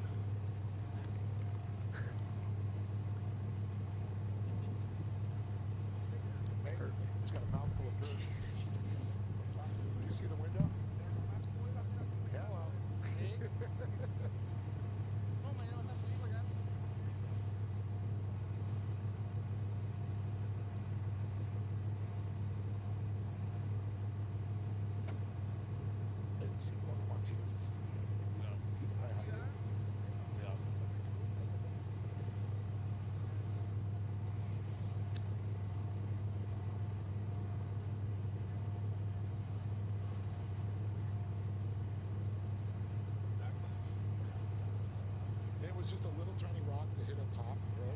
And then it just shattered. It's that safety glass. All right, so it should be starting any second here. There we go. Look at you, predicted the future. Right on time. The 214 of David Binns taking off in that Geyser truck, making traction, moving forward, making it happen. See Willie Valdez on the right there. You see Willie walking by? Just blipping by. I think I caught 239's Bobby too earlier right there in front of the King inflatable. Perfect. Staging next is the 291 of Nicholas Ibarra? Ibarra? We're going with Ibarra. Yeah, we all dropped out of school. Now we're just talking about trucks, so please forgive us if you pronounce your name wrong. Oh, we will. He's in an ES truck, much like the Pat Sims truck, a little lower slung truck, derived from like the Porters and the Racers and all that. Always a contender. Like we had stated earlier, anybody can win these things. What do we got in front of you there? That's a cool looking truck. Well, this here, yeah, man, this is a whose truck is that? My brother's 1400 truck here. Yeah, pretty bitch in here. Like these are the Pro Line bodies that you can get at your local hobby shops. It's outfitted on the Traxxas UDR. It's super cool. It's pretty wild how far our C cars have come these days and how realistic they are. Pretty cool. They work. Yeah, they really are a good replica of the real cars in real life nowadays. Definitely pretty cool. Yeah. Cool to see that stuff. I mean, we could talk hours on our C car stuff just because for me, it's like this is where I learned so much about vehicle dynamics and understanding. Yeah. But going through here, we can see the 214 of David Benz ripping through those corners, doing great. And later we should have some more drone shots for you guys too for the trophy trucks. We're going to have a couple other cameras that'll be up for those. We'll have a couple more views for you. This is Nicholas here, about ready to go off on the 291. So getting down to the last few, we got about 7 or so trophy truck specs left to go this morning on qualifying. It looks like the weather's really good down there. I don't even see a cloud in the sky. I mean, San Felipe weather is always one of the nicest places in Baja for weather, really, besides maybe Cabo or something. But San Felipe usually is it's always fun to go to San Felipe. It's a real fun race. It's short, it's fast. I think some of these guys are going to be done around 4 hours and 20 minutes or so tomorrow, and then we'll see.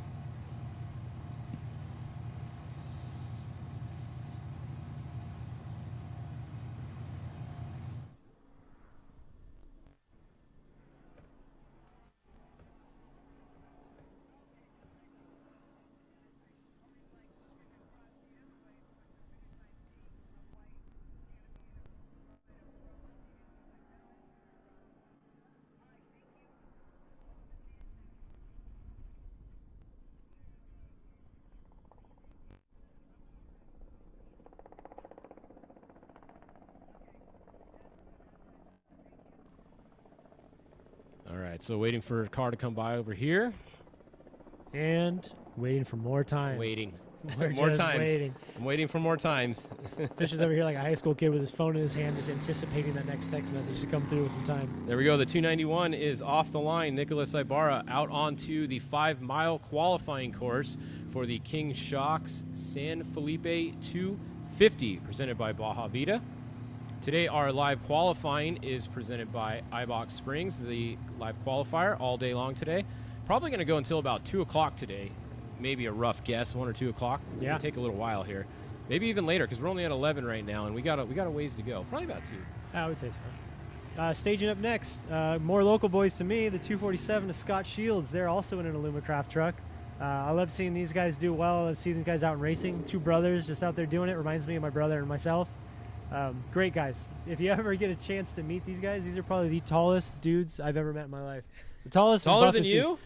I put them next to Kevin Thompson. Oh wow, that's pretty big old tall. dudes. Yeah. So here we go. Here great comes guys. the car. Some action coming. Yeah, 291. Nicholas doing good in that ES truck, ripping through. We'll see how he carries the speed. I believe this is a new truck to him. I recently saw it at Evan Weller's shop getting prepped, so you know it's got a good job put on it, and it should make it to the finish line as long as the guy in the left seat can keep his head on his shoulder. Yeah. And it's always the guy in the right seat's fault when anything goes wrong. 100%. Yeah, always. Yeah. No the guy matter in the what. right seat tells the guy in the left seat what to do. So That's right. If he didn't tell him the correct thing, then what's the guy in the left supposed to do? That's it. Yeah. All right, I have some more times coming in, so I'm going to do some more fish math for you guys, and I'll have a couple more times for you in a second here.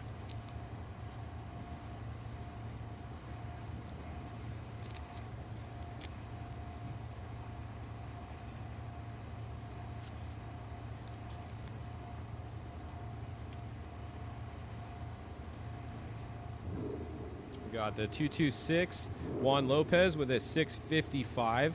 The 200 class champion with a 636. Got a 719 for the 252 Oscar. Then I got a couple more here. I'll do in a minute.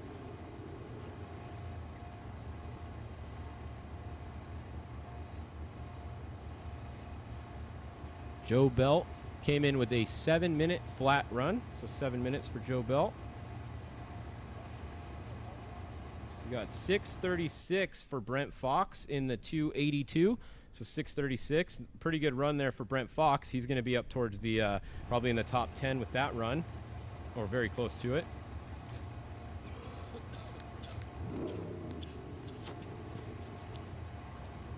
We got a 650 for the 231, Carlos. And there goes the 247 of Scott Shields, making traction, moving forward. You know, with those Alumacraft chassis, I know John and the crew over there put a lot of thought when they built that truck, and you know it's going to be a good performer. They've just been waiting for the right person to get behind the seat and do well in those things. Craftsmanship's great, layout's great. I'm a big fan of anything Alumacraft builds. And a 636 for the 264, Arnold Gutierrez, 636. That's as far as I have so far. That pretty much catches us up almost. Yeah. Staging next, the 255 of Brad Vickick in an Armada truck as well. Traveling all the way from Colorado.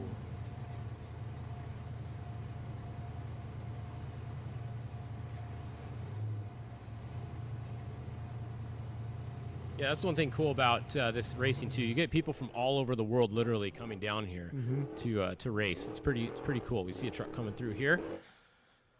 That'd be the Shields truck, the 247. Scott Shields coming by.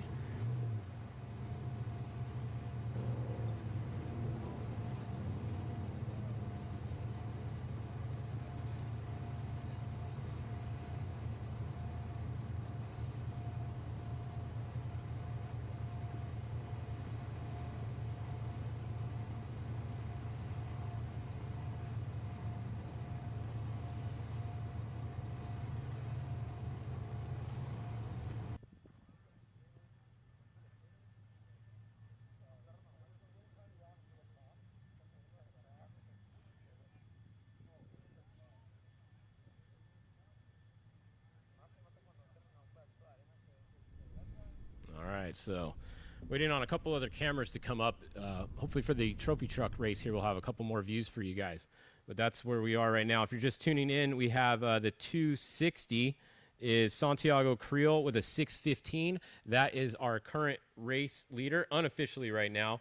Then we had Jason McNeil somewhere on here. Where was he? He was 2 seconds back with a 617. So that was second place. And then third place, I think, was Chris Miller with a 618.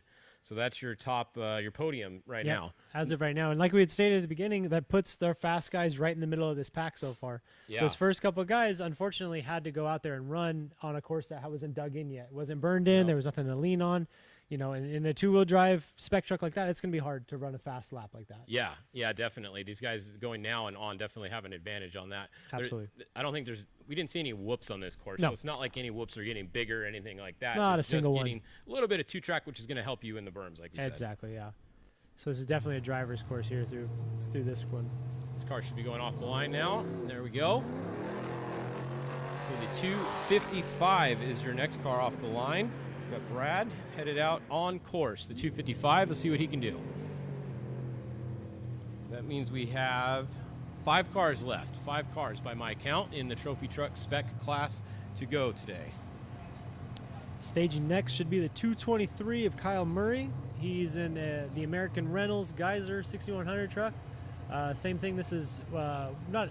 I don't like to use the word older, but things progress so fast these days. You know, there's new chassis, new designs, new developments so quick that this is a couple-year-old chassis. It's one of the smaller Geyser chassis that was developed specifically for 6100 or for spec racing, and these guys always do well. You know, they've got a good shock package on the thing. The thing's tuned right, prepped right. They're always a contender. They're always fun guys to race with. Real nice guys. And another time that I just got from earlier, went quite a bit earlier, was the 246 Ethan Hagel. I think they have a 649 unofficially, so I just got that time. Should be a 649 for Ethan Hagel. I know some people were asking about their time earlier. Yeah, and if you look here, like we're darn near through the entire 43 class field, and everybody's what, 30 seconds apart? Yeah, at the most, roughly, right? yeah. I mean, and a lot of them are within 10 and 15 seconds or even 5 seconds. Yeah, it's going to be real tight. Once we get all the official timing posted up and everything, it's going to be exciting to see when it breaks down to the decimals. Yeah, a couple people have the tie, a tie right now on the time. We have Jason Coleman and Elijah Kiger at 6:30 each on my timing, so we'll have to see what the decimo timing is there. But those guys are definitely going to be in the top 10, maybe even the top maybe top 7 or so.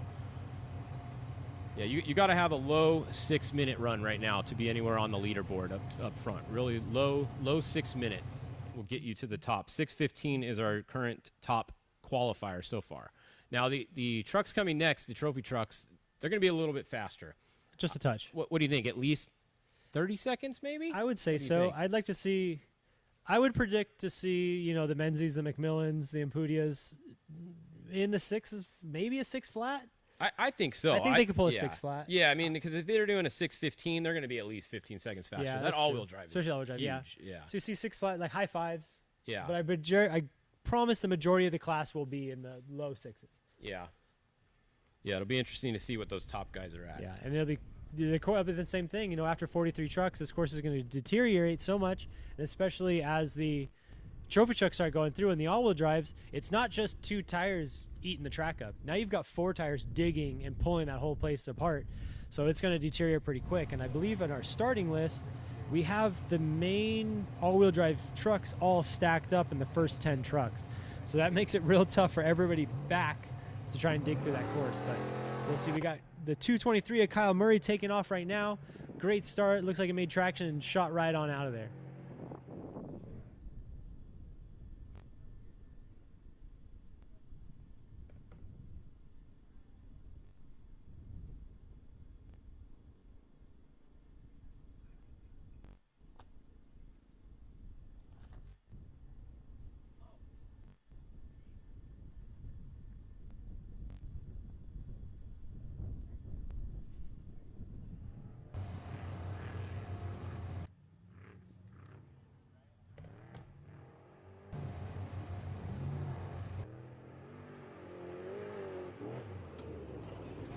Going there through the finish line with Scott Shields in the beautiful Lumacraft truck.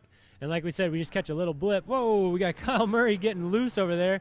You can see that course is changing a little bit, and he's pushing real hard, so maybe he's got the confidence to push up and over those jumps with this shock setup. Who knows, There you go, diving in deep, letting her eat. I guarantee you, if he can hold this run together, the 223 truck is going to be in the top 10. Especially just from seeing this, seeing how hard he's pushing around these corners. If he keeps this momentum up, he'll be good.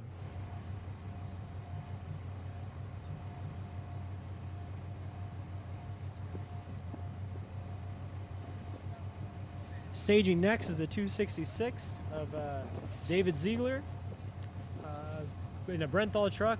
Cool colors, cool everything. I'll just state the obvious. Looking at here on the TV screen, that's the first thing that catches your eyes. Let's see how cool your wrap's designed, how cool your paint job is, what your wheels look like. Right? You got to look good. That's it. I say, these trucks spend 90% of their life sitting in your garage or your shop, so they got to look cool sitting there, so make sure they look cool, man. Definitely. Yeah. That's one of the cool things. Everybody remembers a cool-looking truck. They remember who's fastest through the main pit. There's a few things everybody remembers, you know? Who hit the dike jump the farthest? Exactly. Always who went the important. farthest on the dike jump? Very, very important. Yeah, who can run the moon bumps the fastest? Yep. That's all that matters. Yep. And here it was like who would run up Zoo Road the fastest always Fair. at San Felipe, Fair. right? Like Yep. that Zoo Road section is just straight whoops Something and see who can hold it down and just go. Well, dude, today's trucks and these spec trucks, you should be able to. You just hold it wide open. As long as you got your setup right, your gearing right, you got the right prep guy, which we said is very important. Probably more Very important than anything, is prep guy. Yeah. You have a good prep. You hold the thing wide open, and you just hope the steering wheel stays on. Yep. Yep. And we that's got to how make it sure is. the steering wheel's on too, because That's the very important. quick disconnect steering wheels. I just saw a video recently of somebody didn't put all the way on, fell off as they're going. So That's true. I know I always shake it a couple I do times when too. you get it I on, always make sure it's there, Yep. right? Yeah, my brother and I always have our checklist before we take off. We're like, seatbelt tight, yep. Window net, yep. Pulling the steering wheel, yep. Okay, we can go. Yep, exactly. So it's the little things that really pay off in the end. Definitely. You never want any of that stuff coming loose. Your steering wheel comes off down Zoo Road. That's not going to be good. Your steering wheel comes off anywhere. It's not good. That's true. Yeah. Anytime you're moving. Yeah. Hopefully you have some vice grips by you can clamp on the shaft over if you need to. So here we go. Here's the 266. It's going to be David Ziegler off the line. So we got 3 cars left on our list. 3 more trophy truck specs coming, and then we will take a little break as the trophy trucks go out on their sight lap. There is going to be 29 trophy trucks entered on today, so that's going to take probably about an hour at least to get all those guys around the sight lap. So there'll be a little bit of a break in the action. We'll keep the cameras on. You'll see them coming around, but it'll be at least an hour, I would guess, after these guys finish before we start the actual timed runs of the trophy trucks. Yeah, exactly, and it's exciting here. When you look at the trophy truck list, and me as I consider myself still a fan of off-road racing. Sure, I compete course. from time to time, but I'm a huge fan of desert racing. Yeah. And so I look at this and you see, two McMillans, a Menzies, a McCachran, the greatest of all. You've got Thompson, Rossler, Householders, like all these great names. Cameron Steele, like it's just a bunch of hot rods, and I can't wait to see how this all qualifies and stacks up. This race is very important for all of them. It starts off the season, it makes them a run for points, and it kind of is a deciding factor. If you do bad in any of these races in such a short series, when you're trying to go for an overall points championship, you need to do well in all the races, or you're playing catch-up all season. And not to mention that your finishing position in this race is your starting position for the Baja 500. Fair. So there is no qualifying for the Baja 500. This is your qualifying tomorrow, or on Saturday. Your race is your qualifying. So you actually have a 250-mile, 263 or whatever it is this year, race for your qualifier. Yeah. So you got to be looking at that too. 2 qualifiers in 1 week. Yeah. Rough. So you're qualifying 5 miles, then you're doing 250 miles qualifying. Yep. And it just sets the tone for your entire year. So. And then it re-racks for the Baja 400. So you do have to qualify again for the Baja 400, and then your Baja 400 finishing time is where you start the granddaddy of them all, the Baja 1000. So you got to have a really good 400 run in order to start well at the Baja 1000. You just got to have a good plan from start to finish. You do. You got to have a good plan. It's all in preparation. Like we said earlier, It's a prep shop. It's your plan. It's your logistics. It's all of it. It's being smart about this. Like, so say for the 500, maybe you don't want to be, when you think about the unlimited guys, trophy truck guys, maybe you don't want to be the first guy on the road on the 500. Maybe you don't want to be the one pushing all the rocks out of the way and all that stuff. Yeah. But you want the points from winning San Felipe. So, you kind of want to play this smart and kind of put a plan together. Yeah, definitely. I know, like some people, they would, depending on who it was before, like Robbie Gordon, for instance, he would stack everybody up off the start on purpose. Like going out of Ensenada, he would go slow if he got the top qualifying spot because he wanted everybody to stack up behind him and get in each other's dust. He knew as long as nobody got in front of him, he could make up that time later. Sure. So everybody has a little bit different strategy. But yeah, like you said, you're all going to go win. You're going to win the San Felipe race, which means if you do, you're starting first at the Baja 500, which isn't always a good thing. Yeah, it couldn't be. Yeah, like for me, like especially the thing of the I've never started first on the road, but being first on the road, I would imagine would have its a little bit of fear, especially down here in Mexico with like everything changing. Sure, you pre-run a lot and you have your plan figured out, but things can change overnight. Yeah, things get moved, rocks get moved. People set up camp in certain areas. And so being that first guy is a little stressful. Yeah, definitely. And that was the 284 Jose Contreras that just went off the line. So you saw him going out there. That means we have 2 trucks left. There are 2 of our late entries. We have Jack Olagus here. This is the son of Steve Olagus. So we have Jack Olagus. His dad's going to be going later in the trophy truck class. So this is Jack in the trophy truck spec class. And then after him, we have Jonathan Brenthal. So that is the two cars that we have up next. And here is a very unofficial leaderboard of the top 10 that we have so far. So we have Santiago Creel first, Jason McNeil second, Chris Miller third, Christopher Polvardi fourth, Ray Griffith, Eli Kiger, Jason Coleman, EJ Herbst, Brent Fox, and Arnold Gutierrez. Those are all very unofficial and could possibly be changing. For sure could change, but even if that stacks up like that, so say those shuffle around a little bit here and there depending on the decimals or what have you, any one of those guys could win this race on Saturday based on that setup. I could see any single one of those names starting in that position or further back and make a good run for the lead. For sure. And everything's going to come down to that mini summit. If there's a little bit of an issue there and these guys stack up, now they're 1 minute apart or whatever they're starting, a minute or 30 seconds. I think these guys are probably 30 seconds. Yep. They make up all that time. If Ray Griffith is starting 2.5 minutes back, but then he pulls up and he's right in line, all that time's made and they start going. Now he's got 2.5 minutes on you that you, as that first car, have to try to make a gap up. Exactly. So definitely a lot of strategy comes in play depending on how the race goes. Oh, the woes of desert racing. But sitting here, like we said earlier, we have the 227, Jack Olgas, doing great. I expect huge things from him in the future. Started in the side-by-sides. He's probably one of the youngest people driving today, so right? Too. He's got to be. Yeah, he's a young dude for sure. What is he, 16, maybe 17? Something like that. Yeah. He's got great mentors. His dad, obviously, Mark Newhand. He's got McCachran. He's got all these guys, that he has the potential to learn from and just develop into a great desert racer. So this is such a great, in my opinion, platform for him to start. Is starting here in the spec trucks, lets you get your bearings about yourself, understand desert racing, learn the logistics, learn how to do it, and hopefully it works out and you see him up in the front of the leaderboard when it comes to trophy truck time. Yeah, definitely. So he should be going off the line any second here, I think. They're starting 3 minutes apart today, is what it seems like. And the wind, it does look like it's picking up a little bit. If you notice, you can see those banners moving there a little bit more. That ribbon's moving a little faster. So this is definitely good to see some wind pick up. Absolutely. It's shaping up to be a real nice qualifying day. I wouldn't mind sitting down there in a beach chair watching these guys rip around, to tell you the truth. Yeah. I can't remember. When was the last time you spectated an off-road race? In person? In person. Like for fun. Sheerly for fun. I'm trying to remember. I mean, I went to Rage at the River, but I was driving. Fair. So I don't like going spectating, honestly. It's I hard know. after driving, right? You get to a certain point, or but now, like, thinking about it, like, looking at this, like, I kind of just want to go hang out at an off-road race. We should do that. We should pick, like, a local San Felipe race. is a good one to go hang out because you can go to the beach. You got a fun Malecon there. You got a good town to go hang out in. You got good taco shops. There's sand. There's, it's a fun one to go spectate. So San Felipe always has some of the most spectators out of all the races. Like on the course area, there's always a lot of people around in San Felipe because it's really accessible. There's lots of ways you can get into the course in different areas. Like I said, it's fun in town. It's a good all-around race. And not to mention the weather's great. And the weather's great. Great time of year. Right? You talk about 500, it's hot. You talk about the 1,000. You don't want to go to cold. San Felipe during the 500. No. In June, you really don't want to go over there. It's not as much fun, that's for sure. So, staging next, we got the 273, Jonathan Brenthal. It could be McMullen driving. I do know he drives that truck most of the time for Jonathan. Either way, both of them, they got hot foots. They're quick.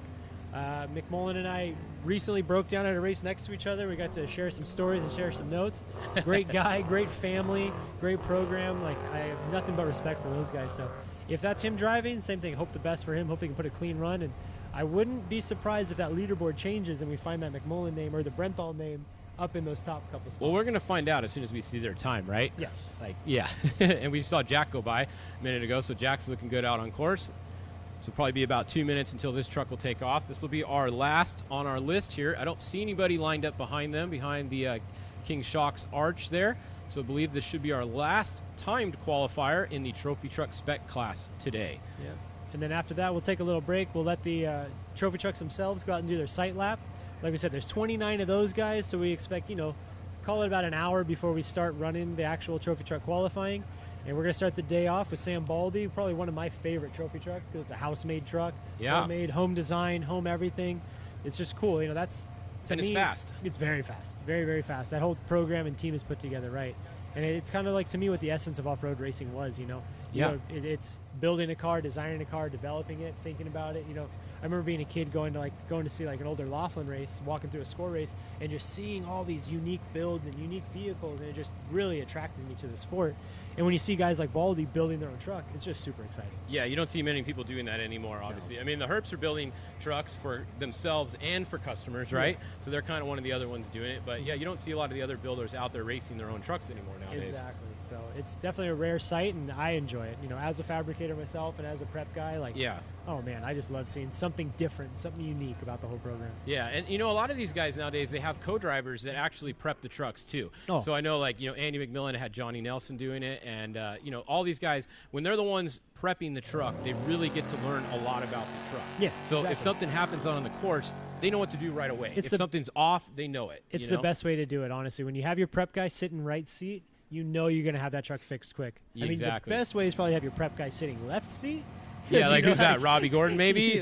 Yeah, my brother and I. Oh, Rob McCackern, actually. Rob McCackern is prepping his own truck now, so exactly. Rob McCackern doing everything. That's it. And you look at the legends, if Harley Lentner, he preps the trucks and he drives them, Yep. So you know the limitations of the vehicle, and you know to respect it, and you know to get it to that finish line, which is obviously ultimately most important. Definitely. And I think we just saw a minute ago Jonathan Brenthal truck go off the line. We'll see who's driving it. It could be Connor McMullen. Like you said, it was a late entry, so I don't have them on the entry list. I just have them on the start list, so we don't know who was entered with them. The rule is, if you guys aren't familiar, whoever starts qualifying has to start the race, which makes total sense because you can't put your fast driver in for qualifying and then put someone else in for the race that is, not who qualified. It just doesn't make sense. Exactly. You watch here, the Brenthal truck ripping good. We'll see how he does through this section. Yep, nice and low, making traction, digging deep.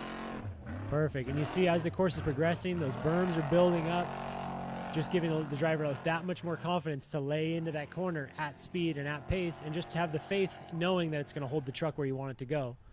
So that's something, an experienced driver sees, because obviously the Brenthal truck hasn't seen this course. 43 guys or 42 guys have gone through this course before he saw it last. So it's night and day different. Oh, yeah. But when you can read that terrain, 100 yards up, 200 yards up, and you see it, oh, that berm's built up, that's going to hold this truck perfectly. Yeah. It gives you the confidence to push all the way into that corner, run up on the brakes, dive it in, and shoot right on out of it. Now, if I was one of the guys racing the trophy truck, I might have had my co-driver go try to get a ride in one of these trucks. What do you think?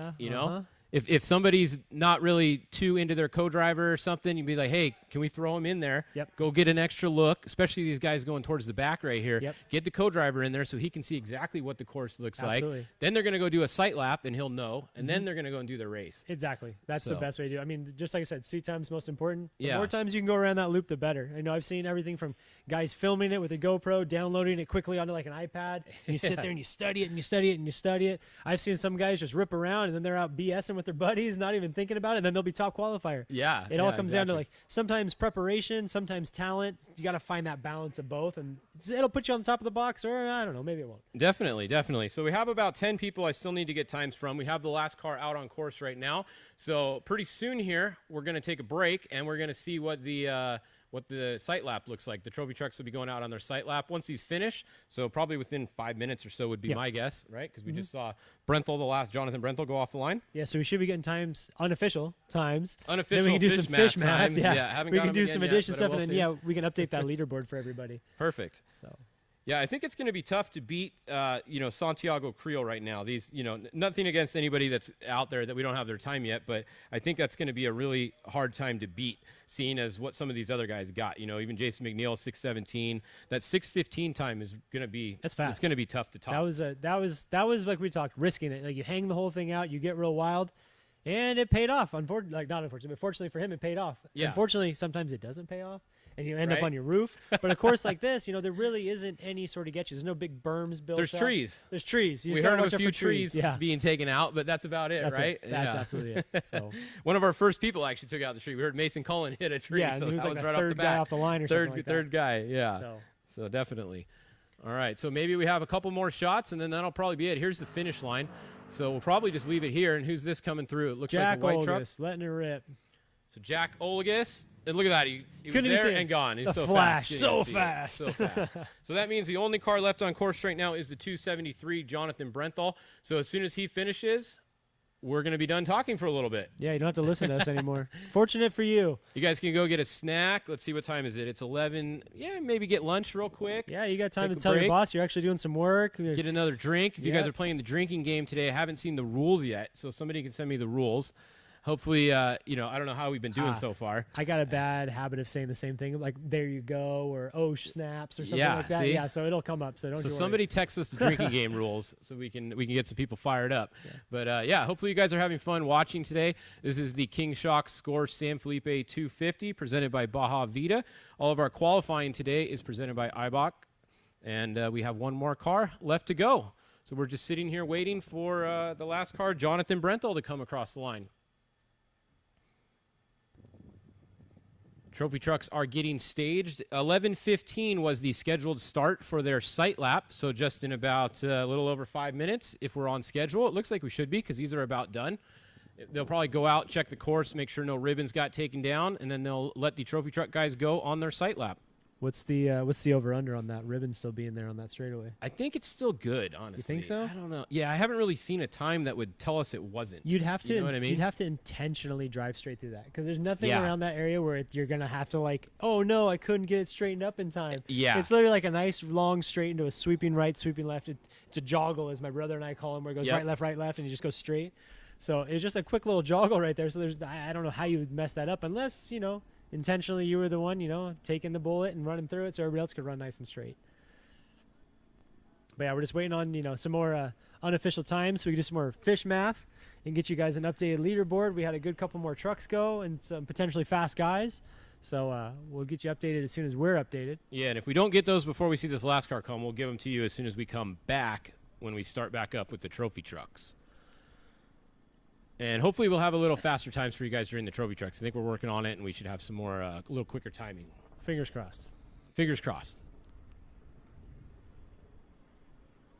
So this camera angle here should be hopefully Brenthal coming around, ripping the right there, and then we should hopefully be able to see the finish line camera, and that will, as Fish had said, wrap up our Trophy Truck Spec qualifying and move on to the unlimited trucks. The big boys. The fast guys. These trophy trucks, you know, we talked earlier, a trophy truck spec is around, you know, $500,000 nowadays for a top-of-the-line new one. Yep. These trophy trucks are nearing $1 million for one of money. the top-of-the-line ones now. That's some money out there. You know, you Serious. think it's funny, you're driving down the freeway, you see like a Ferrari. There we see Brenthal coming through, so he's done. But anyways, you see like a Ferrari or something nice driving down the freeway. Those are like $300,000, right? I think about that a lot. Now, you take $1 million trophy truck, you throw it in the dirt, Yep. and just go beat the hell out of it all day long. You wreck it. And you wreck it, and it's like 5 times no a year. big deal. Yeah, 5 times a year. You know? You put $80,000 into a prep. Yeah. Then you demolish it in a couple hundred miles. Then you put the money back into it to prep it again, and you demolish it again. But I can guarantee you there is nothing on the planet more exciting and fun than riding in a trophy truck or trophy truck spec. Yep. Because it's like, it's all forms of motorsports. You've got road racing aspects because you want to carry your speed. You've got Like dirt today. bike. Yep, you want dirt bike aspects where you're jumping the thing. Yep. There's literally no other form of motorsports aside from rally and motocross where jumping is a part of it. You're jumping stuff, right? you're hitting whoops, you're driving the thing, and then you're just surviving. Especially when you go to Mexico and all that, you need to survive the terrain, and you're on an adventure, and you're doing this, and you're climbing mountains, and you do all that. It's the ultimate form of motorsports, in my opinion. It is. And, you know, that's what we're going to see coming up next. Yep. So I think we're going to take a little break here, and we'll be back. You're going to see the cameras will be on once they start going on their sight lap, and then it'll be probably about an hour, maybe even a little more. I don't know. We'll see until we come back and start talking to you guys again for the timed laps. So up next, we're going to have the trophy trucks headed out on their sight lap. Yep. Maybe. Maybe not. Or maybe we're going to sit here. Oh, we got technical difficulties. Push the button. Yeah. Working on it. We're loading it up. Just more beautiful time of Fish and I sitting here hanging out. There it is. All right.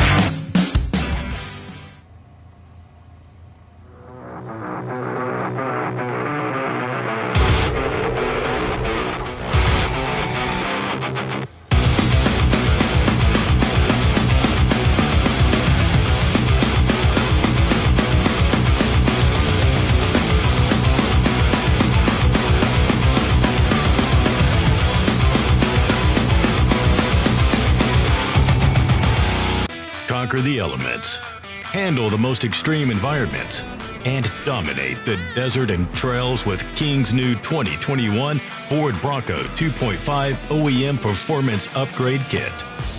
All kits are 100% designed, manufactured, and assembled in our Southern California facility. See why we're the first choice for experienced off-road racers worldwide and order your Bronco kit today.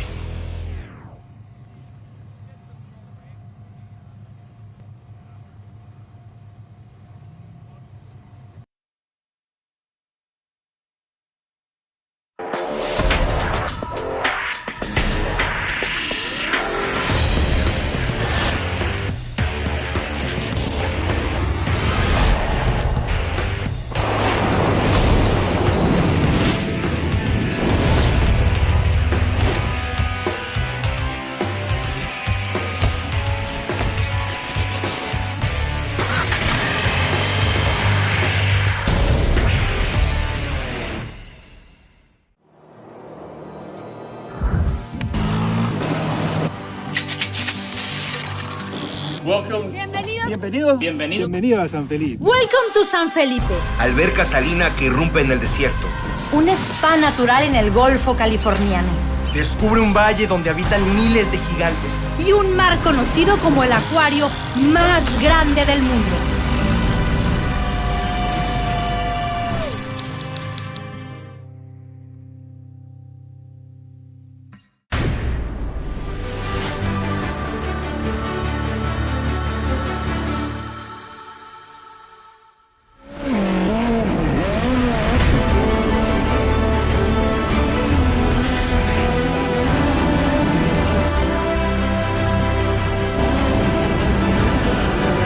But here comes the battle for the checkered flag. I believe it is.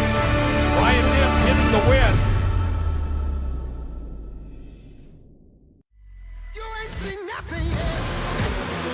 Yeah, I got that right turn. We're good. Let's meet up at the compound group up. At 10-4. Yeah, for sure, dog. Good, little driver. Straight on through.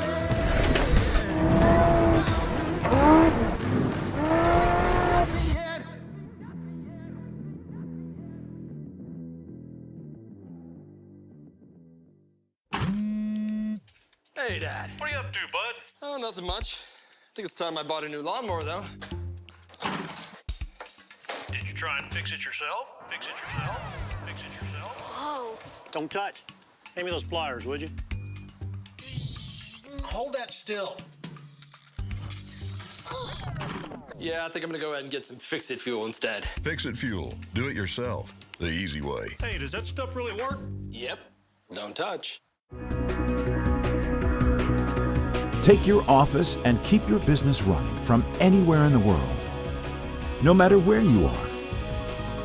Check out satellitephonestore.com and let us help you find the best solution to keep you connected.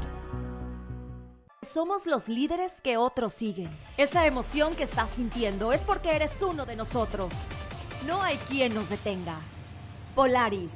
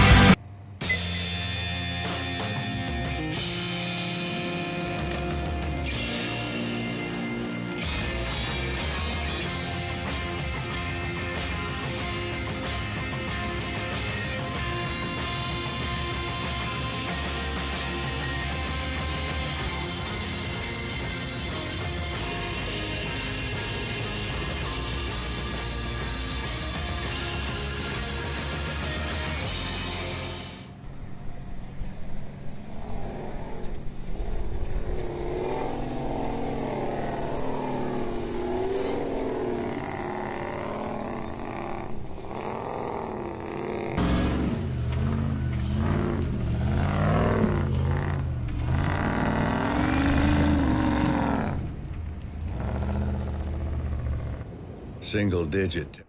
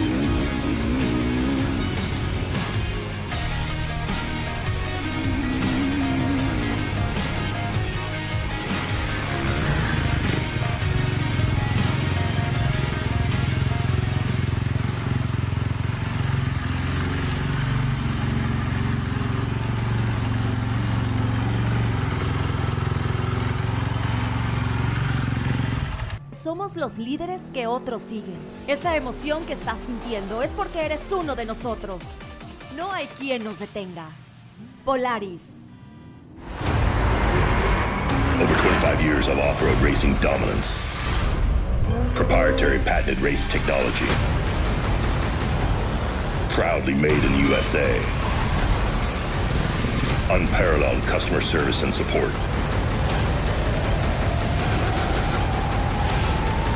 The choice of champions. King Shocks. The leader in off-road shock technology.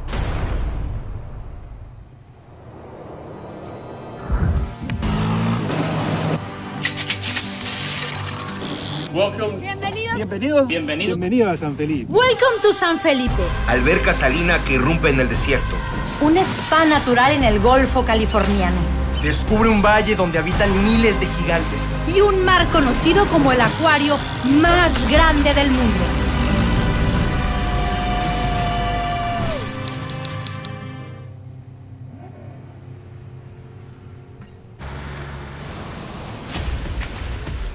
The ultimate adventure tool, with all the storage to hold even more adventure tools. The all-new, adventure-ready Bronco Sport.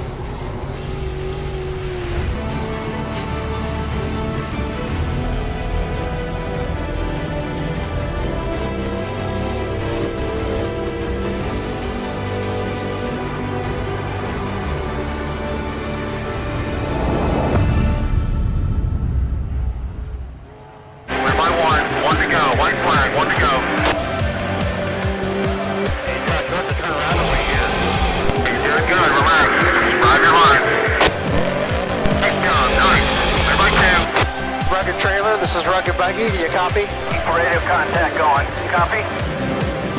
Get your radio, medic. Yeah, we hear you loud and clear.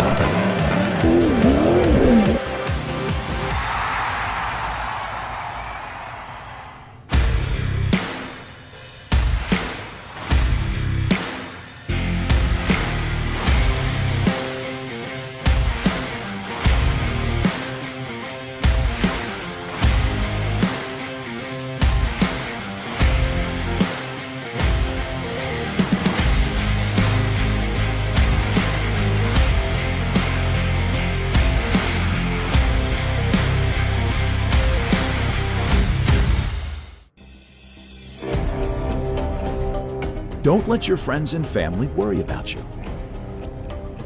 No matter where you are, check out satellitephonestore.com and let us help you find the best solution to keep you connected.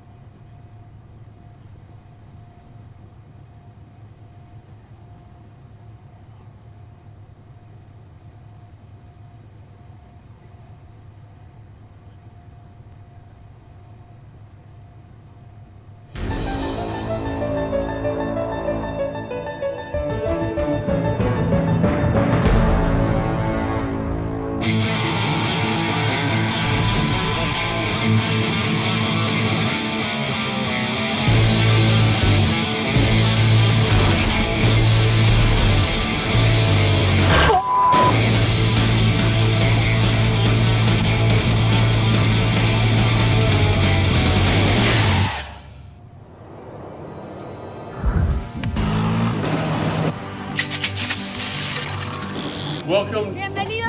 Bienvenido a San Felipe. Welcome to San Felipe. Alberca salina que irrumpe en el desierto. Un spa natural en el Golfo californiano. Descubre un valle donde habitan miles de gigantes. Y un mar conocido como el acuario más grande del mundo.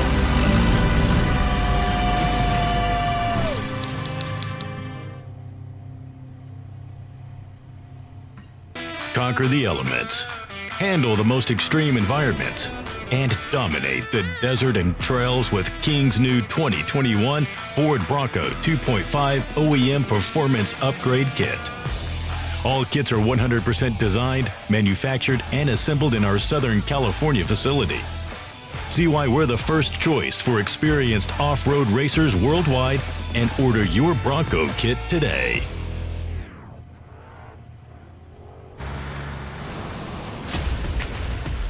The ultimate adventure tool, with all the storage to hold even more adventure tools. The all-new, adventure-ready Bronco Sport.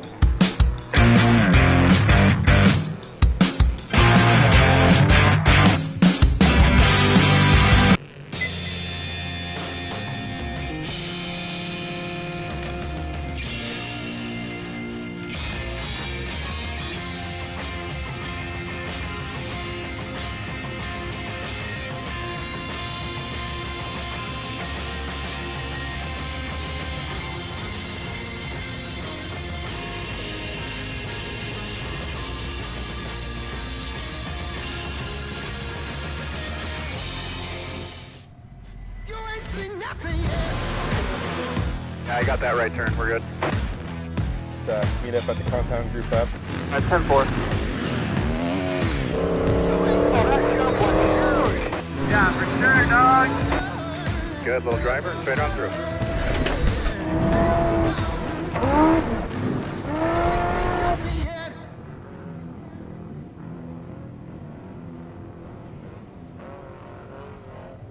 Somos los líderes que otros siguen. Esa emoción que estás sintiendo es porque eres uno de nosotros. No hay quien nos detenga. Polaris. Take your office and keep your business running from anywhere in the world, no matter where you are. Check out satellitephonestore.com and let us help you find the best solution to keep you connected.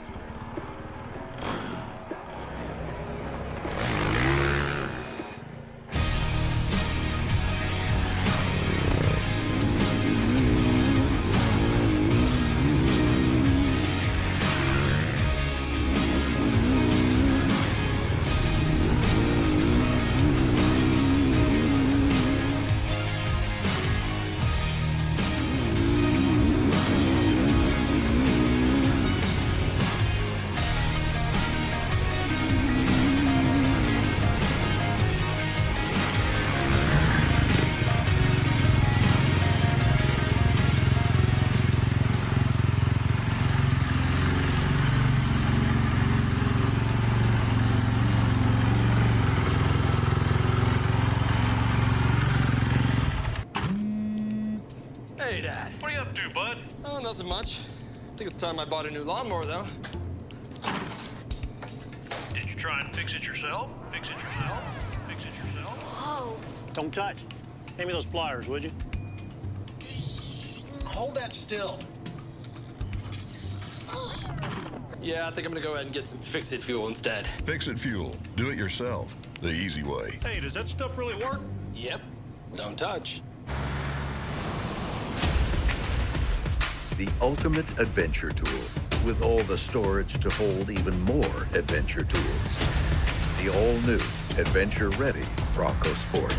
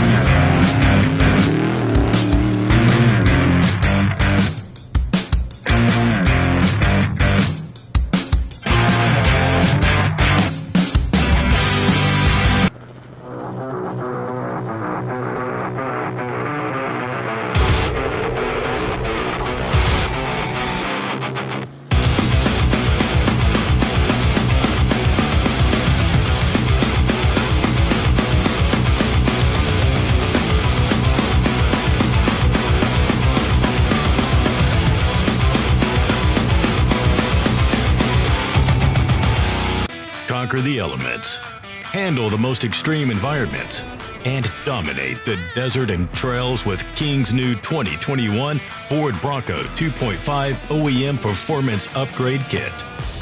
All kits are 100% designed, manufactured, and assembled in our Southern California facility. See why we're the first choice for experienced off-road racers worldwide and order your Bronco kit today.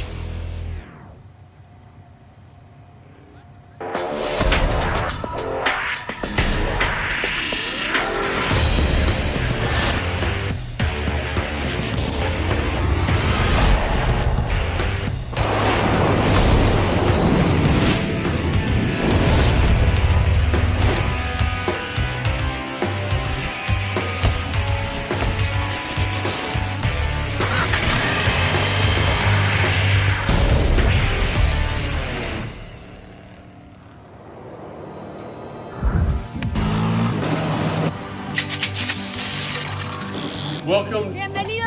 Bienvenido a San Felipe. Welcome to San Felipe.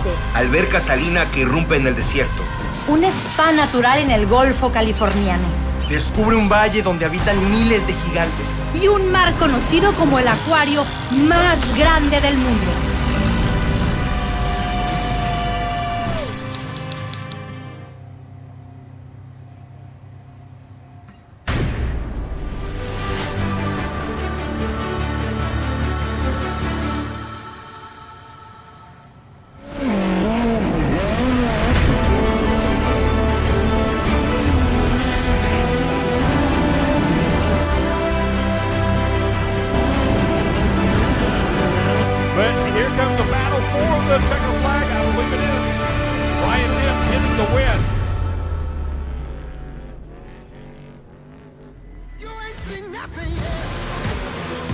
I got that right turn. We're good. Let's meet up at the compound group up. At 10-4. Yeah, for sure, dog. Good, little driver. Straight on through.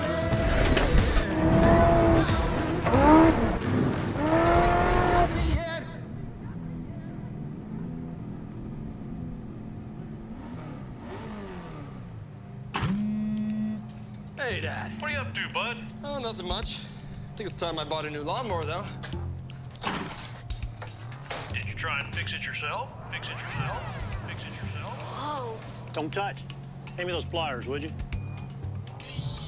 Hold that still. Yeah, I think I'm gonna go ahead and get some fix-it fuel instead. Fix-it fuel. Do it yourself. The easy way. Hey, does that stuff really work? Yep. Don't touch.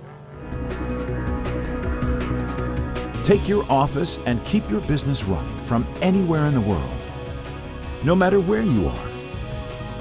Check out satellitephonestore.com and let us help you find the best solution to keep you connected. Somos los líderes que otros siguen. Esa emoción que estás sintiendo es porque eres uno de nosotros. No hay quien nos detenga. Polaris.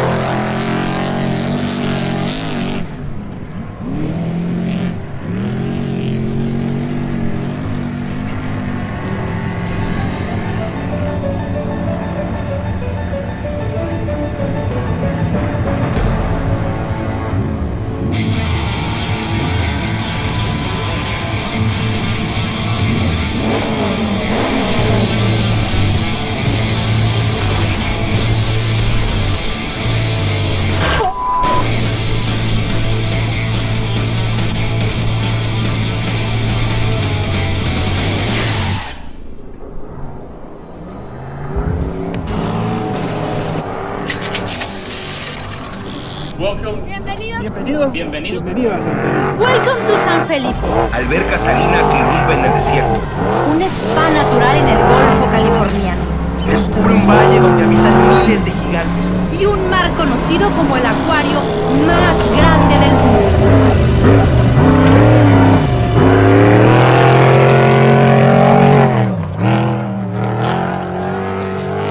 Conquer the elements, handle the most extreme environments, and dominate the desert and trails with King's new 2021.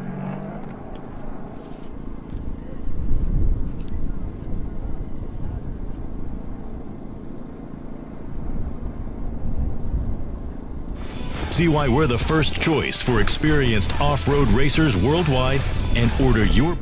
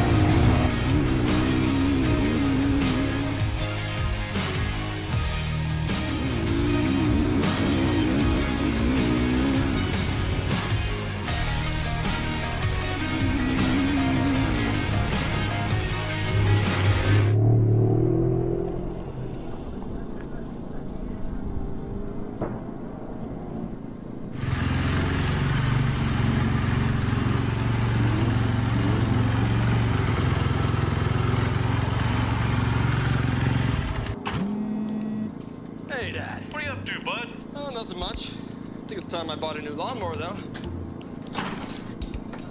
Did you try and fix it yourself? Fix it yourself? Fix it yourself? Whoa. Don't touch. Hand me those pliers, would you? Hold that still.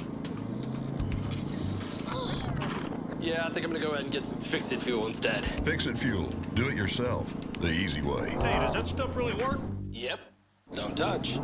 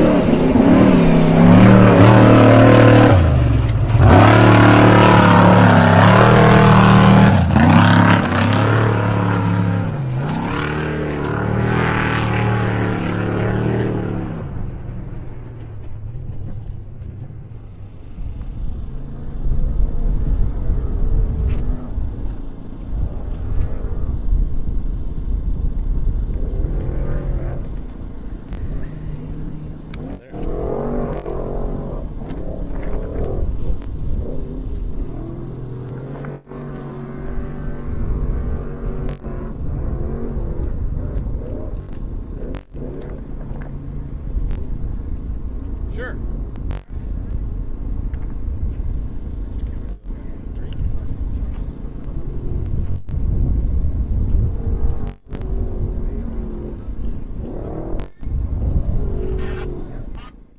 Hey, welcome back, everybody. You are here for the 2023 King Shocks Score San Felipe 250 presented by Baja Vida. I am Austin Fish Farner, joined today by Nick Eisenhower. Hey. Couple 1450 dorks bringing you guys some coverage today. Hope you guys are having a good day. Hope you guys enjoyed the spec truck qualifying that we had earlier, the trophy truck specs. We are getting ready for the big boys now. We are getting ready for the trophy trucks. They just went out on their site lap. We see the last one headed out right now. We got the Brenthal entry out there with Kyle Jurgensen driving. And what do you think, Nick? We're about ready to see some live, fast cars on this course. I couldn't be more excited. Yeah. As you can tell by my enthusiasm. Yeah, no, watching the spec trucks was super fun. Like, we had talked a bunch about the course. It looks like it's going to favor the all-wheel drives. Yeah. But you never know. You know, there's some pretty heavy hitters in two-wheel drive trucks that could potentially put themselves up front. So definitely, it's going to be fun to see. If you guys are just joining us, we do have a preview of the course. So Wes Miller went around the course yesterday and did a little video for us. So we're going to play that now. This is the course that they're going to be qualifying on in just a few minutes. So take a look. We're here on the north side of town from San Felipe, and we are going to check out the 2023 Score San Felipe 250 qualifying course.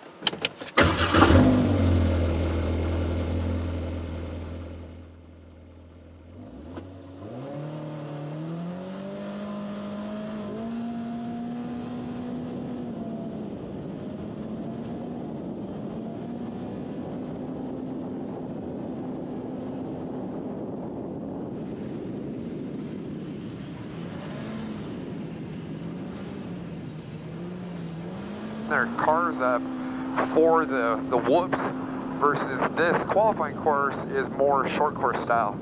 So you turn off the road there onto this left and You know, so some teams will set their cars up for qualifying and then turn around and change their settings back to their normal race setup for the course, but not everybody does that. So it'll be interesting to see people's strategy coming into this. This is all pretty fast, flowy. Just kind of work through here. There's a lot of little S-turns. You know, the trucks, they can carry a lot more speed through here, so these corners are going to be coming up pretty quick. A little dip.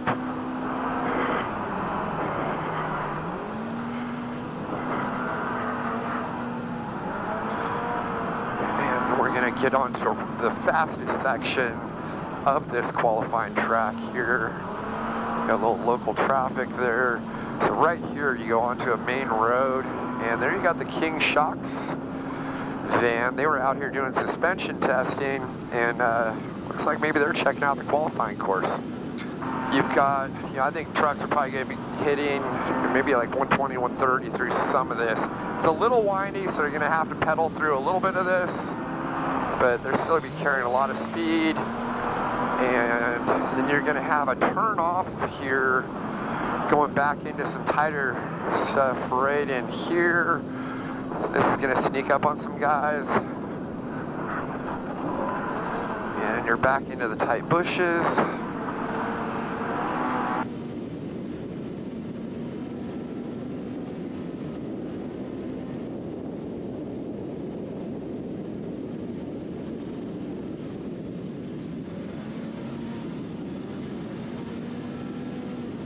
Again, I think guys are going to start trimming these corners and some of these straights, taking the S's out of them.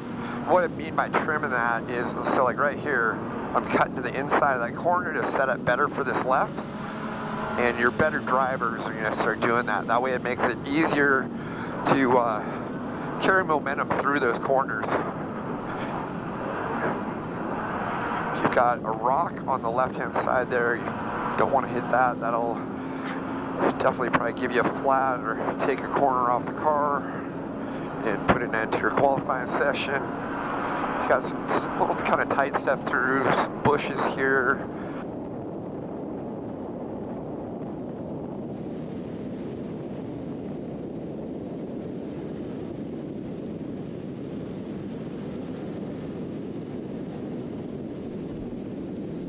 Check, check, check. Check, check, check. Hello, hello, hello. All right, so right here you come off the straightaway. You've got this little bump, and then you get into a tighter section, pivot off that bucket. Check, check, check. This will be a lot tighter for the bigger truck. It's too low. Set up wide to this right. And come through here. Kind of just weaving through the bushes. Trim this corner on the inside, set up for this left. And then back into some tight twisties. Couple little bumps here, nothing major though. You got this rock on the left, you want to make sure to miss that. That'll end your day, or at least your qualifying run.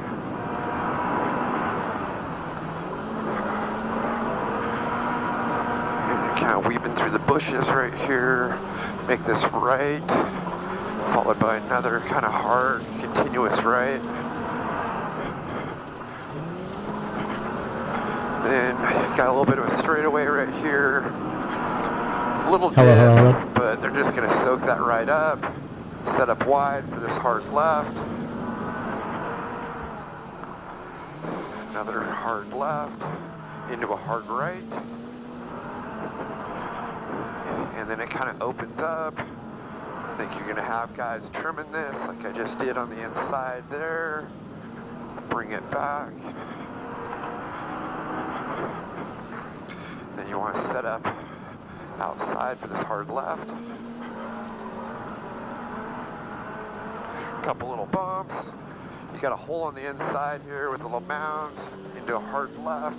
Then you're back onto a hard pack graded road. Truck's really going to open it up. And it's fast here, but it's a little deceptive because you've got a hard right coming off this right here, so you want to set up outside. And you got some debris there you want to watch out for. Make sure you don't get a flat. Hard right. And I think this is going to get straightened out as well.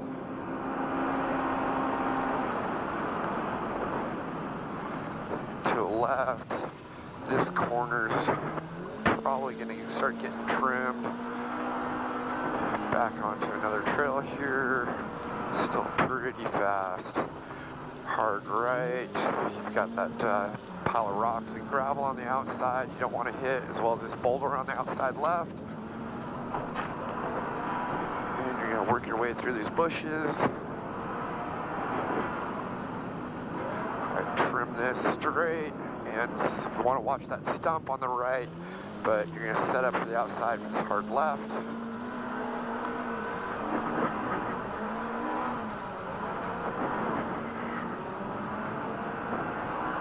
And work your way through the bushes.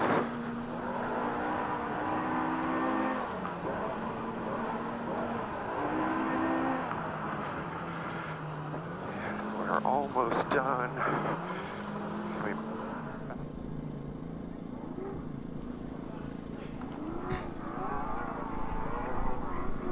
All right, so we are back. As you guys can see, that was the qualifying course. It is a very fast course out here. It's pretty flat. There's not any hills. It's just a little bit of up and down. Not much, though. There's some trees in the middle. We had a trophy truck Spec take out a tree earlier. Couple trees, yeah. Couple trees. Maybe there's a couple less trees on the course now than there was earlier, right? Exactly. So we should be going any minute. It's going to be the 82 of Sam Baldy. That might be his dust right there. And here we go. This looks like Sam Baldy coming right here, doesn't it? Nope, that's an all-red drive. Oh, they're running Legend. This may be the Legends finishing their site lap. Yeah, so that would be Gustavo Verdoso Sr., it looks like, number 1 L truck. Perfect. All right, so the Legends are going to run their site lap right now. I'm not sure if they were going to run it down.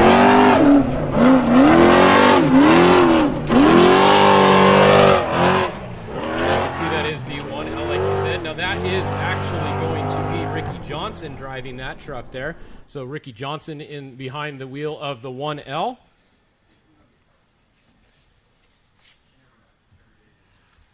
So we have, it looks like 3 more Legend cars to go, 3 more Legends trucks to go on their site lap. And then after those 3 finish their site lap, then we will come back, they'll re-rack everybody, and Sam Baldy will be first off on the time lap.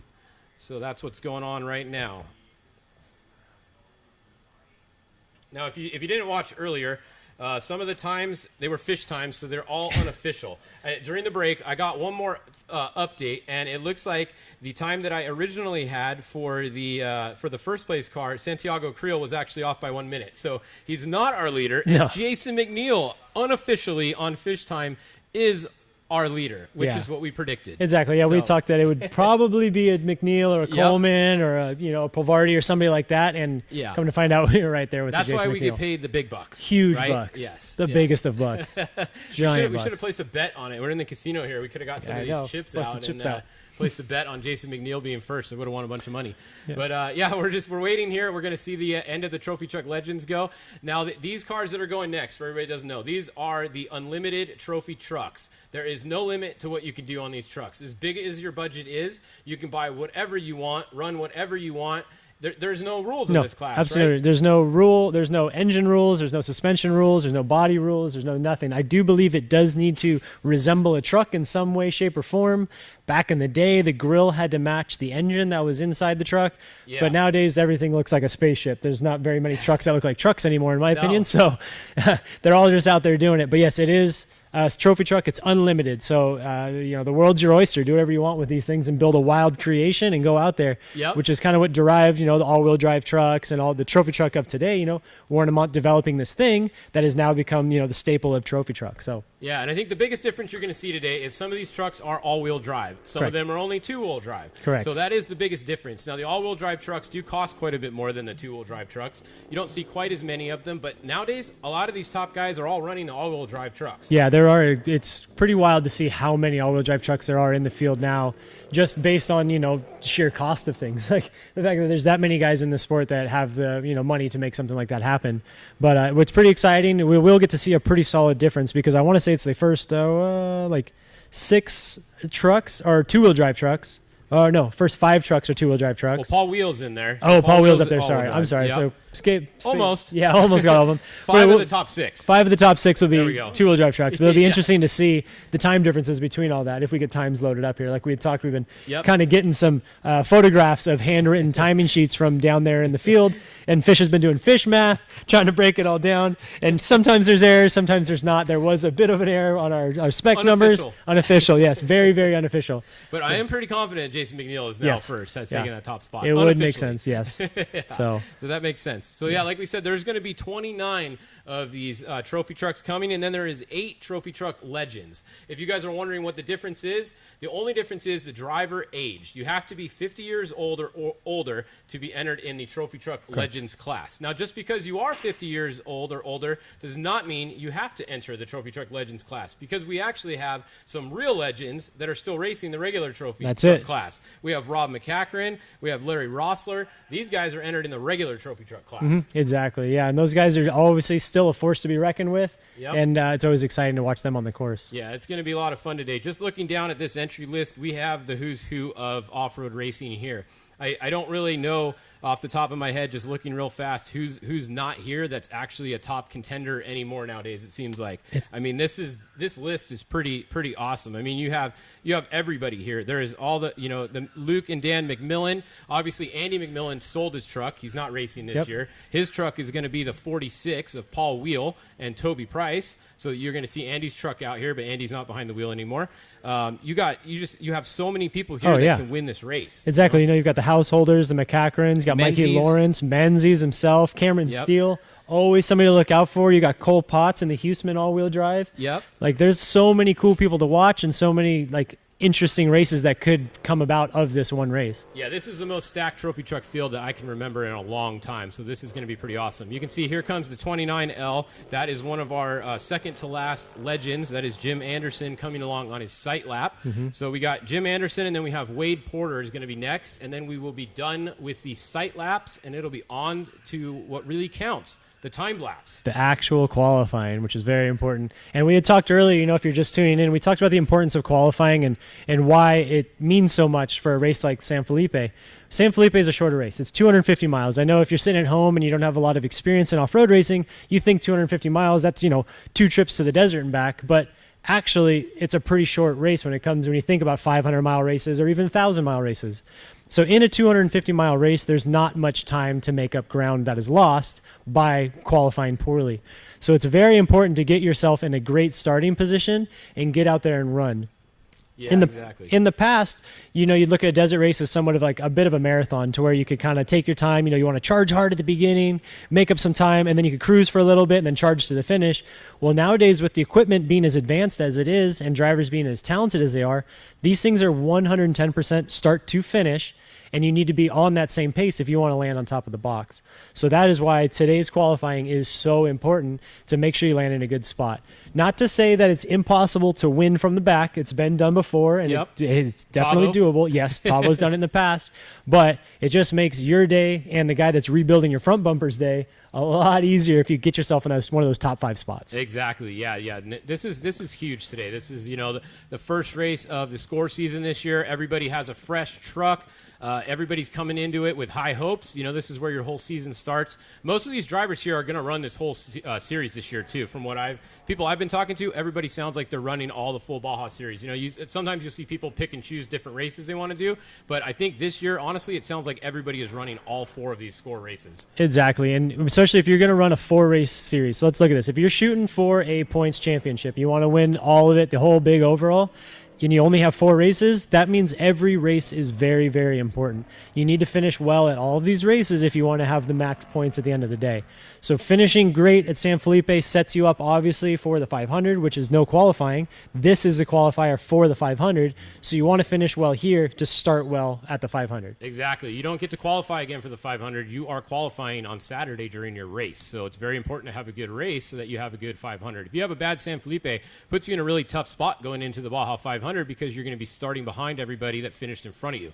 Now, if you do start San Felipe and you DNF, you will start the 500 in front of anybody that did not race San Felipe at the 500. So correct. It is good to always start the race. You know, even if you have something come up at the last minute, today in qualifying, say your truck, like something really bad happens to it or something, at least you want to start that race so you can get that spot ahead of whoever doesn't race this race for the 500. Exactly. Yeah, you want to at least start and park the thing. You know, pull an Totally. NASCAR on them. Take a green flag and pull right back on the trailer, because then at least you're starting ahead of the guys that didn't race this weekend. Correct. Yeah. So we're going to see some interesting stuff going on today. Looking back earlier, you know, Jason McNeil, we said we believe he had the top time earlier. So his time was a 6:17. Now I'm going to make a bold prediction out here that we're going to see Bryce Menzies do a 5:30, I think. What do you think we're going to see for a fast time today, and who's it going to be? Like we had talked, I could see, you know, mid-5s is going to be a fast lap. Yeah. I could see some of the, you know, other dudes maybe running low 6s, in a 6 maybe, like straight 6s.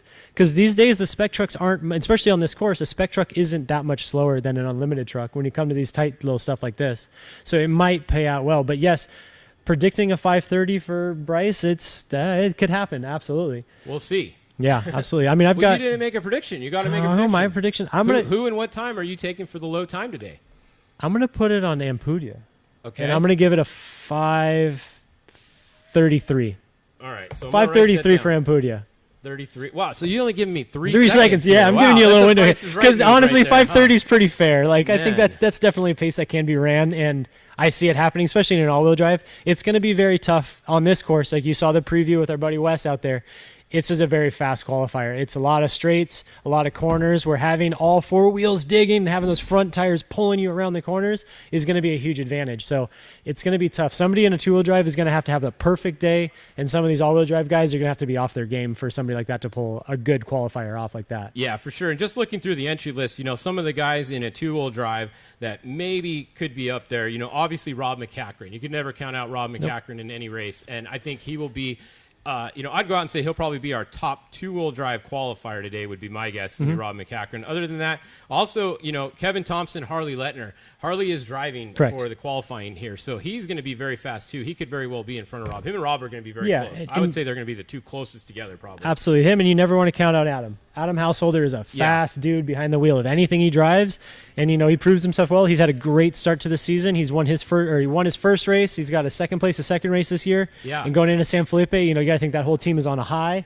They've got their situation figured out, and so hopefully they can put together a good run today and get a good starting position. Not to mention Adam Hausler is another 1450 That's racer it. out here. So Steel cab guys. Got to give them the advantage right there. These 1450 guys are making these trophy truck guys know what's up nowadays. That's you know? it. Yeah, no, we had talked in the spec class. There was 2 or 3 guys, steel cab sportsman racers, that have worked their way up into spec trucks, and then there's like the ultimate Adam Householder who worked his way all the way up to trophy trucks. So it's definitely a dream. You know, all you kids at home, just keep working in your garage. One day you could be out here racing cars. Yeah, and that is what's cool about, you know, Adam Householder. They prep it in their own shop, right? Correct. Like they don't send it somewhere to get it prepped. They work on the truck themselves. They got the crew that comes over and they prep it.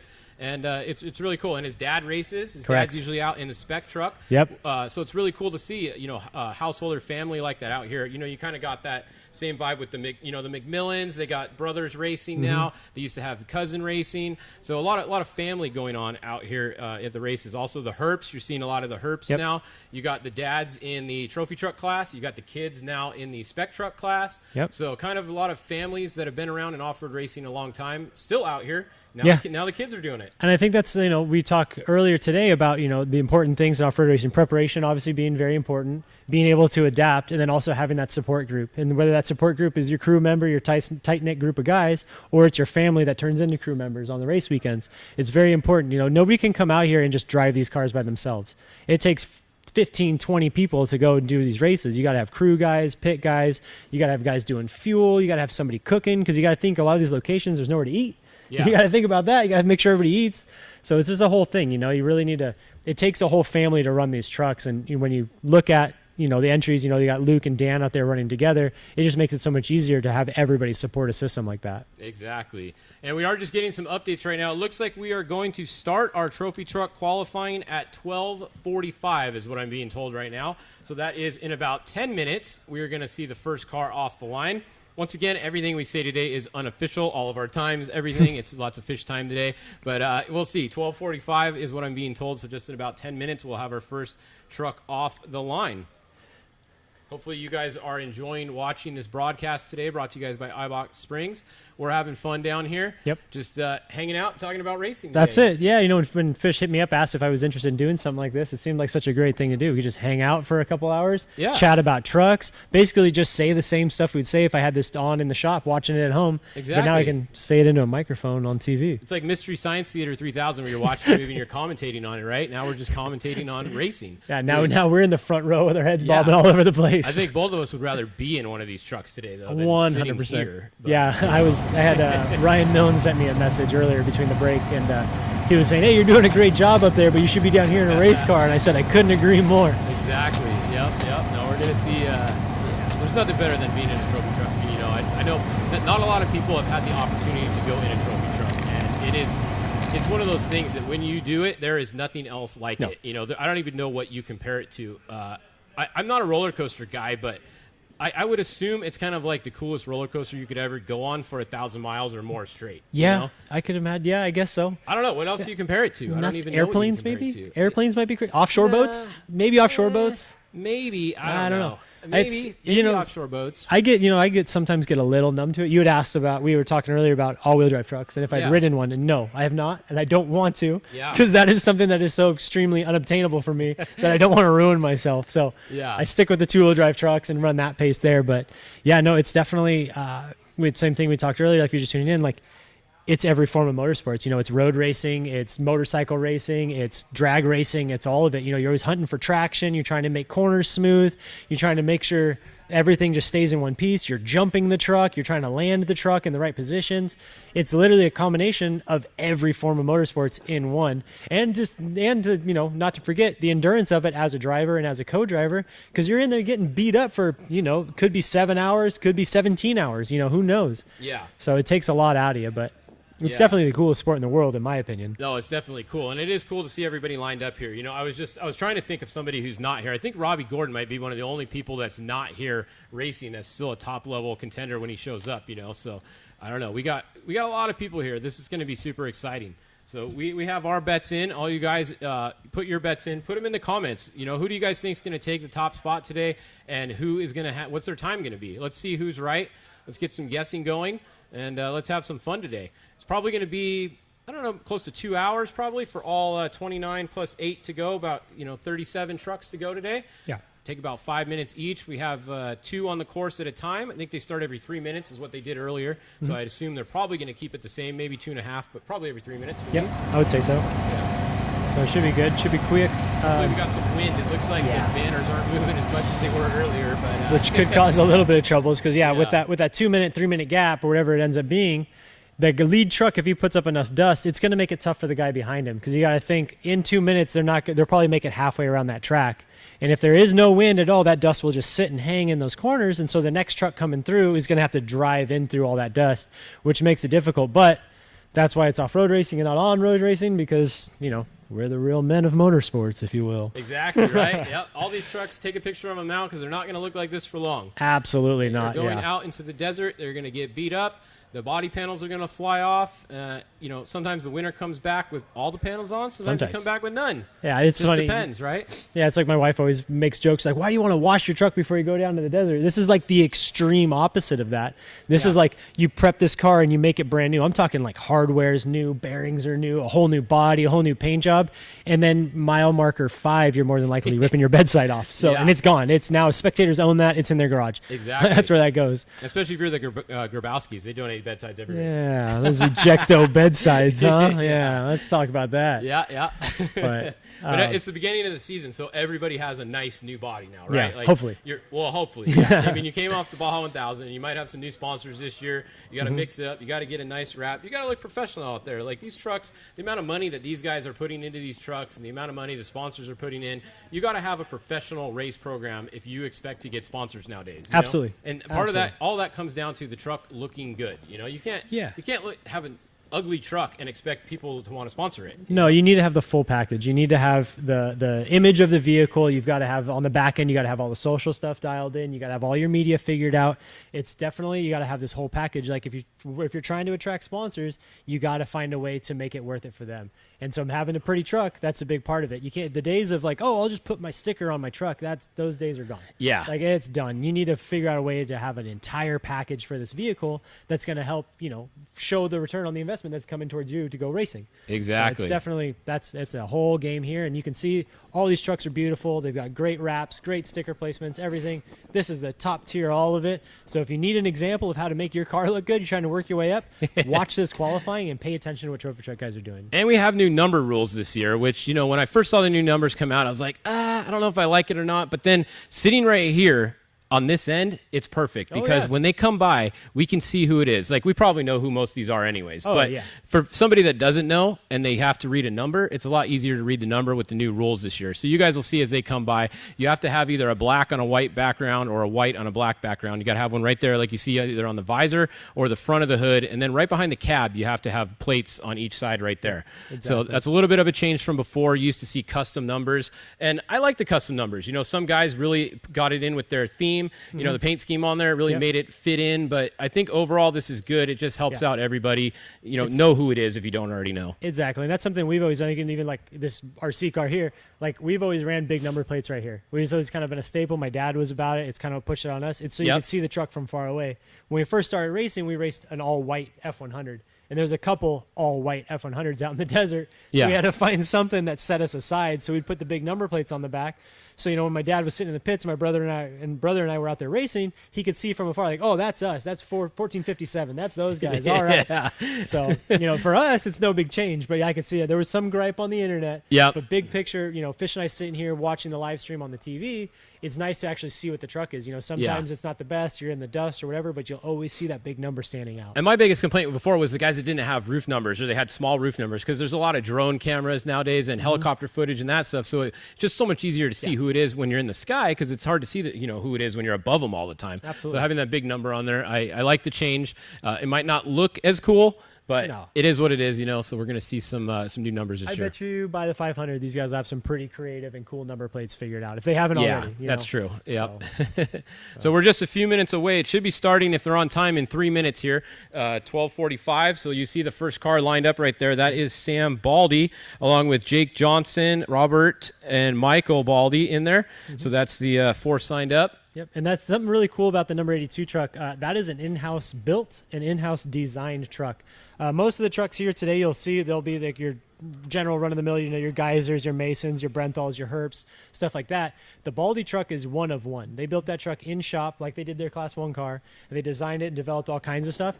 It's very, very cool. That's something that drove me to this sport at a younger age, was seeing all like how individual all these cars were and how handmade it all was. It wasn't a stock car. Sure, stock cars have a lot built into them, but from the outside, they all look the same.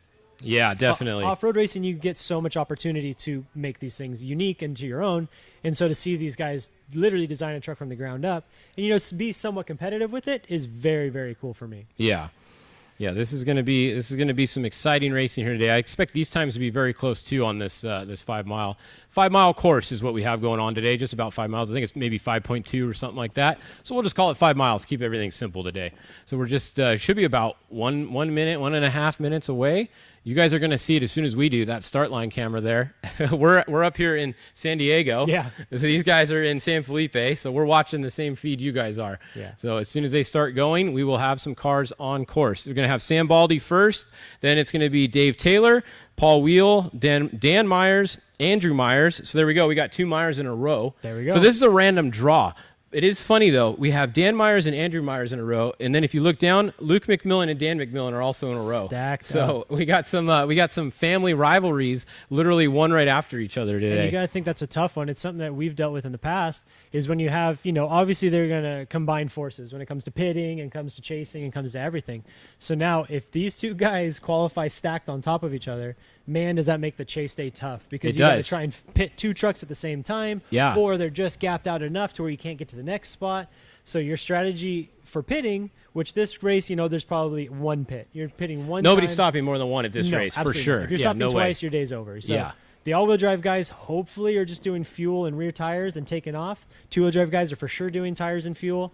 But yeah, if you have to stop more than once, you're having a rough day. Yeah. But trying to figure that strategy out when you have two trucks stacked on top of each other, do you push one truck further in the fuel line? Do you bump one up earlier? It's something you got to figure out, and that plays into being planned and prepared for the race as an overall. Yeah, I mean, just, running multiple trucks, it's just such a bigger crew you have to come with for exactly what you just said. They might be coming to the pit at the same time. You have to have two full setups, Absolutely. Like the McMillans, they have two of everything, so they can pit both trucks at the same time if they have to. The Herps, look at the Herps, they offer pit services to people, and they might have 3 or 4 cars coming in the pit. Absolutely. I saw a video a couple years ago. There was 3 Bumper cars. different Herps cars coming in the pit at the same time. Yeah. So you really have to be on top of your game.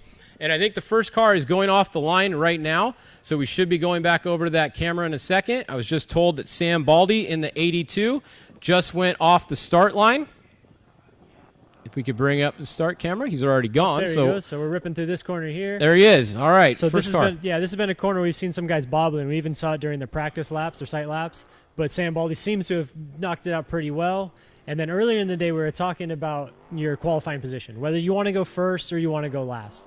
Going first is cool, clean course or what have you, but the later in the day you go, the deeper these two tracks get and the more confidence you can have into these corners when you throw them in. So you see Sam Baldy here leaning on those berms a little bit, using that two-wheel drive power and just jamming right on through.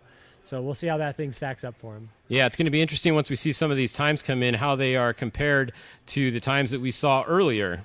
Yeah, you can see, too, the dust is sitting a little bit longer than it was for the spec trucks, but yeah, hopefully that wind picks up a little bit for everybody, or I feel bad for all those photographers out there standing around in the dust all day. Yeah, they get to get silted out a couple days before the race. They got a couple days to take showers, though. True. They can deal with it. And we know High Rev Jason is stoked. He's like, he's bring on the silt. He's in the siltiest spot there is out there, right? Hoping for it. Yeah, definitely. So this is going to be cool. Hopefully we can get some more cameras up, though, and show you guys a couple other views. So we have one car on course right now, Sam Baldy, the number 82. Last year, he raced this race. He qualified 17th, and then in the race, he finished 8th. So they did do this race last year. This camera view here is the finish line, so you'll see them for about half or maybe a quarter of a second right here because they come at full speed across the finish line. But that's what we're looking at here. They'll be coming from the right side of the screen towards the left side of the screen once they come across the finish. And then we should have some times for you guys as they do, hopefully. And we'll keep you guys posted today. So off the line next is going to be Dave Taylor in the 26. He's probably going off in about a minute or so, or maybe a little bit sooner. Yeah, and he'll be driving a Geyser truck, VP Fuels, Adonia Yachts, all that. Beautiful truck, cool guys, fast dudes. Picked a great spot for qualifying, so hopefully they can run it up front and get it going. They have John Hoffman does the prep on that truck, so they got one of the best prep guys out there. That truck usually does pretty well. So I know they have a lot of fun coming to the races, and it's always good to see them out here. That's the number one thing, man. Just try and have fun. That's what we're all doing this for. Do you think they'll give us a yacht if we talk nice enough about them? That's why I dropped the name. Yeah, well, I don't know what I would do with the yacht, but I want one.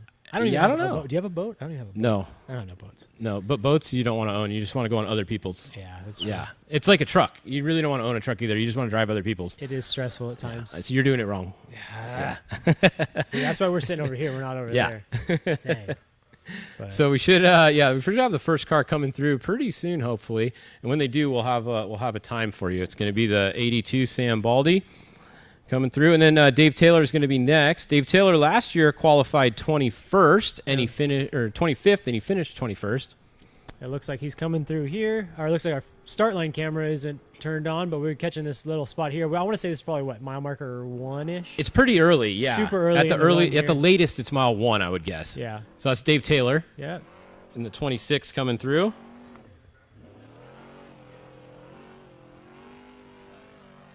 Yep, just pointing and shooting, sitting down and going.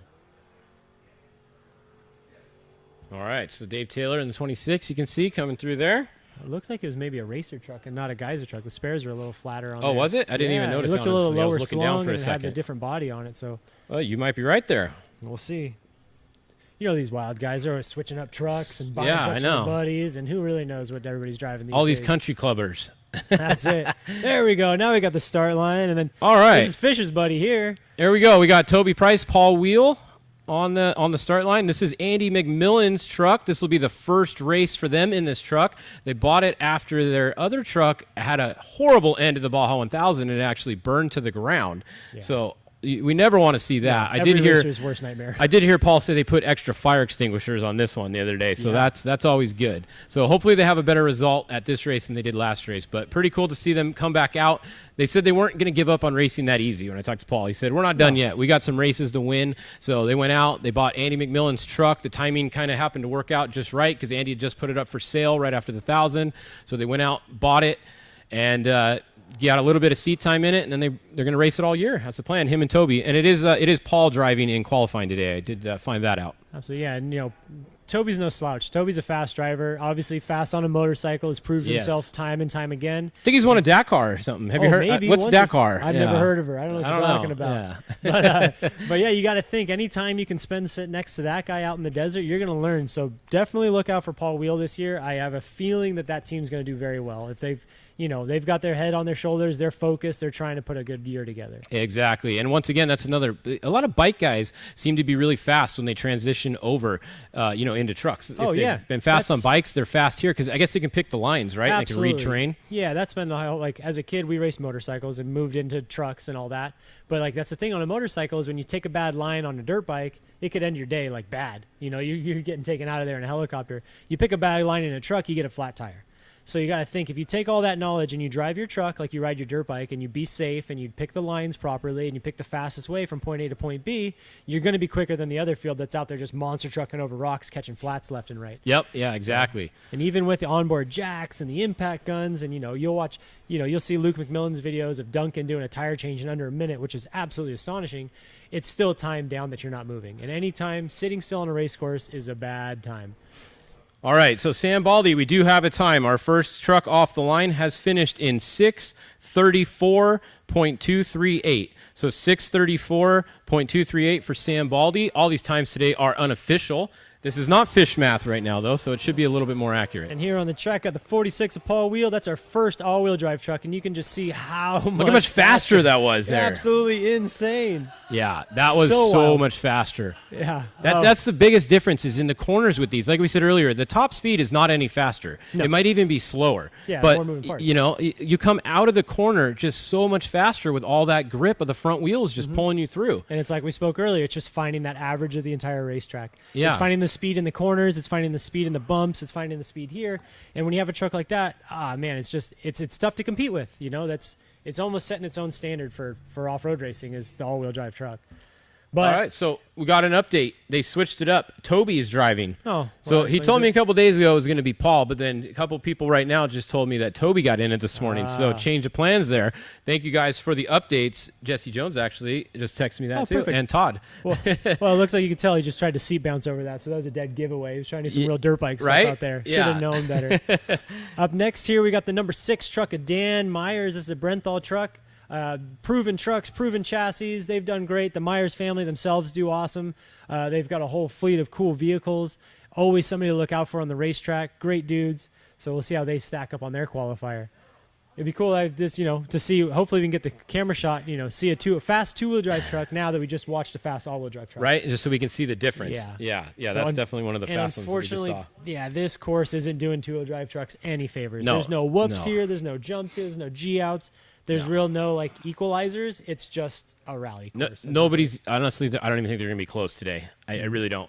Seeing that one section that we can see on that camera, I mean, that's one section out of 5 miles, and it's a huge difference just through there.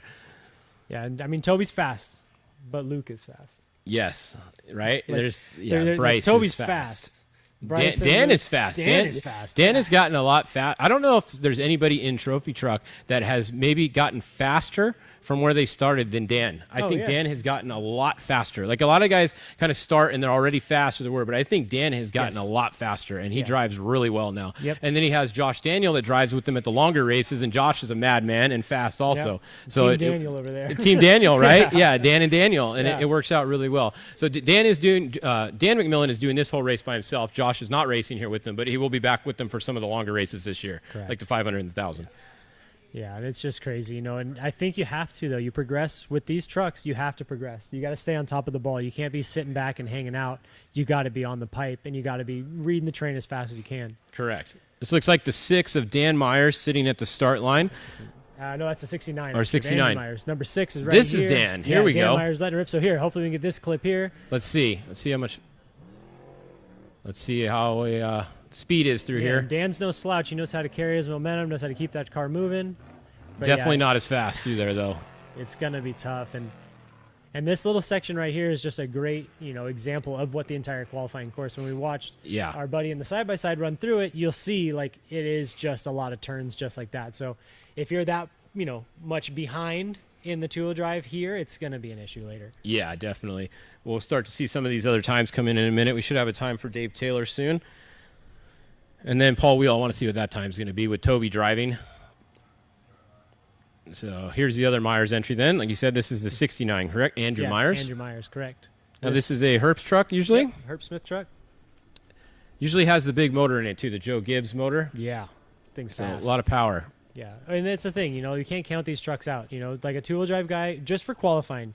Now, you talk about an open desert race, and you talk about San Felipe especially. San Felipe is big holes, big corners, big all. A two-wheel drive truck could do well there. Two-wheel drive trucks are just as quick in the bumps as the all-wheel drive trucks. So there is the potential that a two-wheel drive truck puts together the perfect day and has zero issues and lands himself on top of the box.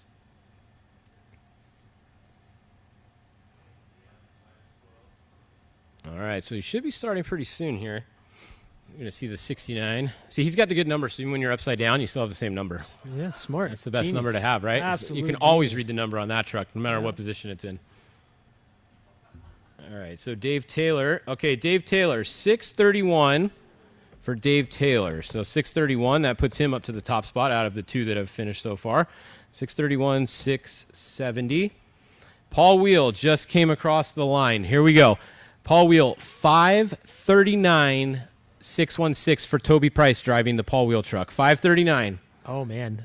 Look at that. That is almost a minute what did you call? faster. What did you call for Bryce? I said 530, and you said 533 533 for Allen. So I'm feeling pretty confident right now. Wow, did you see how fast he just took off the line? That's great. That is that big Gibbs motor pulling out of there for sure. Oh, I would think. I mean, we're just making assumptions here. It normally is. That's what he normally smokes. has in there. Yeah. Yeah, that's pretty wild to see. Like all that NASCAR technology coming towards off-road and just being able to spin those wild RPMs for that long. Yes. Yeah, I think like, okay, so take your normal street driving car, right? So say it has a Chevy engine in it.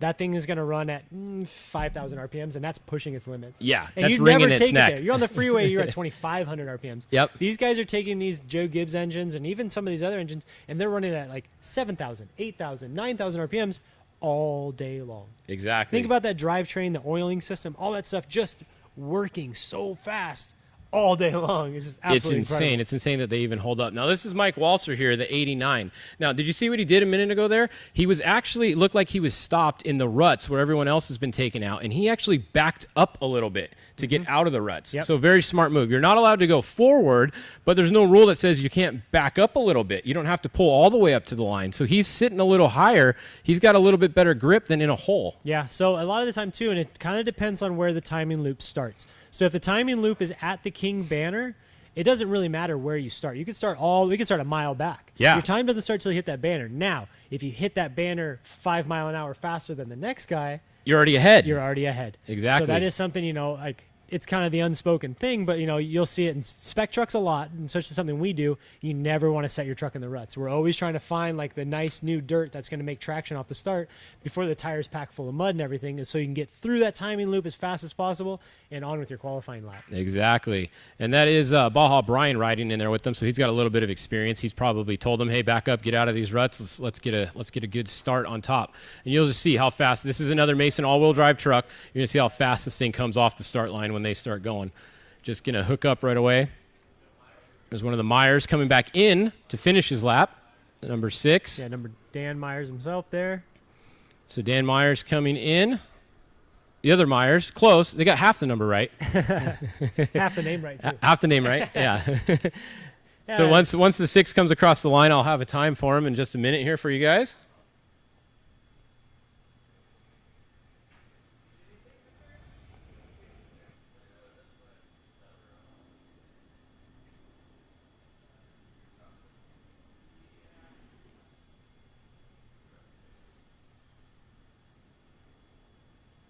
So we have Dan Myers, 2-wheel drive, Andrew Myers, 2-wheel drive. We got Walser, all-wheel drive. But check this out. We have 1, 2, 3, 4. The next 5 trucks off the line are all Mason all-wheel drives.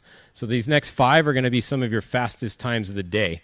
And both of our picks are in these next 3 off the line. So somebody that you don't want to count out that I kind of just saw on the list because I wasn't doing my homework properly is Eric Husted.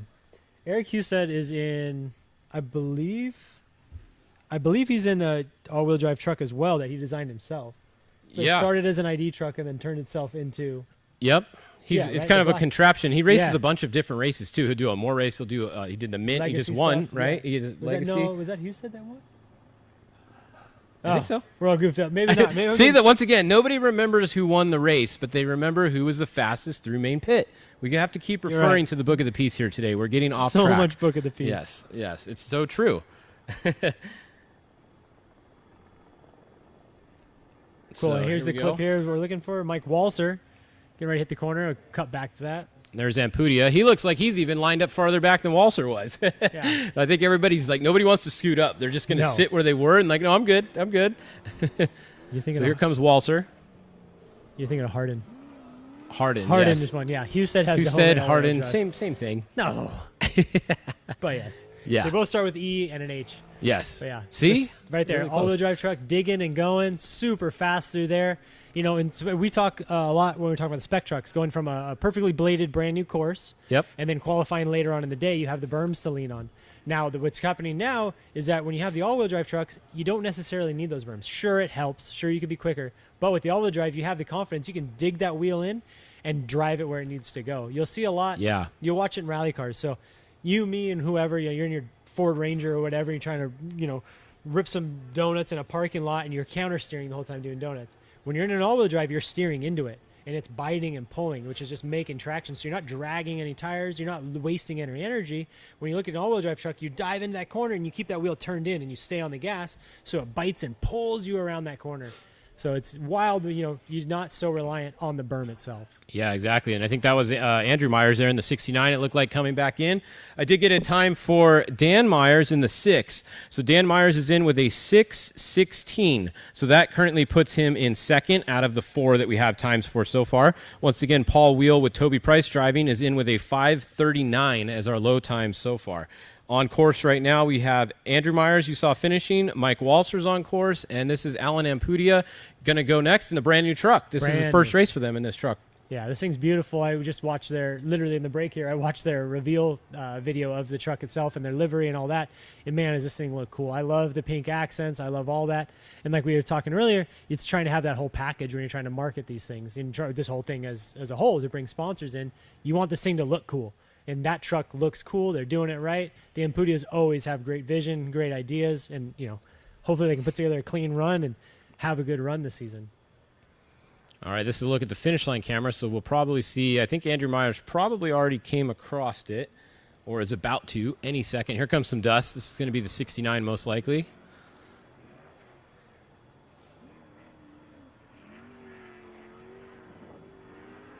Oh, yeah. There we Full go. speed. Look, right Oh, there. yeah, look at that. Sideways, thrown into through the finish. Perfect Yeah. example. He didn't even have a bedside. He didn't even make it 5 miles, and he lost half right? the bedside. We were already talking about it, so there goes his new body for the year. That's it. Gonna have to go get another bedside. That was good, though. He came through there with some speed. It is a full, there's no speed limit on this course. It's full, all the way, wide full open. speed, all the way through the finish, everything. There's no speed zones or anything like that. Nope. Here we go. Here's Ampudia going. We'll see Oh, how did he rips mess through up his right there a corner. little bit? I don't think so. It looks a little weird. I think they just started the clip sooner than we've been used to. 'Cause Okay. Usually we catch them right there coming out of it. Yeah. So digging in through here. So here's your pick. This is your pick right here. Yeah, this is my pick. It's looking pretty fast. Yep. Yeah. Let's see right here.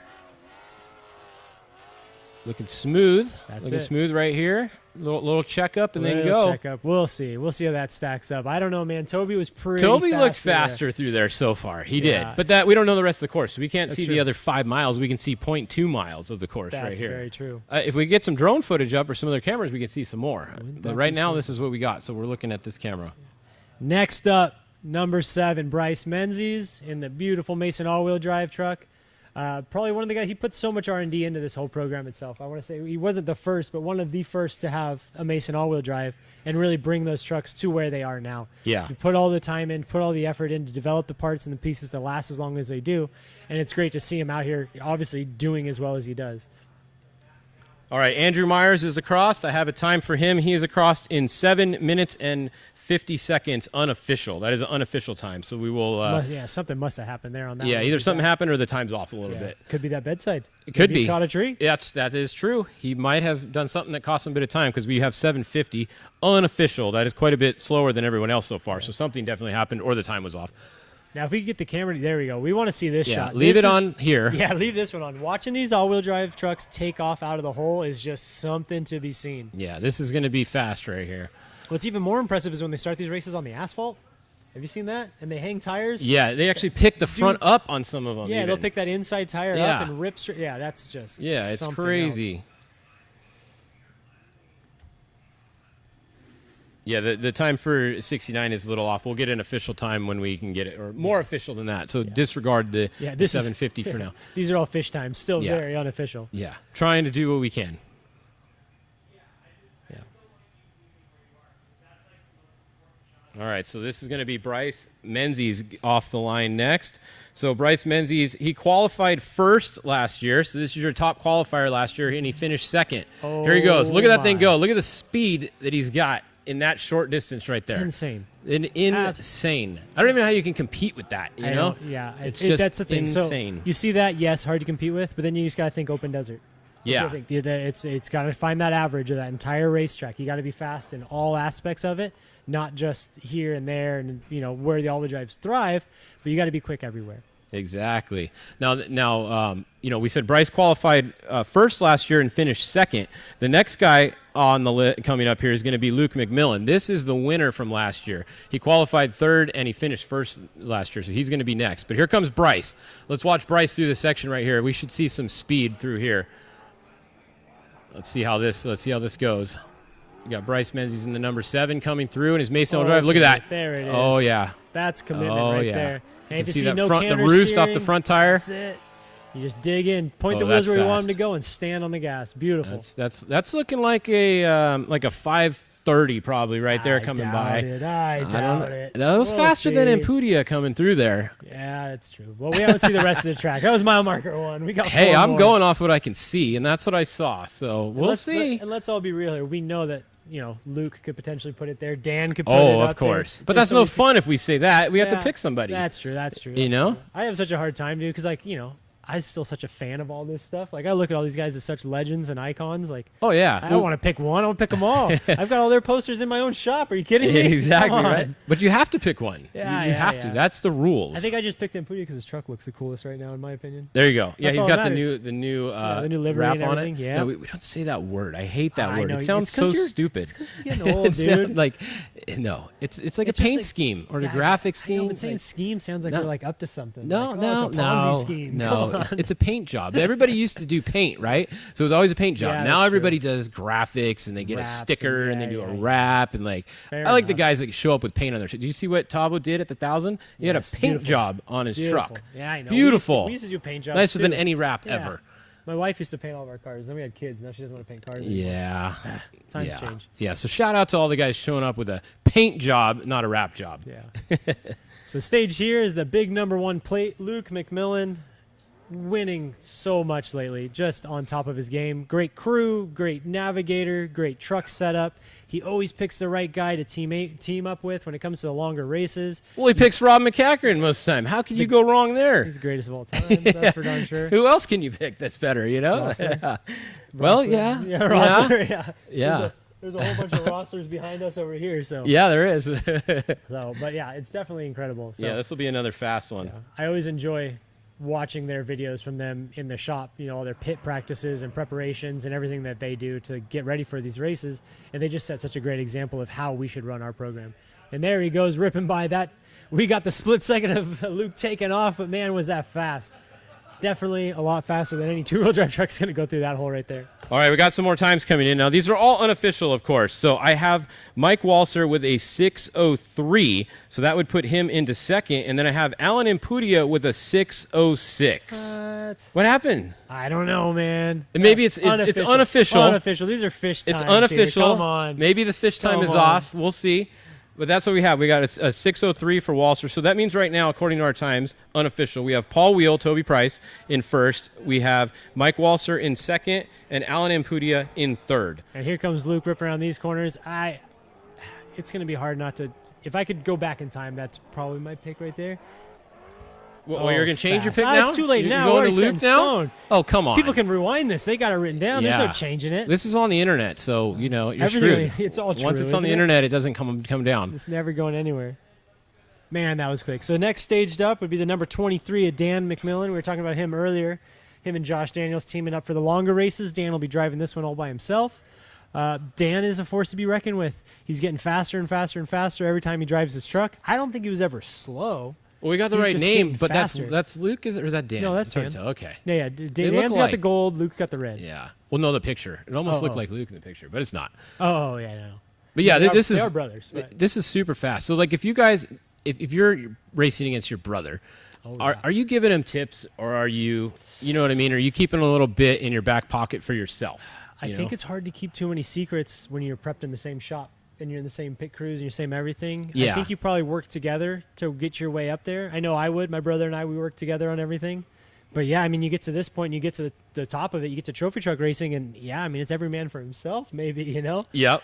If I was Dan, I would want that number 1 plate just as bad as Luke does. So I'm going to do everything I can to get there. Yeah. Well, remember at the 1,000, they were running 1 and 2 for a long time, and it was like, Dan was in front. Like, is he going to let Luke go by? Is he going to try to hold him off? Is he going to block him? Like, is he going to make him nerf him? Like, I was rooting for Dan with every might I had. Yeah. I wanted to see him do so good. I mean, that was a heck of a finish for him, 1 and 2, right? That's pretty. That's what more can you want? Over 1,000 miles, and you and your brother finished bumper to bumper. Like, come on. Yeah, exactly. Nothing's pretty cooler awesome. than that.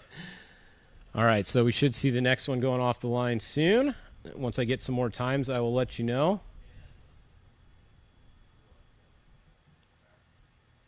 I want an official recount. I don't know if that Impudia time's right. That's okay. Hold on. I got a let's see. They might be changed. Yeah. We'll keep you posted. Yeah. There we go. And Dan McMillan off the line. Holy smokes. It's fast. Get down and go. I bet you that in the dirt was probably a lot quicker than you and I on the street and anything we own trying to take off. Oh, yeah. Yeah, for sure. Jeez. Oh, man. Yeah, the one thing that is kind of close to these is, it sounds funny, but it's the Razors, the four-wheel drive, all-wheel drive UTVs. They get really fast off the line too. Oh, yeah. Because the power to weight ratio, right? Oh, These things weigh over 6,000 pounds. Mm-hmm. Those things weigh about 2,500 pounds. Yeah. So power to weight ratio, this still has more, but it is, definitely gets up and goes. Trophy trucks make like 1,300 horsepower. Razors make like 130. Right? Yeah, exactly. So here comes Dan McMillan in the 23. Yeah, that little bobble section right there is just kind of goofy, but legends like this and dudes that are experienced know just carry your momentum, rip through, get going.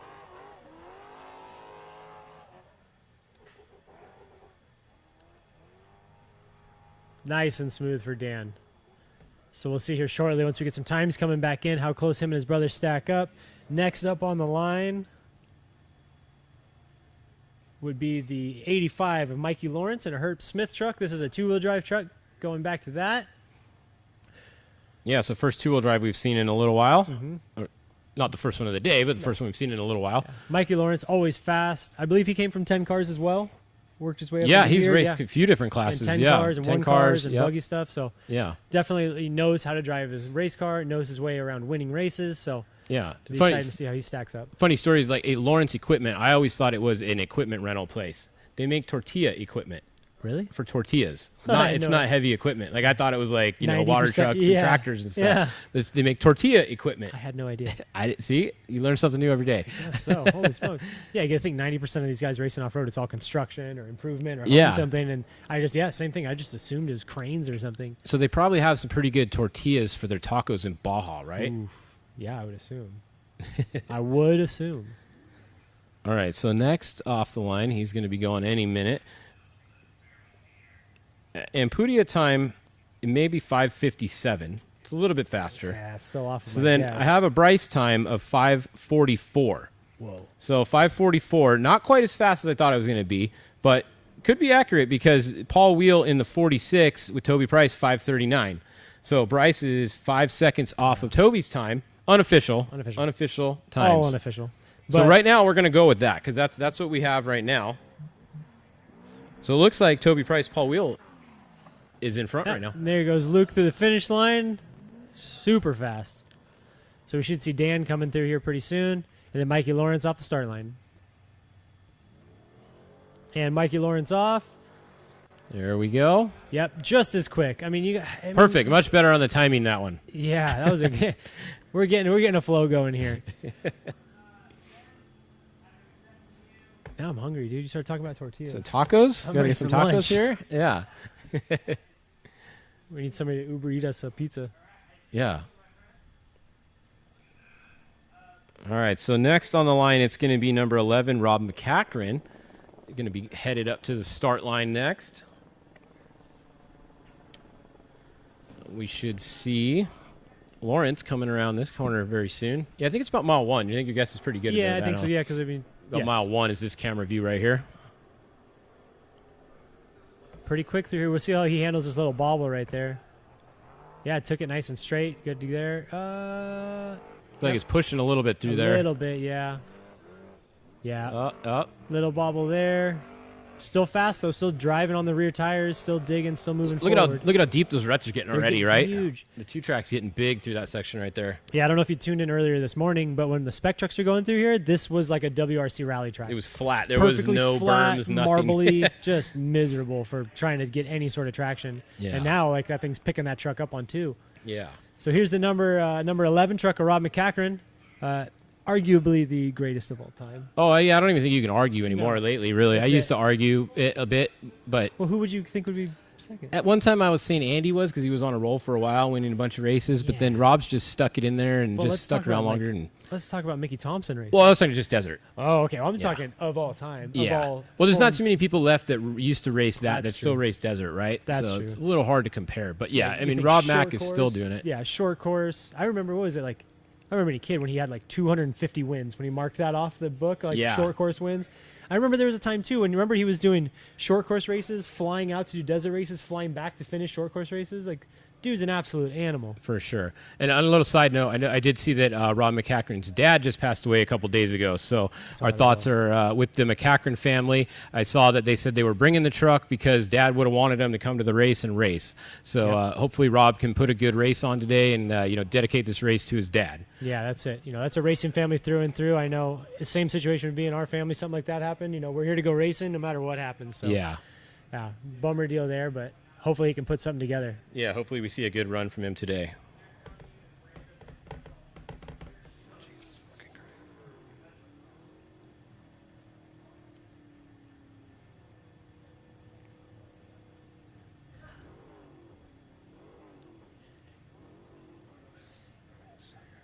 And we got the 5-second countdown. That's what the guy there in the green shirt's doing. He's telling him 5 seconds, then he's flipping the switch for the light.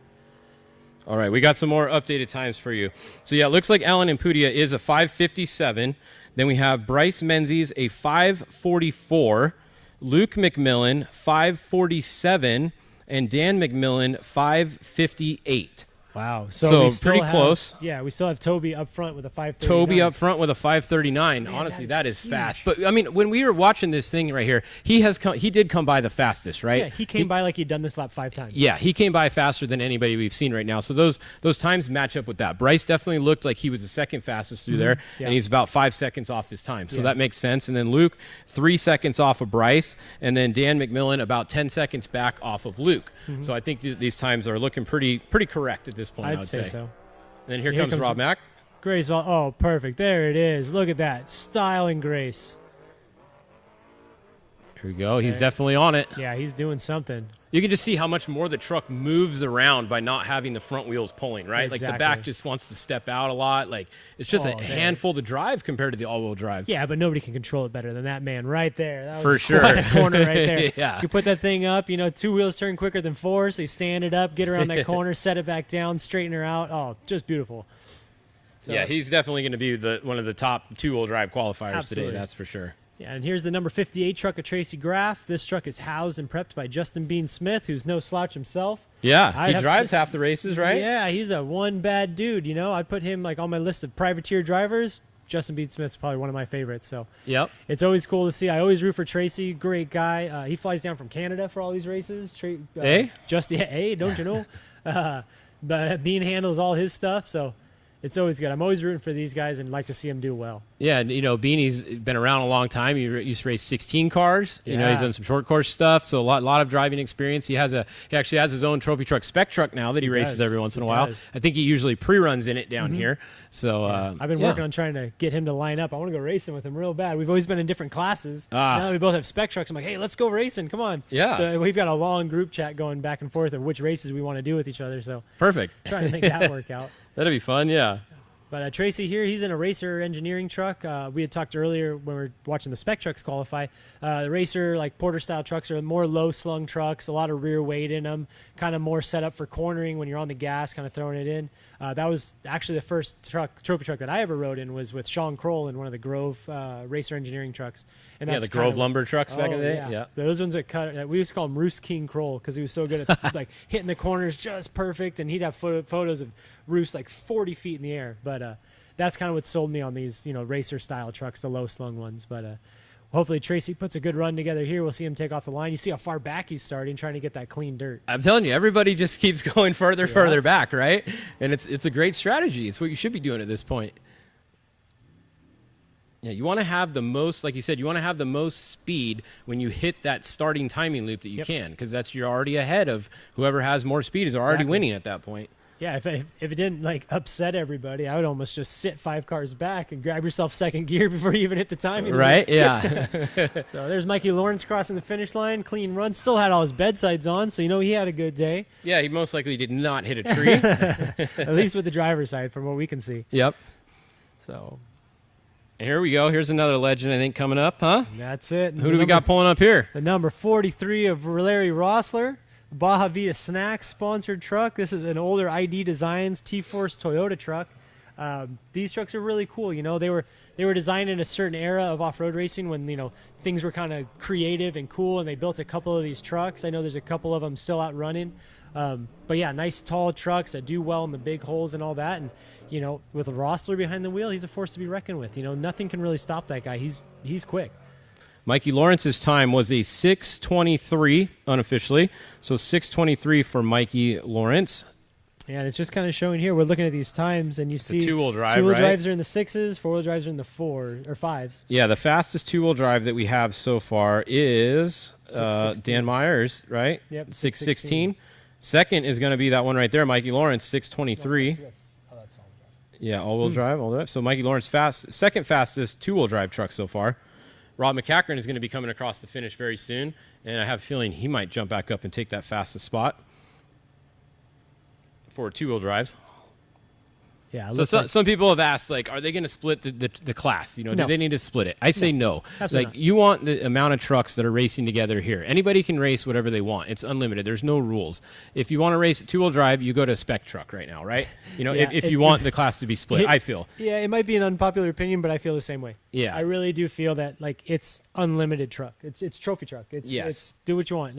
If you can't you can't hack it up there, then, maybe move down or accept where you're at, or figure out a way to get yourself one of those all-wheel drive trucks. Yeah, exactly. It just takes time. All that technology trickles down.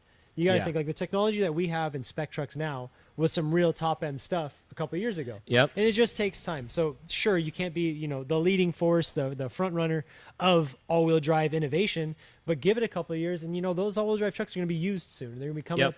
The parts are going to be more readily available. It's going to be easier to build them. There'll be more of them made. Exactly. Yeah. Next thing you know, you're going to be at the Kurt Leduc Off-Road Swap Meet. You'll be able to buy like a Mason front diff or something like that. Yeah. So it's I always tell my brother that, I'm like, hey, the technology will trickle down. One day we'll get it and we'll get our hands on it.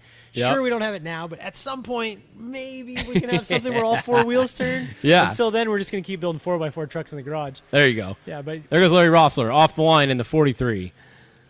That is the Baja Jerky Baja Vida truck. He's been racing for them for a couple years now. Like you said, a little bit older truck out there, but Larry's had some good results in it. Last year, he didn't have a good result at San Felipe. He DNF'd this race last year, but he's looking for obviously a better result than that this year. Everybody's always looking for a better result than a DNF. Yeah. Nobody wants that on their record. No, that's never the worst. good. Yeah.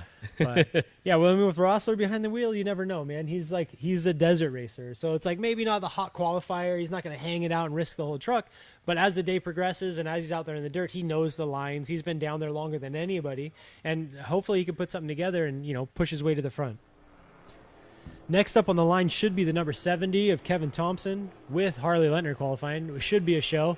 Too bad we can't get the drone just to follow Harley around. For sure later on we'll be all scrolling through Instagram trying to find the video of Harley doing the biggest roost or a big old wheelie. But there's Larry Rossler there bobbling that corner. Making me eat my words a little bit, but he's a darn legend. Yeah, definitely looking pretty good. I mean, it's two-wheel drive through there. It's just not going to be the same as an all-wheel drive through there. And the berms are standing up, and there's a little, possibly. But yeah, the exciting one next will be the number 70 of Kevin Thompson with Harley Lentner driving. That is a concrete motorsports truck, red trucks, very, very hard not to notice them. They run the Joe Gibbs engines as well. Extremely high RPM, huge horsepower, works super good, really good at putting the power to the ground. And, Harley's no slouch, and neither is Kevin. When those two guys get together and they have a good run, anything can happen. Yeah, exactly. Now, I did just get a time for Rob McCackern. So just as we suspected, new fast two-wheel drive time going to Rob McCackern, 6:05.935, unofficial. So Rob McCackern, that moves him into, let's see, 1, 2, 3, 4, 5th place, 6th place right now overall. So 6th place overall, first two-wheel drive so far. This truck right here could give Rob a run for his money on that time. Yeah, these two together, especially at San Felipe, starting as close as they are, oh man, that would be a wild day if these two stacked up on top of each other, just pushing each other through the desert. Look at how far back he is. Oh yeah, he's farther back than everybody so far, right? Soon enough, the cameraman's gonna have to readjust. We're not even gonna see him. No, yeah. So that's just experience right there. That's Harley Lentner coming from the buggies, and number one rule of a dune buggy is hunting for traction. You've got that one-wheel drive if it pops up, so you're always trying to get that thing in the hole. So him going into trucks now has all that experience, has all that knowledge, and knows to put the truck where it needs to be to get the truck moving forward and not waste all that energy and tire spin and make all that friction. So, not to mention he has a very seasoned co-driver in there. He has Brent Bowman, who's been around for a very long time with the Herps and lots of other teams throughout the year. So there's a ton of experience in that next truck that is going off the line there. Yeah, there he goes. Quick, dude. Almost as fast as a four-wheel drive. Almost. Oh, I got my timer here. He's stacked up. He's almost as quick. Almost. We'll see. This is where he'll really shine. Harley is a corner man. That guy can throw that truck so deep into corners. There's some clips of him from back in the day where you see him running Parker and all that stuff.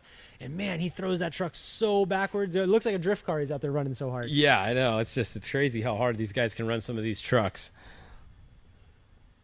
All right, so time for Tracy Graff is in. We got a 6:29 for Tracy Graff in the 58. So that is his time. Yeah, no, as we've said multiple times. It was Tracy driving.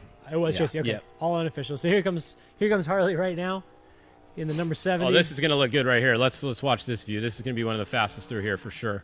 As long as it sticks, he'll be good to go. Let's see. Up, throwing little it, bobble. sticks. Stay. Look at how much better it's sticking now with those berms. Yep. Yeah, it slows you down a little bit, though, so that's the downside. Right here, look at this one. That was a turn right there, though, ripping through that. Now it's just us. Yeah. Ripping around that corner. So that is a little bit of a downfall to when the berms stand up. So when they're like, you got like think of your tire. So you have your tire size and your wheel. If the berm is the height of the tire, it's going to hold it and let it rip. Now, once that berm gets the height of the wheel, then the wheel starts cupping all that dirt and it almost starts dragging the truck down. So you don't really want to throw the truck in that hard into something like that, unless you're in a situation where Harley was right there, where your momentum pushes you into that corner. Sure, it slows you down a little bit, but you had no other option. You're not going to slow down going into the corner. Yeah, no way. No, you're not slowing down ever. This is qualifying. Yeah, this is at full speed the whole time. 5 mile let her eat run. Push the gas down and hold on. Yeah. Stacked up here is the number 21 Tavo Vildosla in a beautiful Mason all-wheel drive truck. We're almost halfway through, it looks like, halfway through our Score Trophy trucks today. And then we're going to have some legends after this. But we have 29 in this class. And we're almost halfway through. And so far, if you're just joining us, so far we have Paul Wheel with Toby Price driving, the number 46 in the top spot, followed by Bryce Menzies in the number 7 in the second spot. Then we have Luke McMillan, the number 1 in the third spot. And then after him, we have, where did it go? I think it was Ampudia is going to be next. And then Dan McMillan. So that's your top 5 right now. Unofficial fish-ish time on those, but that's a look at your top 5 right now. No real surprises in any of those top 5 so far. No, it's hard. You know, you look at this stacked field of trophy trucks, and every single name on this list has done something notable. Like, they're all fast guys. Like, you don't expect any of these guys to be outside of the top 10. They all have the potential to win this race from any position on the track. Yeah. We had talked earlier about how Tavo, right here, we're about to watch take off the line, has won this race from the back before. Yes. So. Yep. Yeah, here's another fast one right here. I mean, look at that. So, man. That might have been the fastest off the line yet, or at least it looked like the fastest, right? Tavo's no slouch, man. That guy's wild. Yeah. I remember the clips, like the old Laughlin clips of him crashing into people, jumping off, off the infield, like big tabletop jump. Yeah. Yeah, I don't think he's slowed down since then. He's still letting her eat. So. Tavo's like one of those people you don't really want to be starting right in front of, you know? There's a lot of people you wouldn't really mind starting in front of. Yeah. I don't want to start in front of Tavo. Absolutely not. Absolutely not. No, yeah. I don't want to be building rear bumpers. Yeah. All right, so Larry Rossler is in with a 635. So 635 for Larry Rossler in the two-wheel drive, a little older truck. Yeah, we'll see here how, Tavo rips through here. Big dust, big shooters here. Looking fast. Dig deep. Oh, he got out of the berm a little bit there. That's all right. Sometimes that's faster. Get the fresh dirt up there. Pulls him right back in real quick, though, sucked him in deep right there. That slowed him down. But shooting out here is where he'll make up the time. If you could hung that driver's side tire up on that berm right where that photographer's sitting. On the inside there? You're boogieing. I haven't seen anybody be able to do it yet, really, though. No, I think because it carries too much momentum around the corner. Yeah, it's pushing you out too much there. Yeah. Somebody who might be able to do this would be the number 19 who's coming up next with Pat Dean qualifying. There you go. Pat Dean. Anybody with the last name Dean is going to be quick. I'll tell you what. These guys know how to drive trucks, so he might be somebody who might be able to hang that tire in, just coming from his buggy background and understanding, reading the terrain the way it is. Definitely no slouch whatsoever here.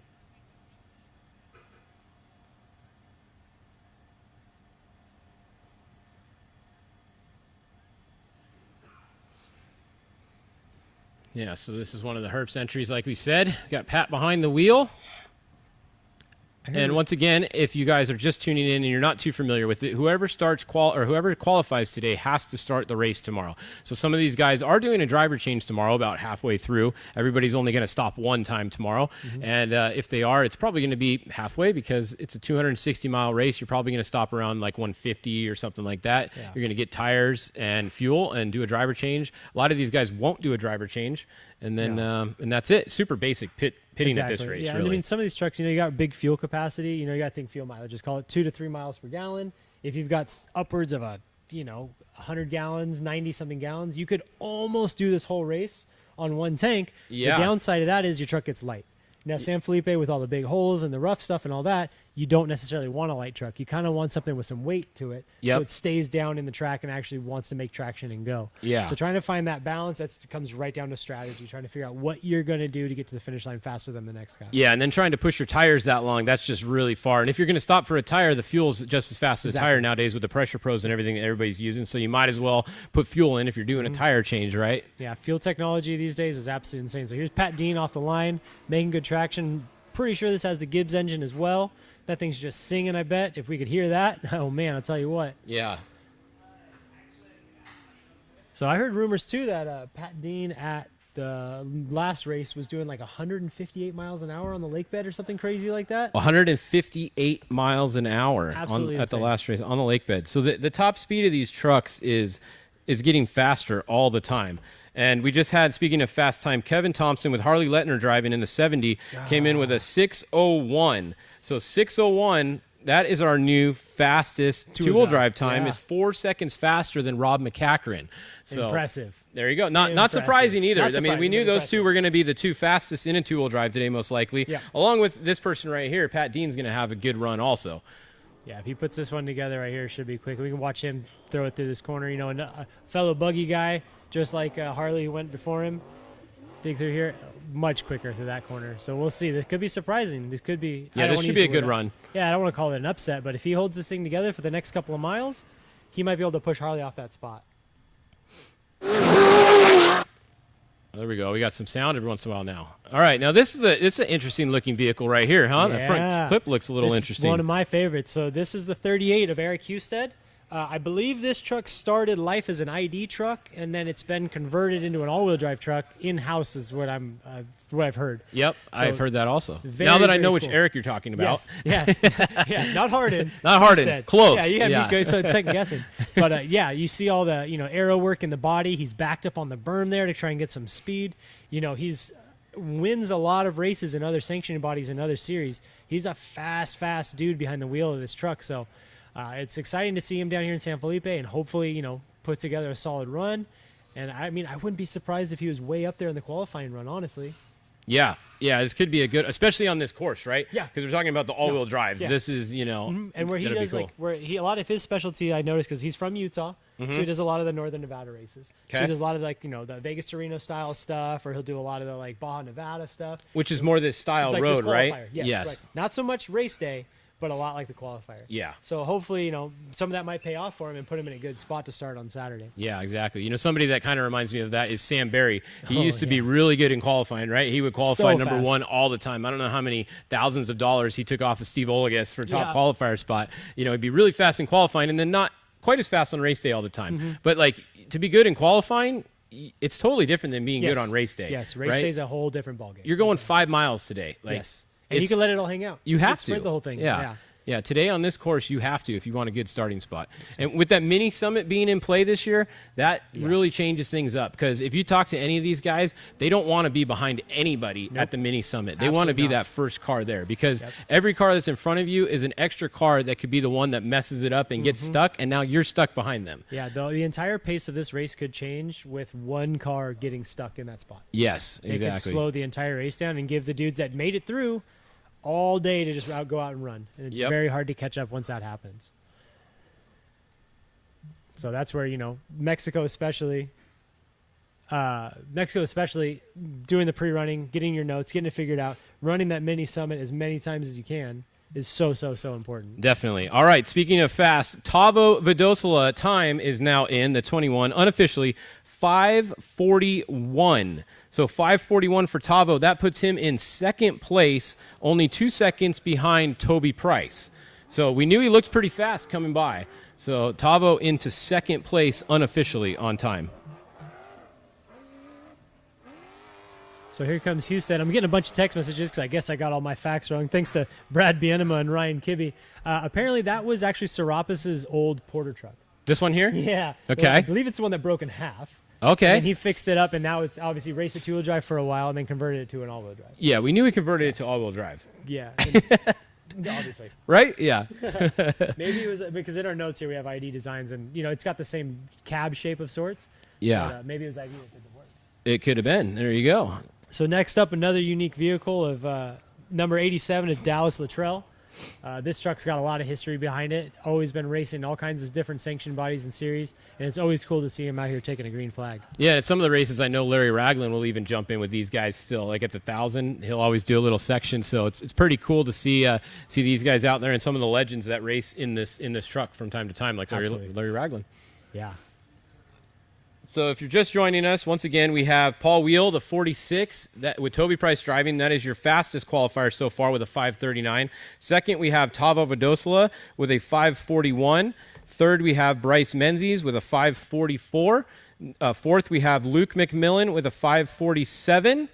And then behind him, we have, 558, Dan McMillan. And that's your top however many so far. Yeah. Then we start jumping into two-wheel drives, which is... My list isn't sorted, so I have to try to do real quick math here and see which, That's why, if you which catch one's me, above which. Yeah, whenever it cuts the camera here, I'm always just like this. I'm like looking to the side trying to see what you're doing. Because I'm like, whoa, what's he going to write down? What's he going to write down? I'm like, oh, the camera's on us. Our bad. And actually, Alan Impudia was ahead of Dan McMillan by 1 second. So there you go. So the 557. Like we had talked earlier, this qualifier is coming down to such a tight-knit group and like such a tight time frame. And that's why, you watch these guys, this could be a half a second catching this, the timing loop at a higher mile per hour. It could be a half a second. Now you make up a half a second somewhere else. Yeah. If you really think about that, a half a second isn't very long, but in off-road racing, it's eternity. Yeah, it's forever, especially in qualifying. So that was Dallas Luttrell going off the line right there.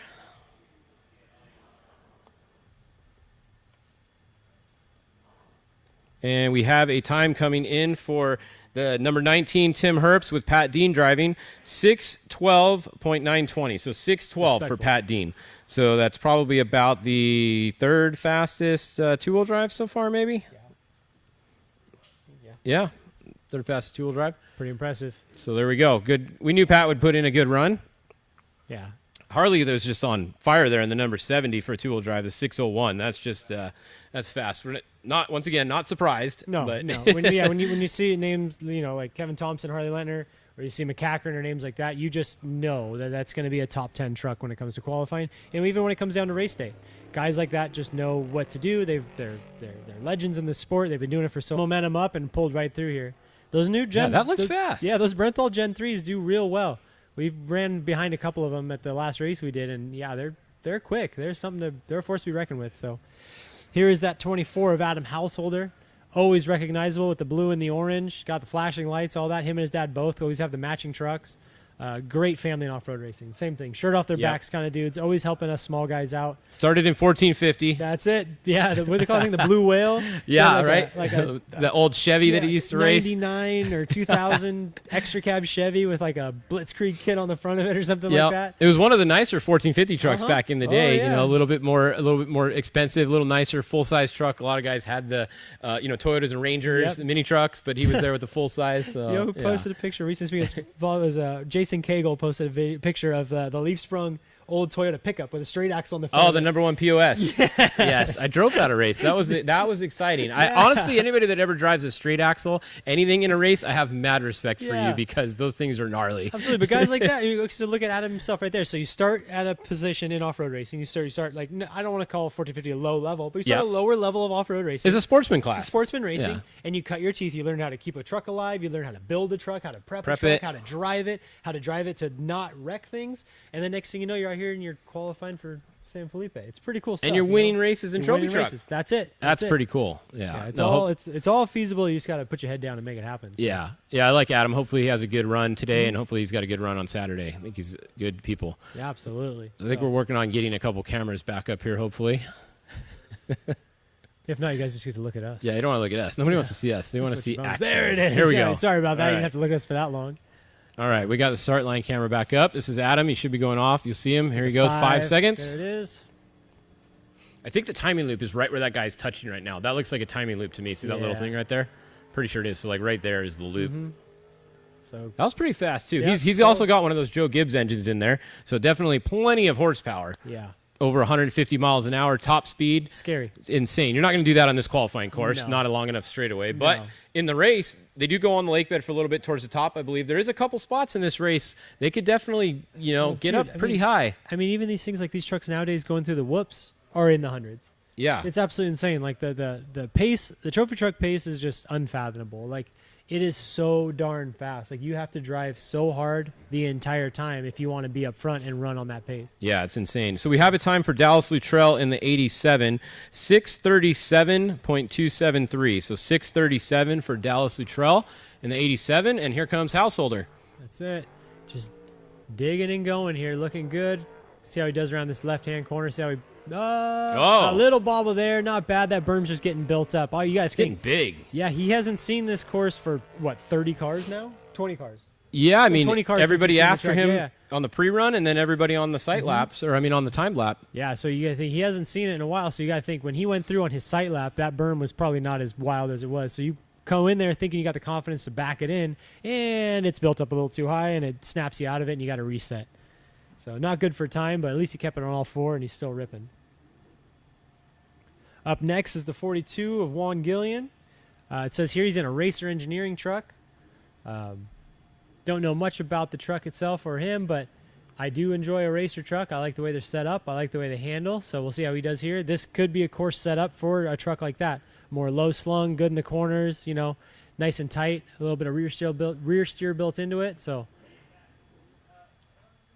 you got more times over there? I'm getting more, yeah. Well, Dallas Luttrell is the last one that came in. So we got waiting on Paul 92. He's probably Adam. about to come across the line pretty soon. Got it, yeah. Who do you think is going to win this thing? The I whole mean, thing? No, I'm talking Saturday. the whole thing? One of the guys in the top 5. You think so? Probably one of the guys in the top 3, honestly.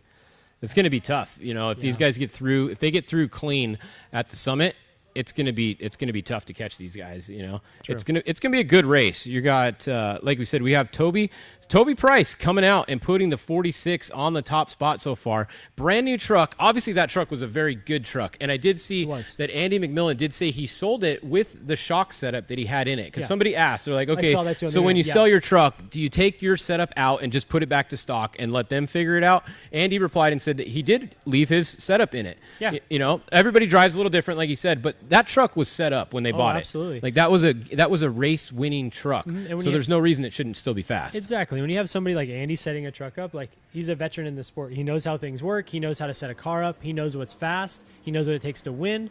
So you got to think, you purchasing a truck from somebody like that, you're basically purchasing a winning program. Yeah. I mean, that's better than buying a brand new truck, honestly. 100%. Yeah. You know what I mean? I don't know, buying new trucks nowadays, you know, like you look at Mason, you look at all these companies and they have it figured out. You're not buying a new truck and you're not having the gremlins used to have 5-6 years ago. You're like, oh, that's a new car. He's going to DNF the first couple. Like these guys have a system. They're all the same. All the partners the same. They've got solid crews of guys in all these shops building absolute units of trucks. And like, they just do so well. And like the day of DNFing because of part failure, yes, it's still there. It's getting less and less. It's getting so much less, you know? It goes down like every piece of these things is handmade. And that was the thing when the all-wheel drives first came out. They kept, you know, they were breaking more, right? Yeah. They were breaking more often. Now they're breaking less often. The parts are getting better. You can see here's the 42, Juan Gillian coming through. The 42. So that means that Adam Householder is obviously on track. He's probably almost done, so we should have a time for him soon. I got a time for Paul here, 7:25 for the number 92. So 7:25. 0.165. So he looks fast through us here, but maybe not on the rest of the course. Not quite as much. Still, you know, okay time. Little slow. So Adam Householder should be our next finisher. And then who do we have here? This looks like 33. Yeah. Gary Magnus does not usually qualify. He would have been next, but he doesn't usually qualify. So next is going to be Roberto Romo. So this right here is Luke McMillan's old two-wheel drive truck. So this is his old racer truck. Exactly. Talk about buying a truck that's got a winning history and a program that's set up. Here we go once again. You put yourself in a hot seat when you buy a truck like that. You know, definitely puts a lot on you as a driver. So. I know he's been doing well with this truck. I've seen just some clips on the internet and all that of him running some record races and some code races and doing really well. Trying to get used to it and get some seat time in it and everything, it seems like. Exactly, yeah. And so you got to think, like, this is same area, same everything. Like, you got the situation figured out. So now it's up to you not to be a bonehead and throw the day away. You just got to go quick. Well, you can't say that your truck wasn't good, right? So it kind of takes it puts a lot of pressure on you when you buy a truck like Andy's or Luke's or somebody that was winning in it. You can't be like, oh, I didn't quite like this. It's like, well, he was winning in it, so do you suck or what? You know, like, what's the problem here? Your excuse level is down. You can't put that on the list. So we'll see how he qualifies here. Beautiful truck. I know Luke and his team there, McMillan Racing, put a lot of work into that chassis. It's not a run-of-the-mill racer truck anymore. Not even at all. I know it's been cut to pieces and put back together so many times and just improved upon. Just steering changes and just every little thing. Luke literally nerded out on that truck. And that's what's cool about Luke. You know, he's at the shop working on the trucks with these guys. He's making little changes himself. He's thinking about off-road racing 24/7. If you ever see Luke, that's all he's talking about is racing and how he can be better. He wins a race race, and he's already going testing the next day for the next race. You Absolutely. know? So there goes his old truck, his 2-wheel drive truck. Roberto Romo off the line. Solid start there. We'll see how he does through here. Like I was saying earlier, these racer trucks do corner well, especially in stuff like this. If you can throw it in and you have the confidence to lean it into that berm, you can shoot out pretty darn quick. You just got to make sure you get the right combination. We've seen it 100 times with Luke. We've seen it, you know, back when Dale would out qualify everybody back in the day and his old racer trucks and all that stuff. So they're definitely quick trucks. So I got a time for Adam Householder, but maybe he had a problem out on the course because it says 7:23 unofficial time. Back. That seems pretty slow unless he had a problem on course. We didn't have a finish line camera, so maybe something happened. He came across with an issue or something. But 7:23 right now is what I have for Adam Householder. Yeah, and this is off-road racing, so literally anything can happen. Yeah, and we'll see. That is unofficial. That might not be the correct time. We're going off fish times here. So this is looking pretty good. Yeah, not so bad. Looking pretty fast coming through. Looks like it's making power, making traction. It's moving forward. That's good. Good solid corner there. We'll see how he stacks up. And now this is an exciting one. The number 60 of Cole Potts. This is the Huseman all-wheel drive that used to be owned by Bryce Menzies and was developed by their team as well as the Huseman team. I don't know if you ever get the opportunity to go look at this truck up close. It's an absolute marvel in like off-road engineering. There's so many cool little things and knick-knack stuff, and it's all handmade. It's just cool. The guys like me, and I know a lot of like fabricators and stuff, we really nerd out on stuff like that. As much as we respect, you know, the Masons, the Geysers, all these companies building these, you know, mass-produced trucks. When I say mass, I mean mass-produced within the sport. Yeah. It's always cool when you see a handmade car. Like we were talking earlier, like Baldy's truck and stuff like that. And like Husted's truck, like it to me, I just nerd out on stuff like that because I know it's something different. And they worked on it themselves, you know, or someone designed it at least, not just the same one that they're building a bunch of. Exactly. It's a little different. Not to discredit, because the same amount of work and the same amount of effort is going towards all the other trucks. Yes. It's still some guys putting the hours in welding trucks together. But when it's one thing, you know, it just makes you feel like you're looking at a hot rod, you know? It makes it look like you're looking at some like salt flat racing hot rod thing. Some guy put all his little time into, and you can see he works in the garage until 3 a.m, tweaking out on stuff. And I just that stuff it reminds me of like what my brother and I do, and that's stuff that we enjoy seeing in trucks. So. Well, I think people appreciate that too. You know, people that know the difference, they give a little bit of, you know, more respect, or just you know, it's that much cooler when you do it yourself, and then you're doing it. You know, absolutely. I mean, don't get me wrong. If I had the opportunity to show up and drive at a race in a trophy truck, I'm pretty sure I would. I'm not going to say no. Like, hey, I didn't work on this thing enough. I don't want to drive it. You know, but absolutely. and I do. Don't get me wrong. I would drive a Mason any second of the day. Oh, you would? Oh, yeah. Oh, I was thinking you wouldn't want to. Really. No. I'll take that. Or a Geyser, or any of them. Give them to me. How about this thing? Who said? I would drive this thing. The Huseman truck's quick. Look pretty fast too. Yeah, that truck, you know, it sits a lot lower than the other trucks. It doesn't have portals on the front, right? I don't believe it does. I don't think so. It sits a little bit lower, has a little bit less ground clearance, but it was always really fast at like Vegas to Reno and races like that, which is exactly what this qualifying is like. Exactly. And Cole is a madman who will wheel a truck. Yes. So this is going to be a fast run if he has no problems. It'll be exciting to see what his time's going to be. Yeah. Without having more cameras on the course and without being able to see. Yeah, I don't know what happened going on. It's kind of tough, you know. Like we were wondering what happened with Adam. I'm sure we'll see on the phone. Like, you know, when we look later on the internet, we'll see all the footage. Of something. Oh, look at him! There you go. Here we go. Getting loose in the caboose over there. He is going for it. Cole Potts. Okay, if you can hang it all together, we'll put some. If that thing makes it to the finish line at that speed. Okay, that's here we go. There. Yeah, this truck, like I said, this thing was always fast on the Vegas to Reno type course, which is what this is a lot like. Absolute rocket ship. Yeah, that's going to be a top 3 time if he can hold that together right there, no doubt. Yikes. Wild.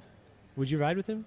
No, I retired from the right seat several years ago, and I will never go back in the right seat again. The left seat I will, but not the right seat anymore. Not with anybody? No. Luke? No. Dan? No. There's too much pressure then. I don't want to ride with those guys. Not a Seriously. race. I just been testing. Oh, no, I've gone testing before. I rode like with Andy and his all-wheel drive and stuff. Okay. It was fun, you know. No, racing in the right seat's scary. No.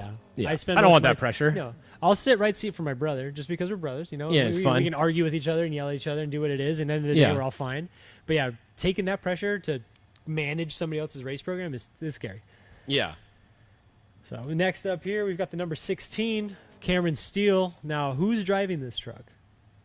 Do we know who's driving this truck? Yeah, this is Ryan Arciero driving, Ah, and this is Ryan Arciero's truck. Oh, This is not Cameron Steele's truck. That's a goofy-looking It's a geyser Herbst truck. Yeah, this is a Herbst truck. So Ryan had this truck. He raced the Mint. He only made it about 60 miles. Had some drive shaft problems. It took out some other stuff. They decided, hey, you know what? The truck's pretty much prepped. It didn't go very far. Let's just do fix it. And then they brought it here, and they're qualifying that truck today. Cool. So Ryan Arciero behind the wheel of his own truck with Cameron Steele's. I almost said the L word. With Cameron Steele's paint job on it. Paint job. His style on it. Yeah. And he's gonna wheel it. Yeah. This will be a fast run too, because that truck is fast. The truck's fast. Arciero's fast. He's fast. The program's fast. Yeah, they absolutely. I feel like we're saying there's a lot of fast runs, but there is, right? Yeah, there you look is at all this these entire fast list. guys. Like Yeah. all 29 of these guys are dudes that have won races or have come very close to winning races and have the potential to win qualifying as well as win on Saturday. Yeah. So it's really hard to like talk about somebody like, oh yeah, he might do okay. Yep. Because no, he's gonna do great. Like there's a potential for him to do great. So it's so hard to. Yeah, we might sound like a broken record, but it's Ryan Arciero. Like, how do you not bet with him? Like he's gonna win. Exactly. So there goes the number 16, and Ryan is off the line. So that means we're almost through. We only have 3 more. Man, this went really fast, I feel like. We only have 3 more trophy trucks. 8 more legends. And then the legends after them. And they do mix the trophy trucks and the trophy truck legends together. So if you're qualifying a legend wherever you finish, that'll be where you start the next day. Makes sense. And we missed him coming through the finish there, but I think that was Roberto Romo most likely in Luke McMillan's old two-wheel drive. Just came through there. It looked pretty fast coming through there, but that is a straightaway. It looked so fast I couldn't see it. Yeah. Here's Arciero now. We can see how he handles this section here. It's got to be so goofy driving through there, how soft as it is with the up-downs right there. I want to say it's probably one of the only up-downs on this qualifying loop. Little bobble there in that corner, and we'll see how he does in this left. There you go. Good and consistent. Looking smooth for sure. Hard on the brakes right there. Looks pretty good, though. Yeah, I'm not mad at that. Got to keep it clean the rest of the way. That's it. So what we can see, it looks good. Yeah, we got another couple miles to go, and we'll see how it stacks up. Next up's the number 51 of Steve Olgas. Looks like he's in Geyser G6. Steve Olgas, same thing. Never one to count out. No. Steve's this is a late entry here. He decided to do it at the last minute. So it looks like the 96 we had on our start line is not going to qualify today, right? I didn't see. I didn't see them go. So 96 is not qualifying. There goes Cole Potts. That's going to be fast. I'm going to see what that time is. I think Cole's the only one left on this list that could possibly have a chance at that top spot. 27. Off of everybody. But is that an all-wheel drive or is it a two-wheel drive? Is it all-wheel drive? I assume it's the all-wheel drive. We'll see. I'm putting my money on Cole Potts, though. Okay. Not taking it, but being right there. I think he's going to be right there. He could take it. He'll absolutely. Be within the top 3. And we saw him going around that last corner there, so that means it made it almost all the way, right? Did it have all the body on it, could you tell? It had the left side of the body on it. There you go. I didn't see the right side. That means he's having a clean run. The roof was on. I saw the roof. That's the most So that's good. Yeah. So we're waiting here for the 51 of Steve Olgas to go. Another legend in the sport. Been doing it a lot longer than any of us have. Oh yeah. Good track record. Like he always aligns himself with the right dudes. He's always got, a McCachran in the seat. Or somebody like a legendary dude like that. I know he's got Mark Newhan handles that whole program, preps everything. Mark's no slouch himself. I know he drives a lot of the races with Steve. So it's always exciting to see how he does. He's kind of more of a a Vegas to Reno kind of guy, a more like long desert racing guy. But that truck itself should do fine here in San Felipe, handle all those big holes, and hopefully land himself in a good spot and have another clean day. That might be the drinking game. Every time I say clean day or that guy's say fast, clean day a lot? I say clean day a lot. Yeah, That's we said fast a lot today for sure. We both have been saying fast. Yeah, they're all fast. they are. All right, a couple more times I just got in. So 6:25 for Roberto Romo in the 33 and Luke McMillan's old truck. So 6:25, and then Cole Potts is in with a 5:48. Pretty damn fast. 5:48. So that puts him right behind Luke McMillan. Yeah. So that's going to put him now in, I think, is that 4th or 5th place there? 10 seconds off Toby, though. Yeah, Toby was a 5:39. Yeah. 11. That's just about, yeah. 10 seconds is insane. That is insane. So Cole Potts with a 5:48.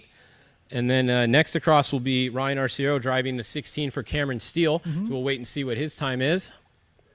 And then Kyle Jurgensen should be on the line as our last, at least on our list, the last trophy truck to qualify. And then there'll be a couple trophy truck legends. And I would assume Jurgensen's lining up the number 27 Brenthal. It is an all-wheel drive. Yep. Is what I would assume. Usually it is when he's been racing lately. You never know what he's going to show up with, though. No. They kind of mix the trucks around. There's Steve Olagus coming by. That's a two-wheel drive for sure. Yep. Geyser G6. Yeah, it's a great way for you guys at home to identify the new Geyser chassis. You can tell by the spares. Spares The angled spares, right? Yeah. Yep. Yeah, for the untrained eye, that's the dead giveaway right there. So look at how high the rear of that truck is sitting right now. That looks really weird, doesn't it? Because he's up on the berm there. He's backed all the way up on the sand. Yeah. See how high that stuff's built up? Look at the rear of that thing. It's sticking way up there. So we'll see how he pulls through here. Jurgensen's always somebody that could come out on top. Like we've said it. Every single guy. But he's fast. Yeah, they're all fast. Fast. See, fast. Every time we say fast, I think it's just you and I just being fans of this sport. If somebody is playing the drinking game with fast, they're going to be wasted at this point. Yeah. They're on their way to the liquor store to restock. Yes. Yeah. This is going to be another fast time right here. We'll see. So this should be our last trophy truck, main trophy truck, and then we're going to have 8 legends lined up. If they're all qualifying. That's how many are on the entry list. I should get a thesaurus for next time. Find alternatives for fast. Alternative words? Yeah. Quick. Speedy. I feel like fast is quicker. Fast is quicker than quick, right? Fast is faster sporty? than quick. We use sporty. Sporty? Very sporty run. Yeah, sporty. Yeah, maybe. Brisk? Brisk? No, it's not as fun as fast. No, it's too short. Like brisk is like short. Yeah. What an energized run. Yeah, there you go. He could really put an energized run together. Yeah. I don't know here. Yeah. We'll just stick with fast. Yeah. So Cameron Steele, most likely truck with Ryan Arciero driving, coming across this finish line, should be next. I don't have a time for him yet, so I don't think he's crossed yet. So as soon as he comes across here, we will get a time. The current low time for a two-wheel drive truck was the Kevin Thompson, I think, right? Was it 5? Yeah. See, 601, right? Yep, 601 is still the fastest two-wheel drive. And then right behind him would be McCachran at 605. But McCachran and Husted, that's four-wheel drive. Yep. Okay, so my householder and the 92 were off by about a minute. So householder is more like 623 or so. That sounds better. Off. So we knew something was up with householder there. Yeah, that was Jurgensen there off the line. Quick as always. We'll see how he stacks up in the next corner. Cool, and then we get to see a finish line shot of Arciero. Perfect timing on that one. You get to see how quick I was those looking guys down, are going. I missed it. Yeah, Was that it happens. fast? Blink of an eye. I'm checking on times. Blink of an eye.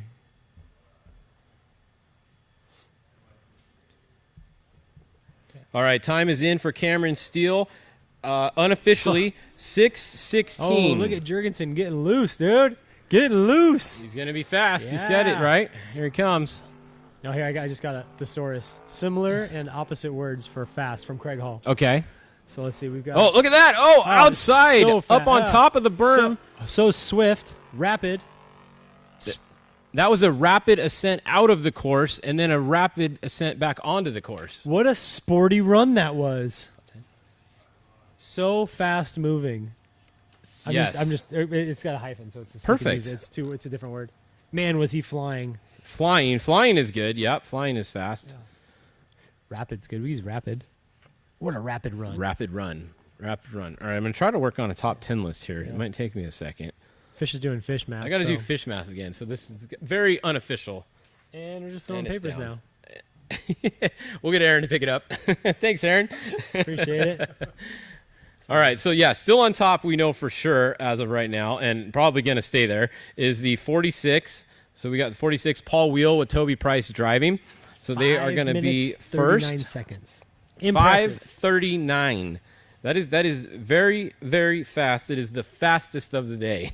How long does it take to make a Hot Pocket? Is it 5 minutes? I don't know. I haven't had a Hot Pocket in a long time. I feel like 5 minutes is a long time in a microwave. Fair. Probably two Hot Pockets. Maybe two. You could make two. Was Hot it frozen Pockets. or not frozen? Why would you not freeze them? They have to be. I guess they're all frozen, right? I told you I haven't had a Hot Pocket in a long time. All right, so let's see. 5:39. Second was going to be Bryce Menzies, right? This is hard to do on here.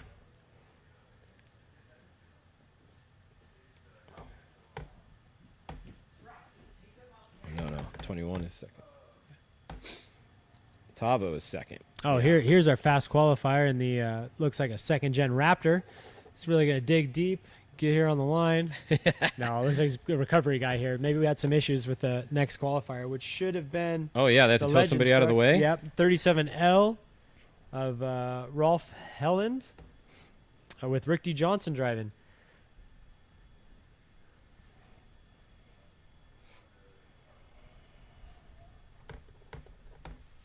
So we're currently right now, Fish is working on getting you guys a somewhat top 10, very, very unofficial. Very unofficial. We're reading times off of a phone that were sent by a computer, so we're doing what we can for you guys. But here, I got the top 5. Go with that for now. Yeah, top 5's good. But there's Olgus coming through speedily. Yeah. Ripping through the corner here. Perfect. But so we'll have a time for him very soon. Yeah. And then we'll have a time for Jurgensen. Yeah. And then we'll keep on moving on. Did we see did the 37L go while I was doing that? Did you notice? No, that's why I got stuck. He was getting towed out. The 37L? I believe so, yeah. Oh, he was at the start line. That was the Raptor. Okay. To him. I don't know if he got stuck or something broke. We're not sure yet. But all right. That's interesting. So now this is going to be, who's this going to be next? The yellow one. Yeah, that doesn't look familiar. This should be the L. I believe that's the 37L. That's usually the Illinois trucking truck that's white and red usually, though. Oh, really? Yeah. Maybe this is a late entry for the trophy truck class, regular trophy truck class. Potentially. We'll find out in a minute. This next car is not on our list, so everybody knows. That's why we sound stupid right now. What is that? I don't recognize that truck. That looks like a Tisco with it looks Nissan like a clip Nissan on it. body on it. I don't know. It looks cool, though. I like it. Yeah. It's got cool colors to it. This is a late entry right here. It almost looks like a 63 or something on there. 63 or an 83. But it's a late entry. Yeah, we can see what you guys can see. I think it's a Nissan Frontier front. That is a Nissan Frontier body at 100%. That's a Nissan grill. Very unique. And if it's got the light rack. Is it all-wheel drive or is it two-wheel drive? It looks two-wheel drive with the lower arm. And it's got the light rack up top, kind of like Kiger's Tisco truck does. Yeah, that's definitely interesting. All right. It's a little. We got a wild card here. We've got a loose cannon. Yep. Somebody showed up to race. Not on our list. We'll see how fast they are. Do something cool, dude. We're all watching. 5 seconds, it looks like. Got a solid color. Watch, it's going to go by, and it's going to be 37L. Yeah. I think it's a 63.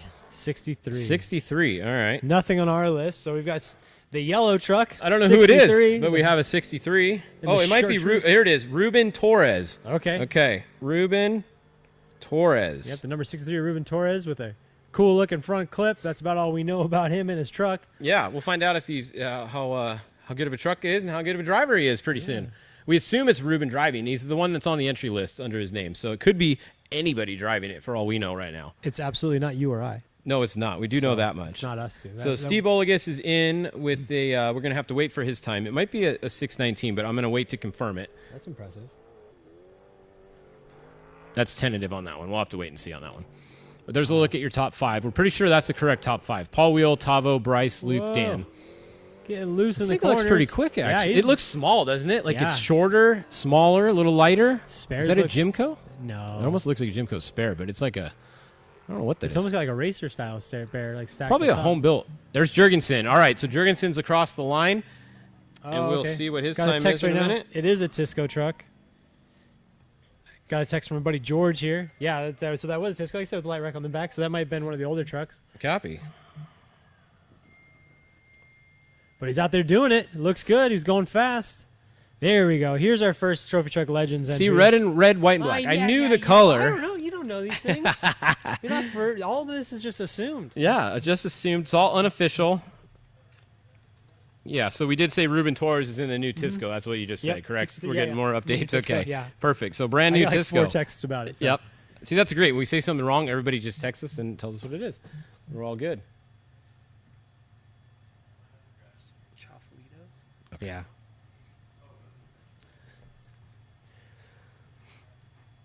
Next up's the 37L Mason all-wheel drive. Beautiful truck. Absolutely beautiful truck. I believe there's tons of photos of this one. I think Race Desert did a write-up on it or when it first came out. Definitely sets the bar for putting a truck together the right way and coating the parts the right way and making everything look pretty. Yeah, it looks nice. Yep, we got Rolf here in 37L Mason all-wheel drive. You got the Starlink on the roof. You can see on the driver's side there, it's your Starlink antenna. The other one's the MSAT, the PCI MSAT on the right there. It's funny all the different antennas you see on these cars nowadays with all the new technology, right? Like It's pretty cool. I'm holding out, man. I'm waiting for him to get smaller. That's a big old unit to mount on your roof. It is. It is. Technology gets smaller with time. But it's pretty rad. It's pretty rad when it works. Currently, the Starlink only works to 100 miles an hour, and then it cuts out if you go over 100. They have that turned on right now, so we're trying to work with them to get it to turn it off so we can have an unlimited speed Starlink so we can see these trucks. Because on these trucks, you're doing over 100 miles an hour quite a bit. Yeah. So it's really hard to try to live stream when it cuts out at 100 miles an hour. On a slower class, you'd be good if you never went over 100. So there you go, 37L. That is our first Trophy Truck Legend entry off the line. So Trophy Truck Legends. We have a few of these. I'd be surprised if we didn't see Rolf like up in the mid pack with the regular Trophy Truck guys. Yeah, it should be a pretty good. I mean, he's got the truck, right? He's got the truck. The truck is the same as these other guys. And he's have. been doing it long enough. So. Like he's consistent guy. Yeah. So I'm still waiting on a time for Steve Olagus and Kyle Jurgensen. Both have finished. I will let you guys know their times. Kyle Jurgensen in particular is the interested one that we're kind of waiting on because he could have a push towards the top. Nice and smooth through here for Rolf. Yeah, looking pretty good. Yeah. Great colorway, good looking truck. There it is.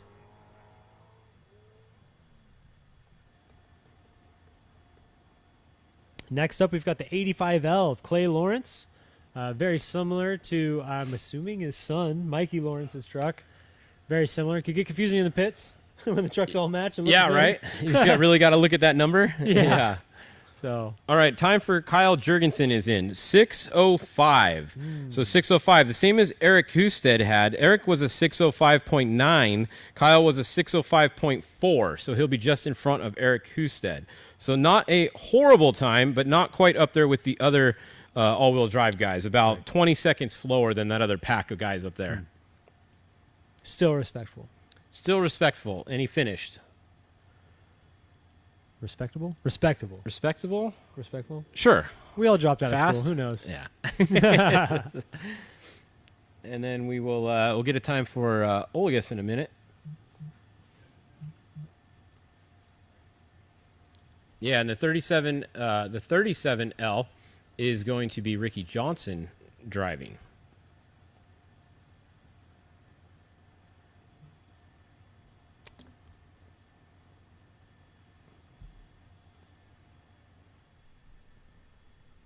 Oh, it's not. Sorry. Ricky Johnson's dad, the other Johnson. There's so many Johnsons Rick D. out there. Rick D. Johnson. Yes, correct. Is that what you said earlier? Mm-hmm. Yeah. Yeah. Yeah, so it's Rick driving. Very popular name. The other Ricky Johnson is going to be in the 1L. Just as confusing. Yes, in Gustavo Vidosolo's truck. That's going to be Ricky Johnson.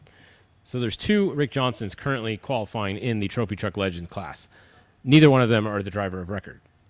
So it makes it really simple, right? Very easy to remember all of this. So we were just told that Kyle's truck sounded like it was popping pretty bad when he got off the gas. So maybe a little bit of an engine issue or something going on with Jurgensen's truck, possibly. True. Yeah, that would make sense. It's a report from the field. Yeah. Yeah.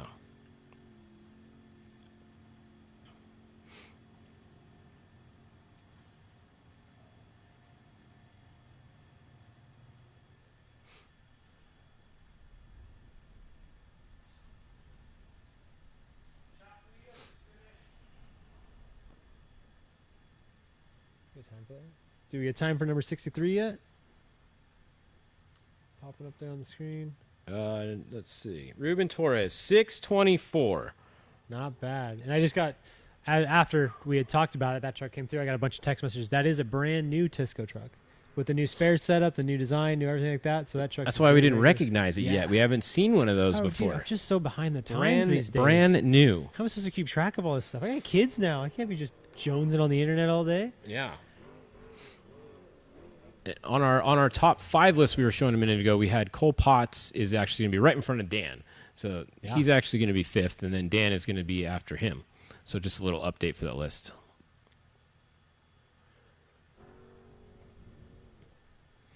So next we should get a time for the 37L.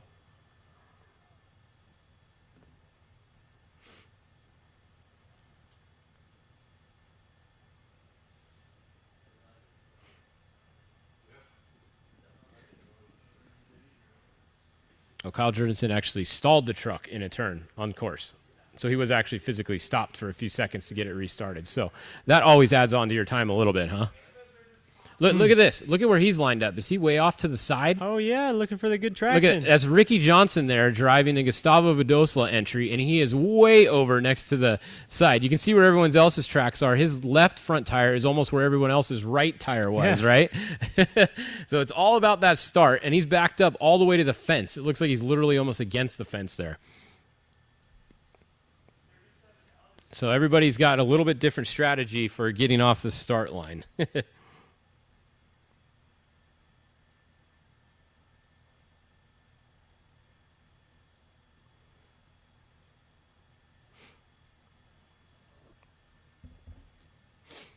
Let's see how he goes. And then the 37L should be coming across the line anytime now. So we have about 6 more trucks, if 6 or 7 more trucks if our list is correct. We could have another late entry.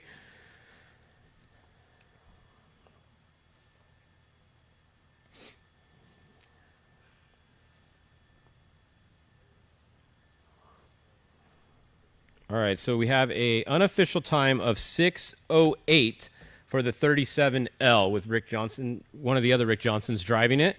So that's right about what you said, right? Right in there with some of those guys, middle of the pack, right there, towards the front of the pack, actually, right with the two-wheel drive, with the top two-wheel drive guys, basically in the trophy truck class. So a good run for the 37L in with a 6:08.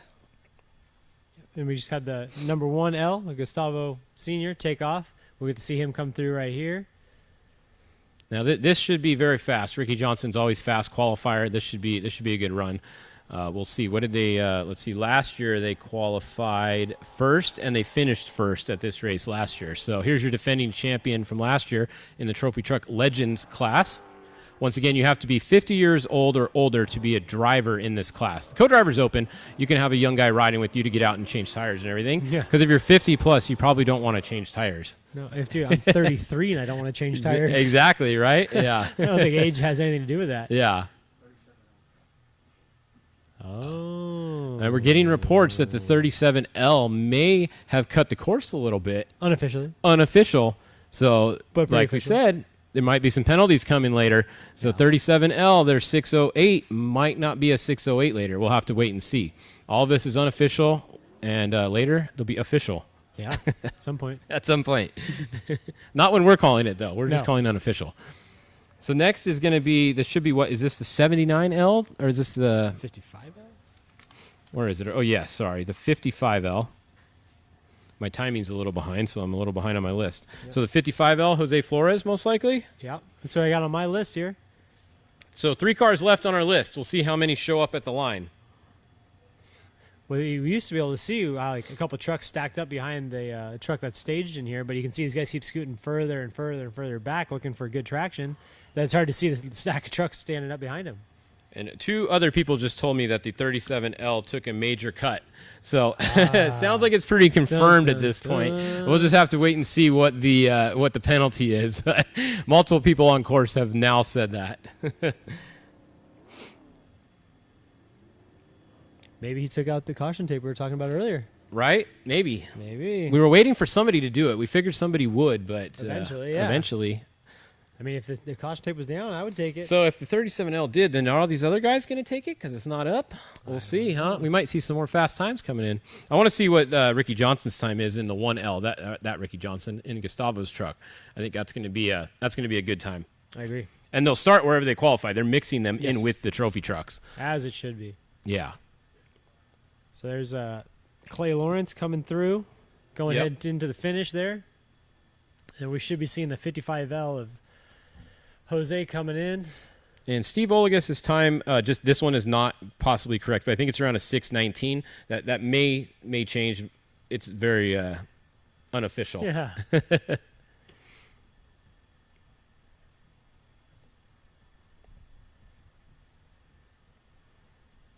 So still waiting for Lawrence to get across the line, and then we'll have a time for him for you guys.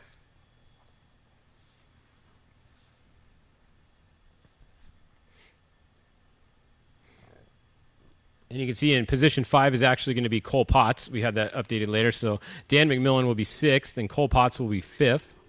unofficially.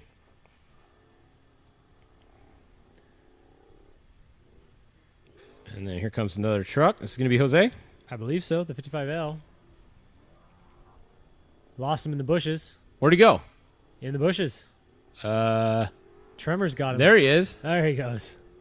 That definitely was not on course right there. Didn't look to be so, but I don't think I don't think it helped his time any. So I don't see a No, penalty. I think that hurt his time. Yeah.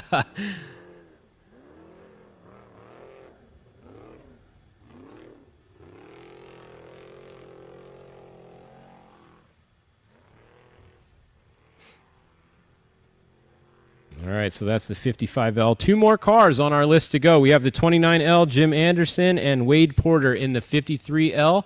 And then I think that's going to wrap up our qualifying. None of the Class 1 cars wanted to qualify. So unless we see one come at the last second here or something and line up, right? If it was me, I would. Yeah. Just start out there in front a little bit. Get some Right. clean air. So 726 for the Clay Lawrence.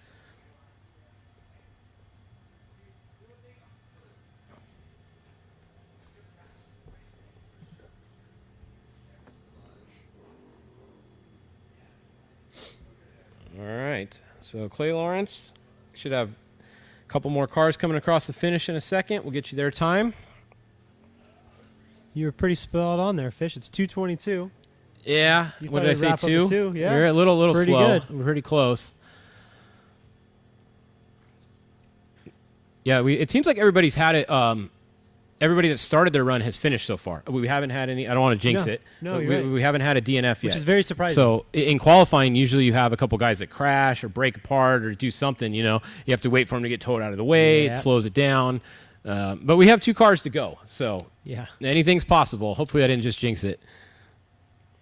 If you did, I'm blaming you. If I did, it's either going to be Jim Anderson or Wade Porter. That's not very happy with me. And there we go. Let's see. Gustavo Vidosla Sr. time is in unofficially with a 6:03. So 6:03.710 for Ricky Johnson driving the 1L. That's pretty quick.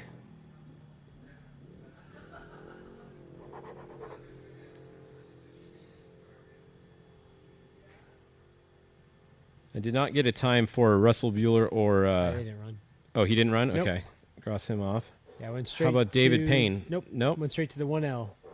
See, that's why I didn't get a time for them. That's exactly why you Perfect. didn't get a time. I'm glad you were watching that because I was looking at this. It's hard to get a time if you don't race. That is true. All right, so that makes sense. So Gustavo Vidosla Sr. in with a 6:03 with Ricky Johnson driving. Supercross Ricky Johnson. He is the fastest qualifier so far in the Trophy Truck Legends class. And he will be starting right around, let's see, Kevin Thompson. He'll be ahead of Rob McCachran. So he's going to be in front of Rob McCachran. Probably the first car right in front of Rob McCachran is what it looks like.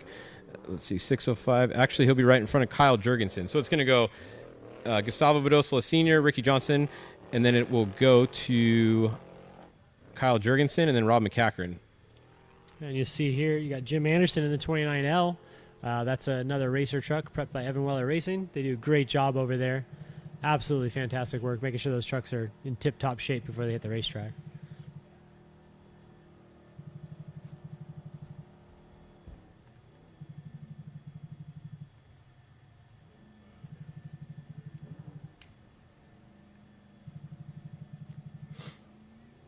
All right, so this looks to be our last qualifier getting ready to go. One more today, and then qualifying for the King Shocks San Felipe 250 presented by Baja Vida will be done for the day unless we have somebody sneak up in line there at last minute for another run. I don't think anybody caught anybody, so nobody should be getting a rerun or anything like that, right? I didn't see anything crazy happen, I don't think. All the times seem to match with everybody having a run. Everybody's finished. This might be the... And once again, I want to jinx it. This might be the first qualifying I've ever seen where everybody finished. I'm trying to jinx it or something, huh? But right, like I'm just noticing this stuff, and like we got 2 cars on course pretty much, and everybody's finished. I don't remember the last time I don't think I've ever seen a qualifying where everybody finished. Day. Yeah, this is good. Hopefully the race goes as smooth as this, and everybody finishes the race. Yeah, I hope everybody wins. No. What if we all win? No, Oh. no. We don't give trophies to everybody. Only one person wins. Fair. There is one Fair enough. winner, and that's it. Oh, man. Second place is the first loser. 100%. Nobody's 100%. racing for second place. Yeah. No, nobody wants to come home and tell their kids that Honestly, there's second. not a worse position in racing than second place. I would rather be third than second place, personally. Agreed. Because second place, you are so freaking close to winning that you're, like, so mad about it. Like, third, at least you're like, well, we sucked. You know, we didn't even get second. We were the second loser. Like, you know, second place is the worst position because ever. you could have won it. Yeah, you could have won it. You could have had it, but you didn't. But you didn't. So there we go. Look at perfect timing for the camera to get completely wasted. Did you see that? Completely wasted the camera on the last car off the line. So even if there was another one going, we probably won't even be able to show it to you because the camera got totally wasted there. So here's the finish line. We will see a couple more come through here. Should hopefully see the 29L of Jim Anderson come ripping through here pretty soon. And the 55L, did you see them yet? We may have missed it. I don't have a time for them yet. Here So comes the I may have jinxed them. Oh, boy, you did. We'll see. We'll see. 53L of Wade Porter coming through. Wade Porter. Yeah, the 55L should be across the line any second here, or they had a problem. Good solid turn there. Good looking truck. That looks like a good run going. Yeah. Okay, the 55L finished. I feel better. Okay. So he finished. We have a 7-11. Still got 29L. We do. We got two left. Right? 7-11.379 for the 55L. So Jose Flores is in fourth place, or third place. Just went through here right now. Who was that? That was 55L. Oh, perfect. Okay, so the time's ahead of the video a little bit. Just a touch. All right, so next we got Jim Anderson on course, 29L, and Wade Porter, 53L, and then we are done because I didn't see anybody else at the start line. Neither I. So we got two more times to come in, and that should do it.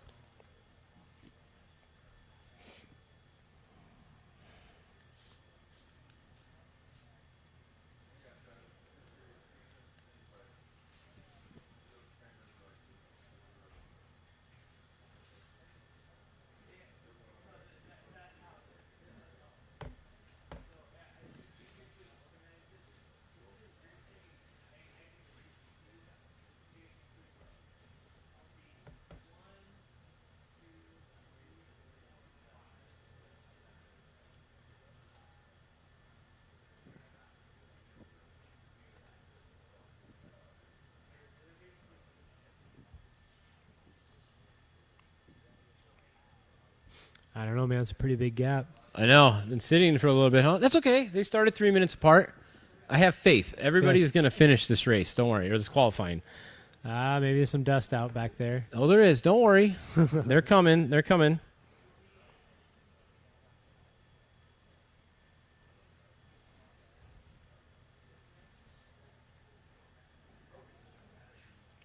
We lost our finish line camera. Oh, boy.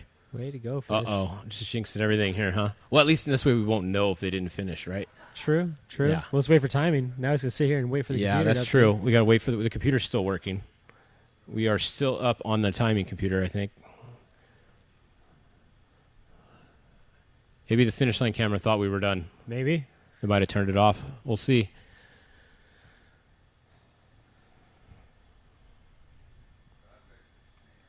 All right, so while we're waiting, I'll just do the top 5 again if you're just tuning in at the very end of the day here. We have Paul Wheel, Toby Price driving in first. We have Tavo Vidosala in second. Bryce Menzies in third. Luke McMillan in fourth. Cole Potts in fifth. And Dan McMillan in sixth. And that's as far as I've got on my list. There you go.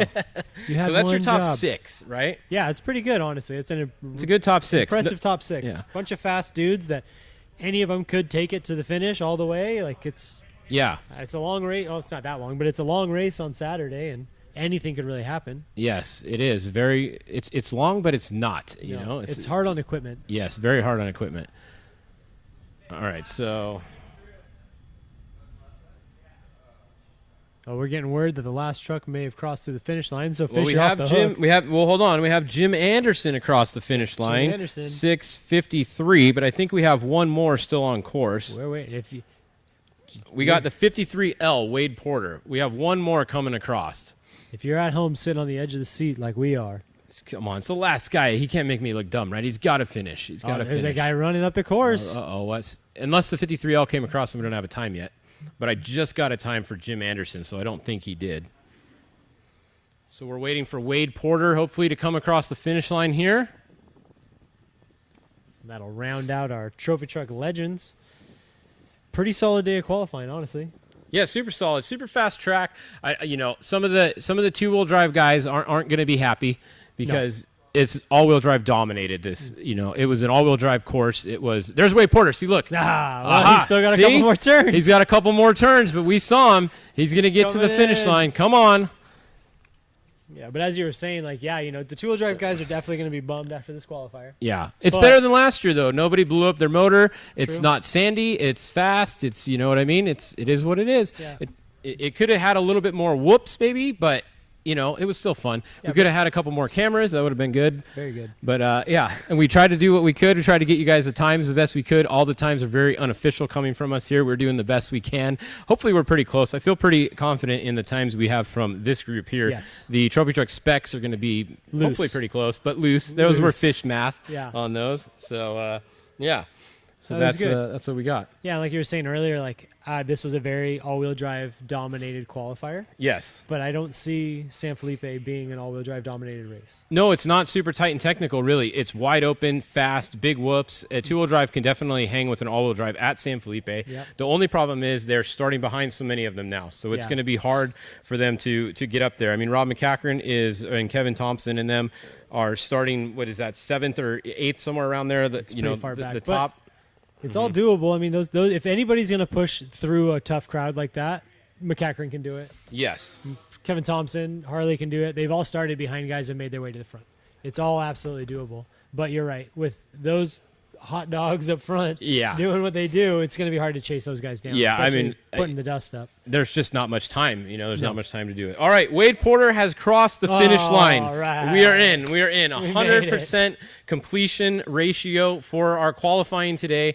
I really don't think that's ever been done before. Maybe, but I don't remember the last time everybody finished. Not a single tip over, nothing. Nothing. We didn't have a single recovery. No bobble. We didn't see a crash. There was nothing. So very successful race today. Camera guys are bummed. Besides us, I think everybody did a good job, right? Yeah, we were terrible. We're sorry we messed it all up all day. Yeah, thank you for having us. We're sorry that it was so rough at times. The good thing is we probably messed up so much they won't have us come back and do it again. That's fair. So we'll be good. Yeah. Hello and goodbye.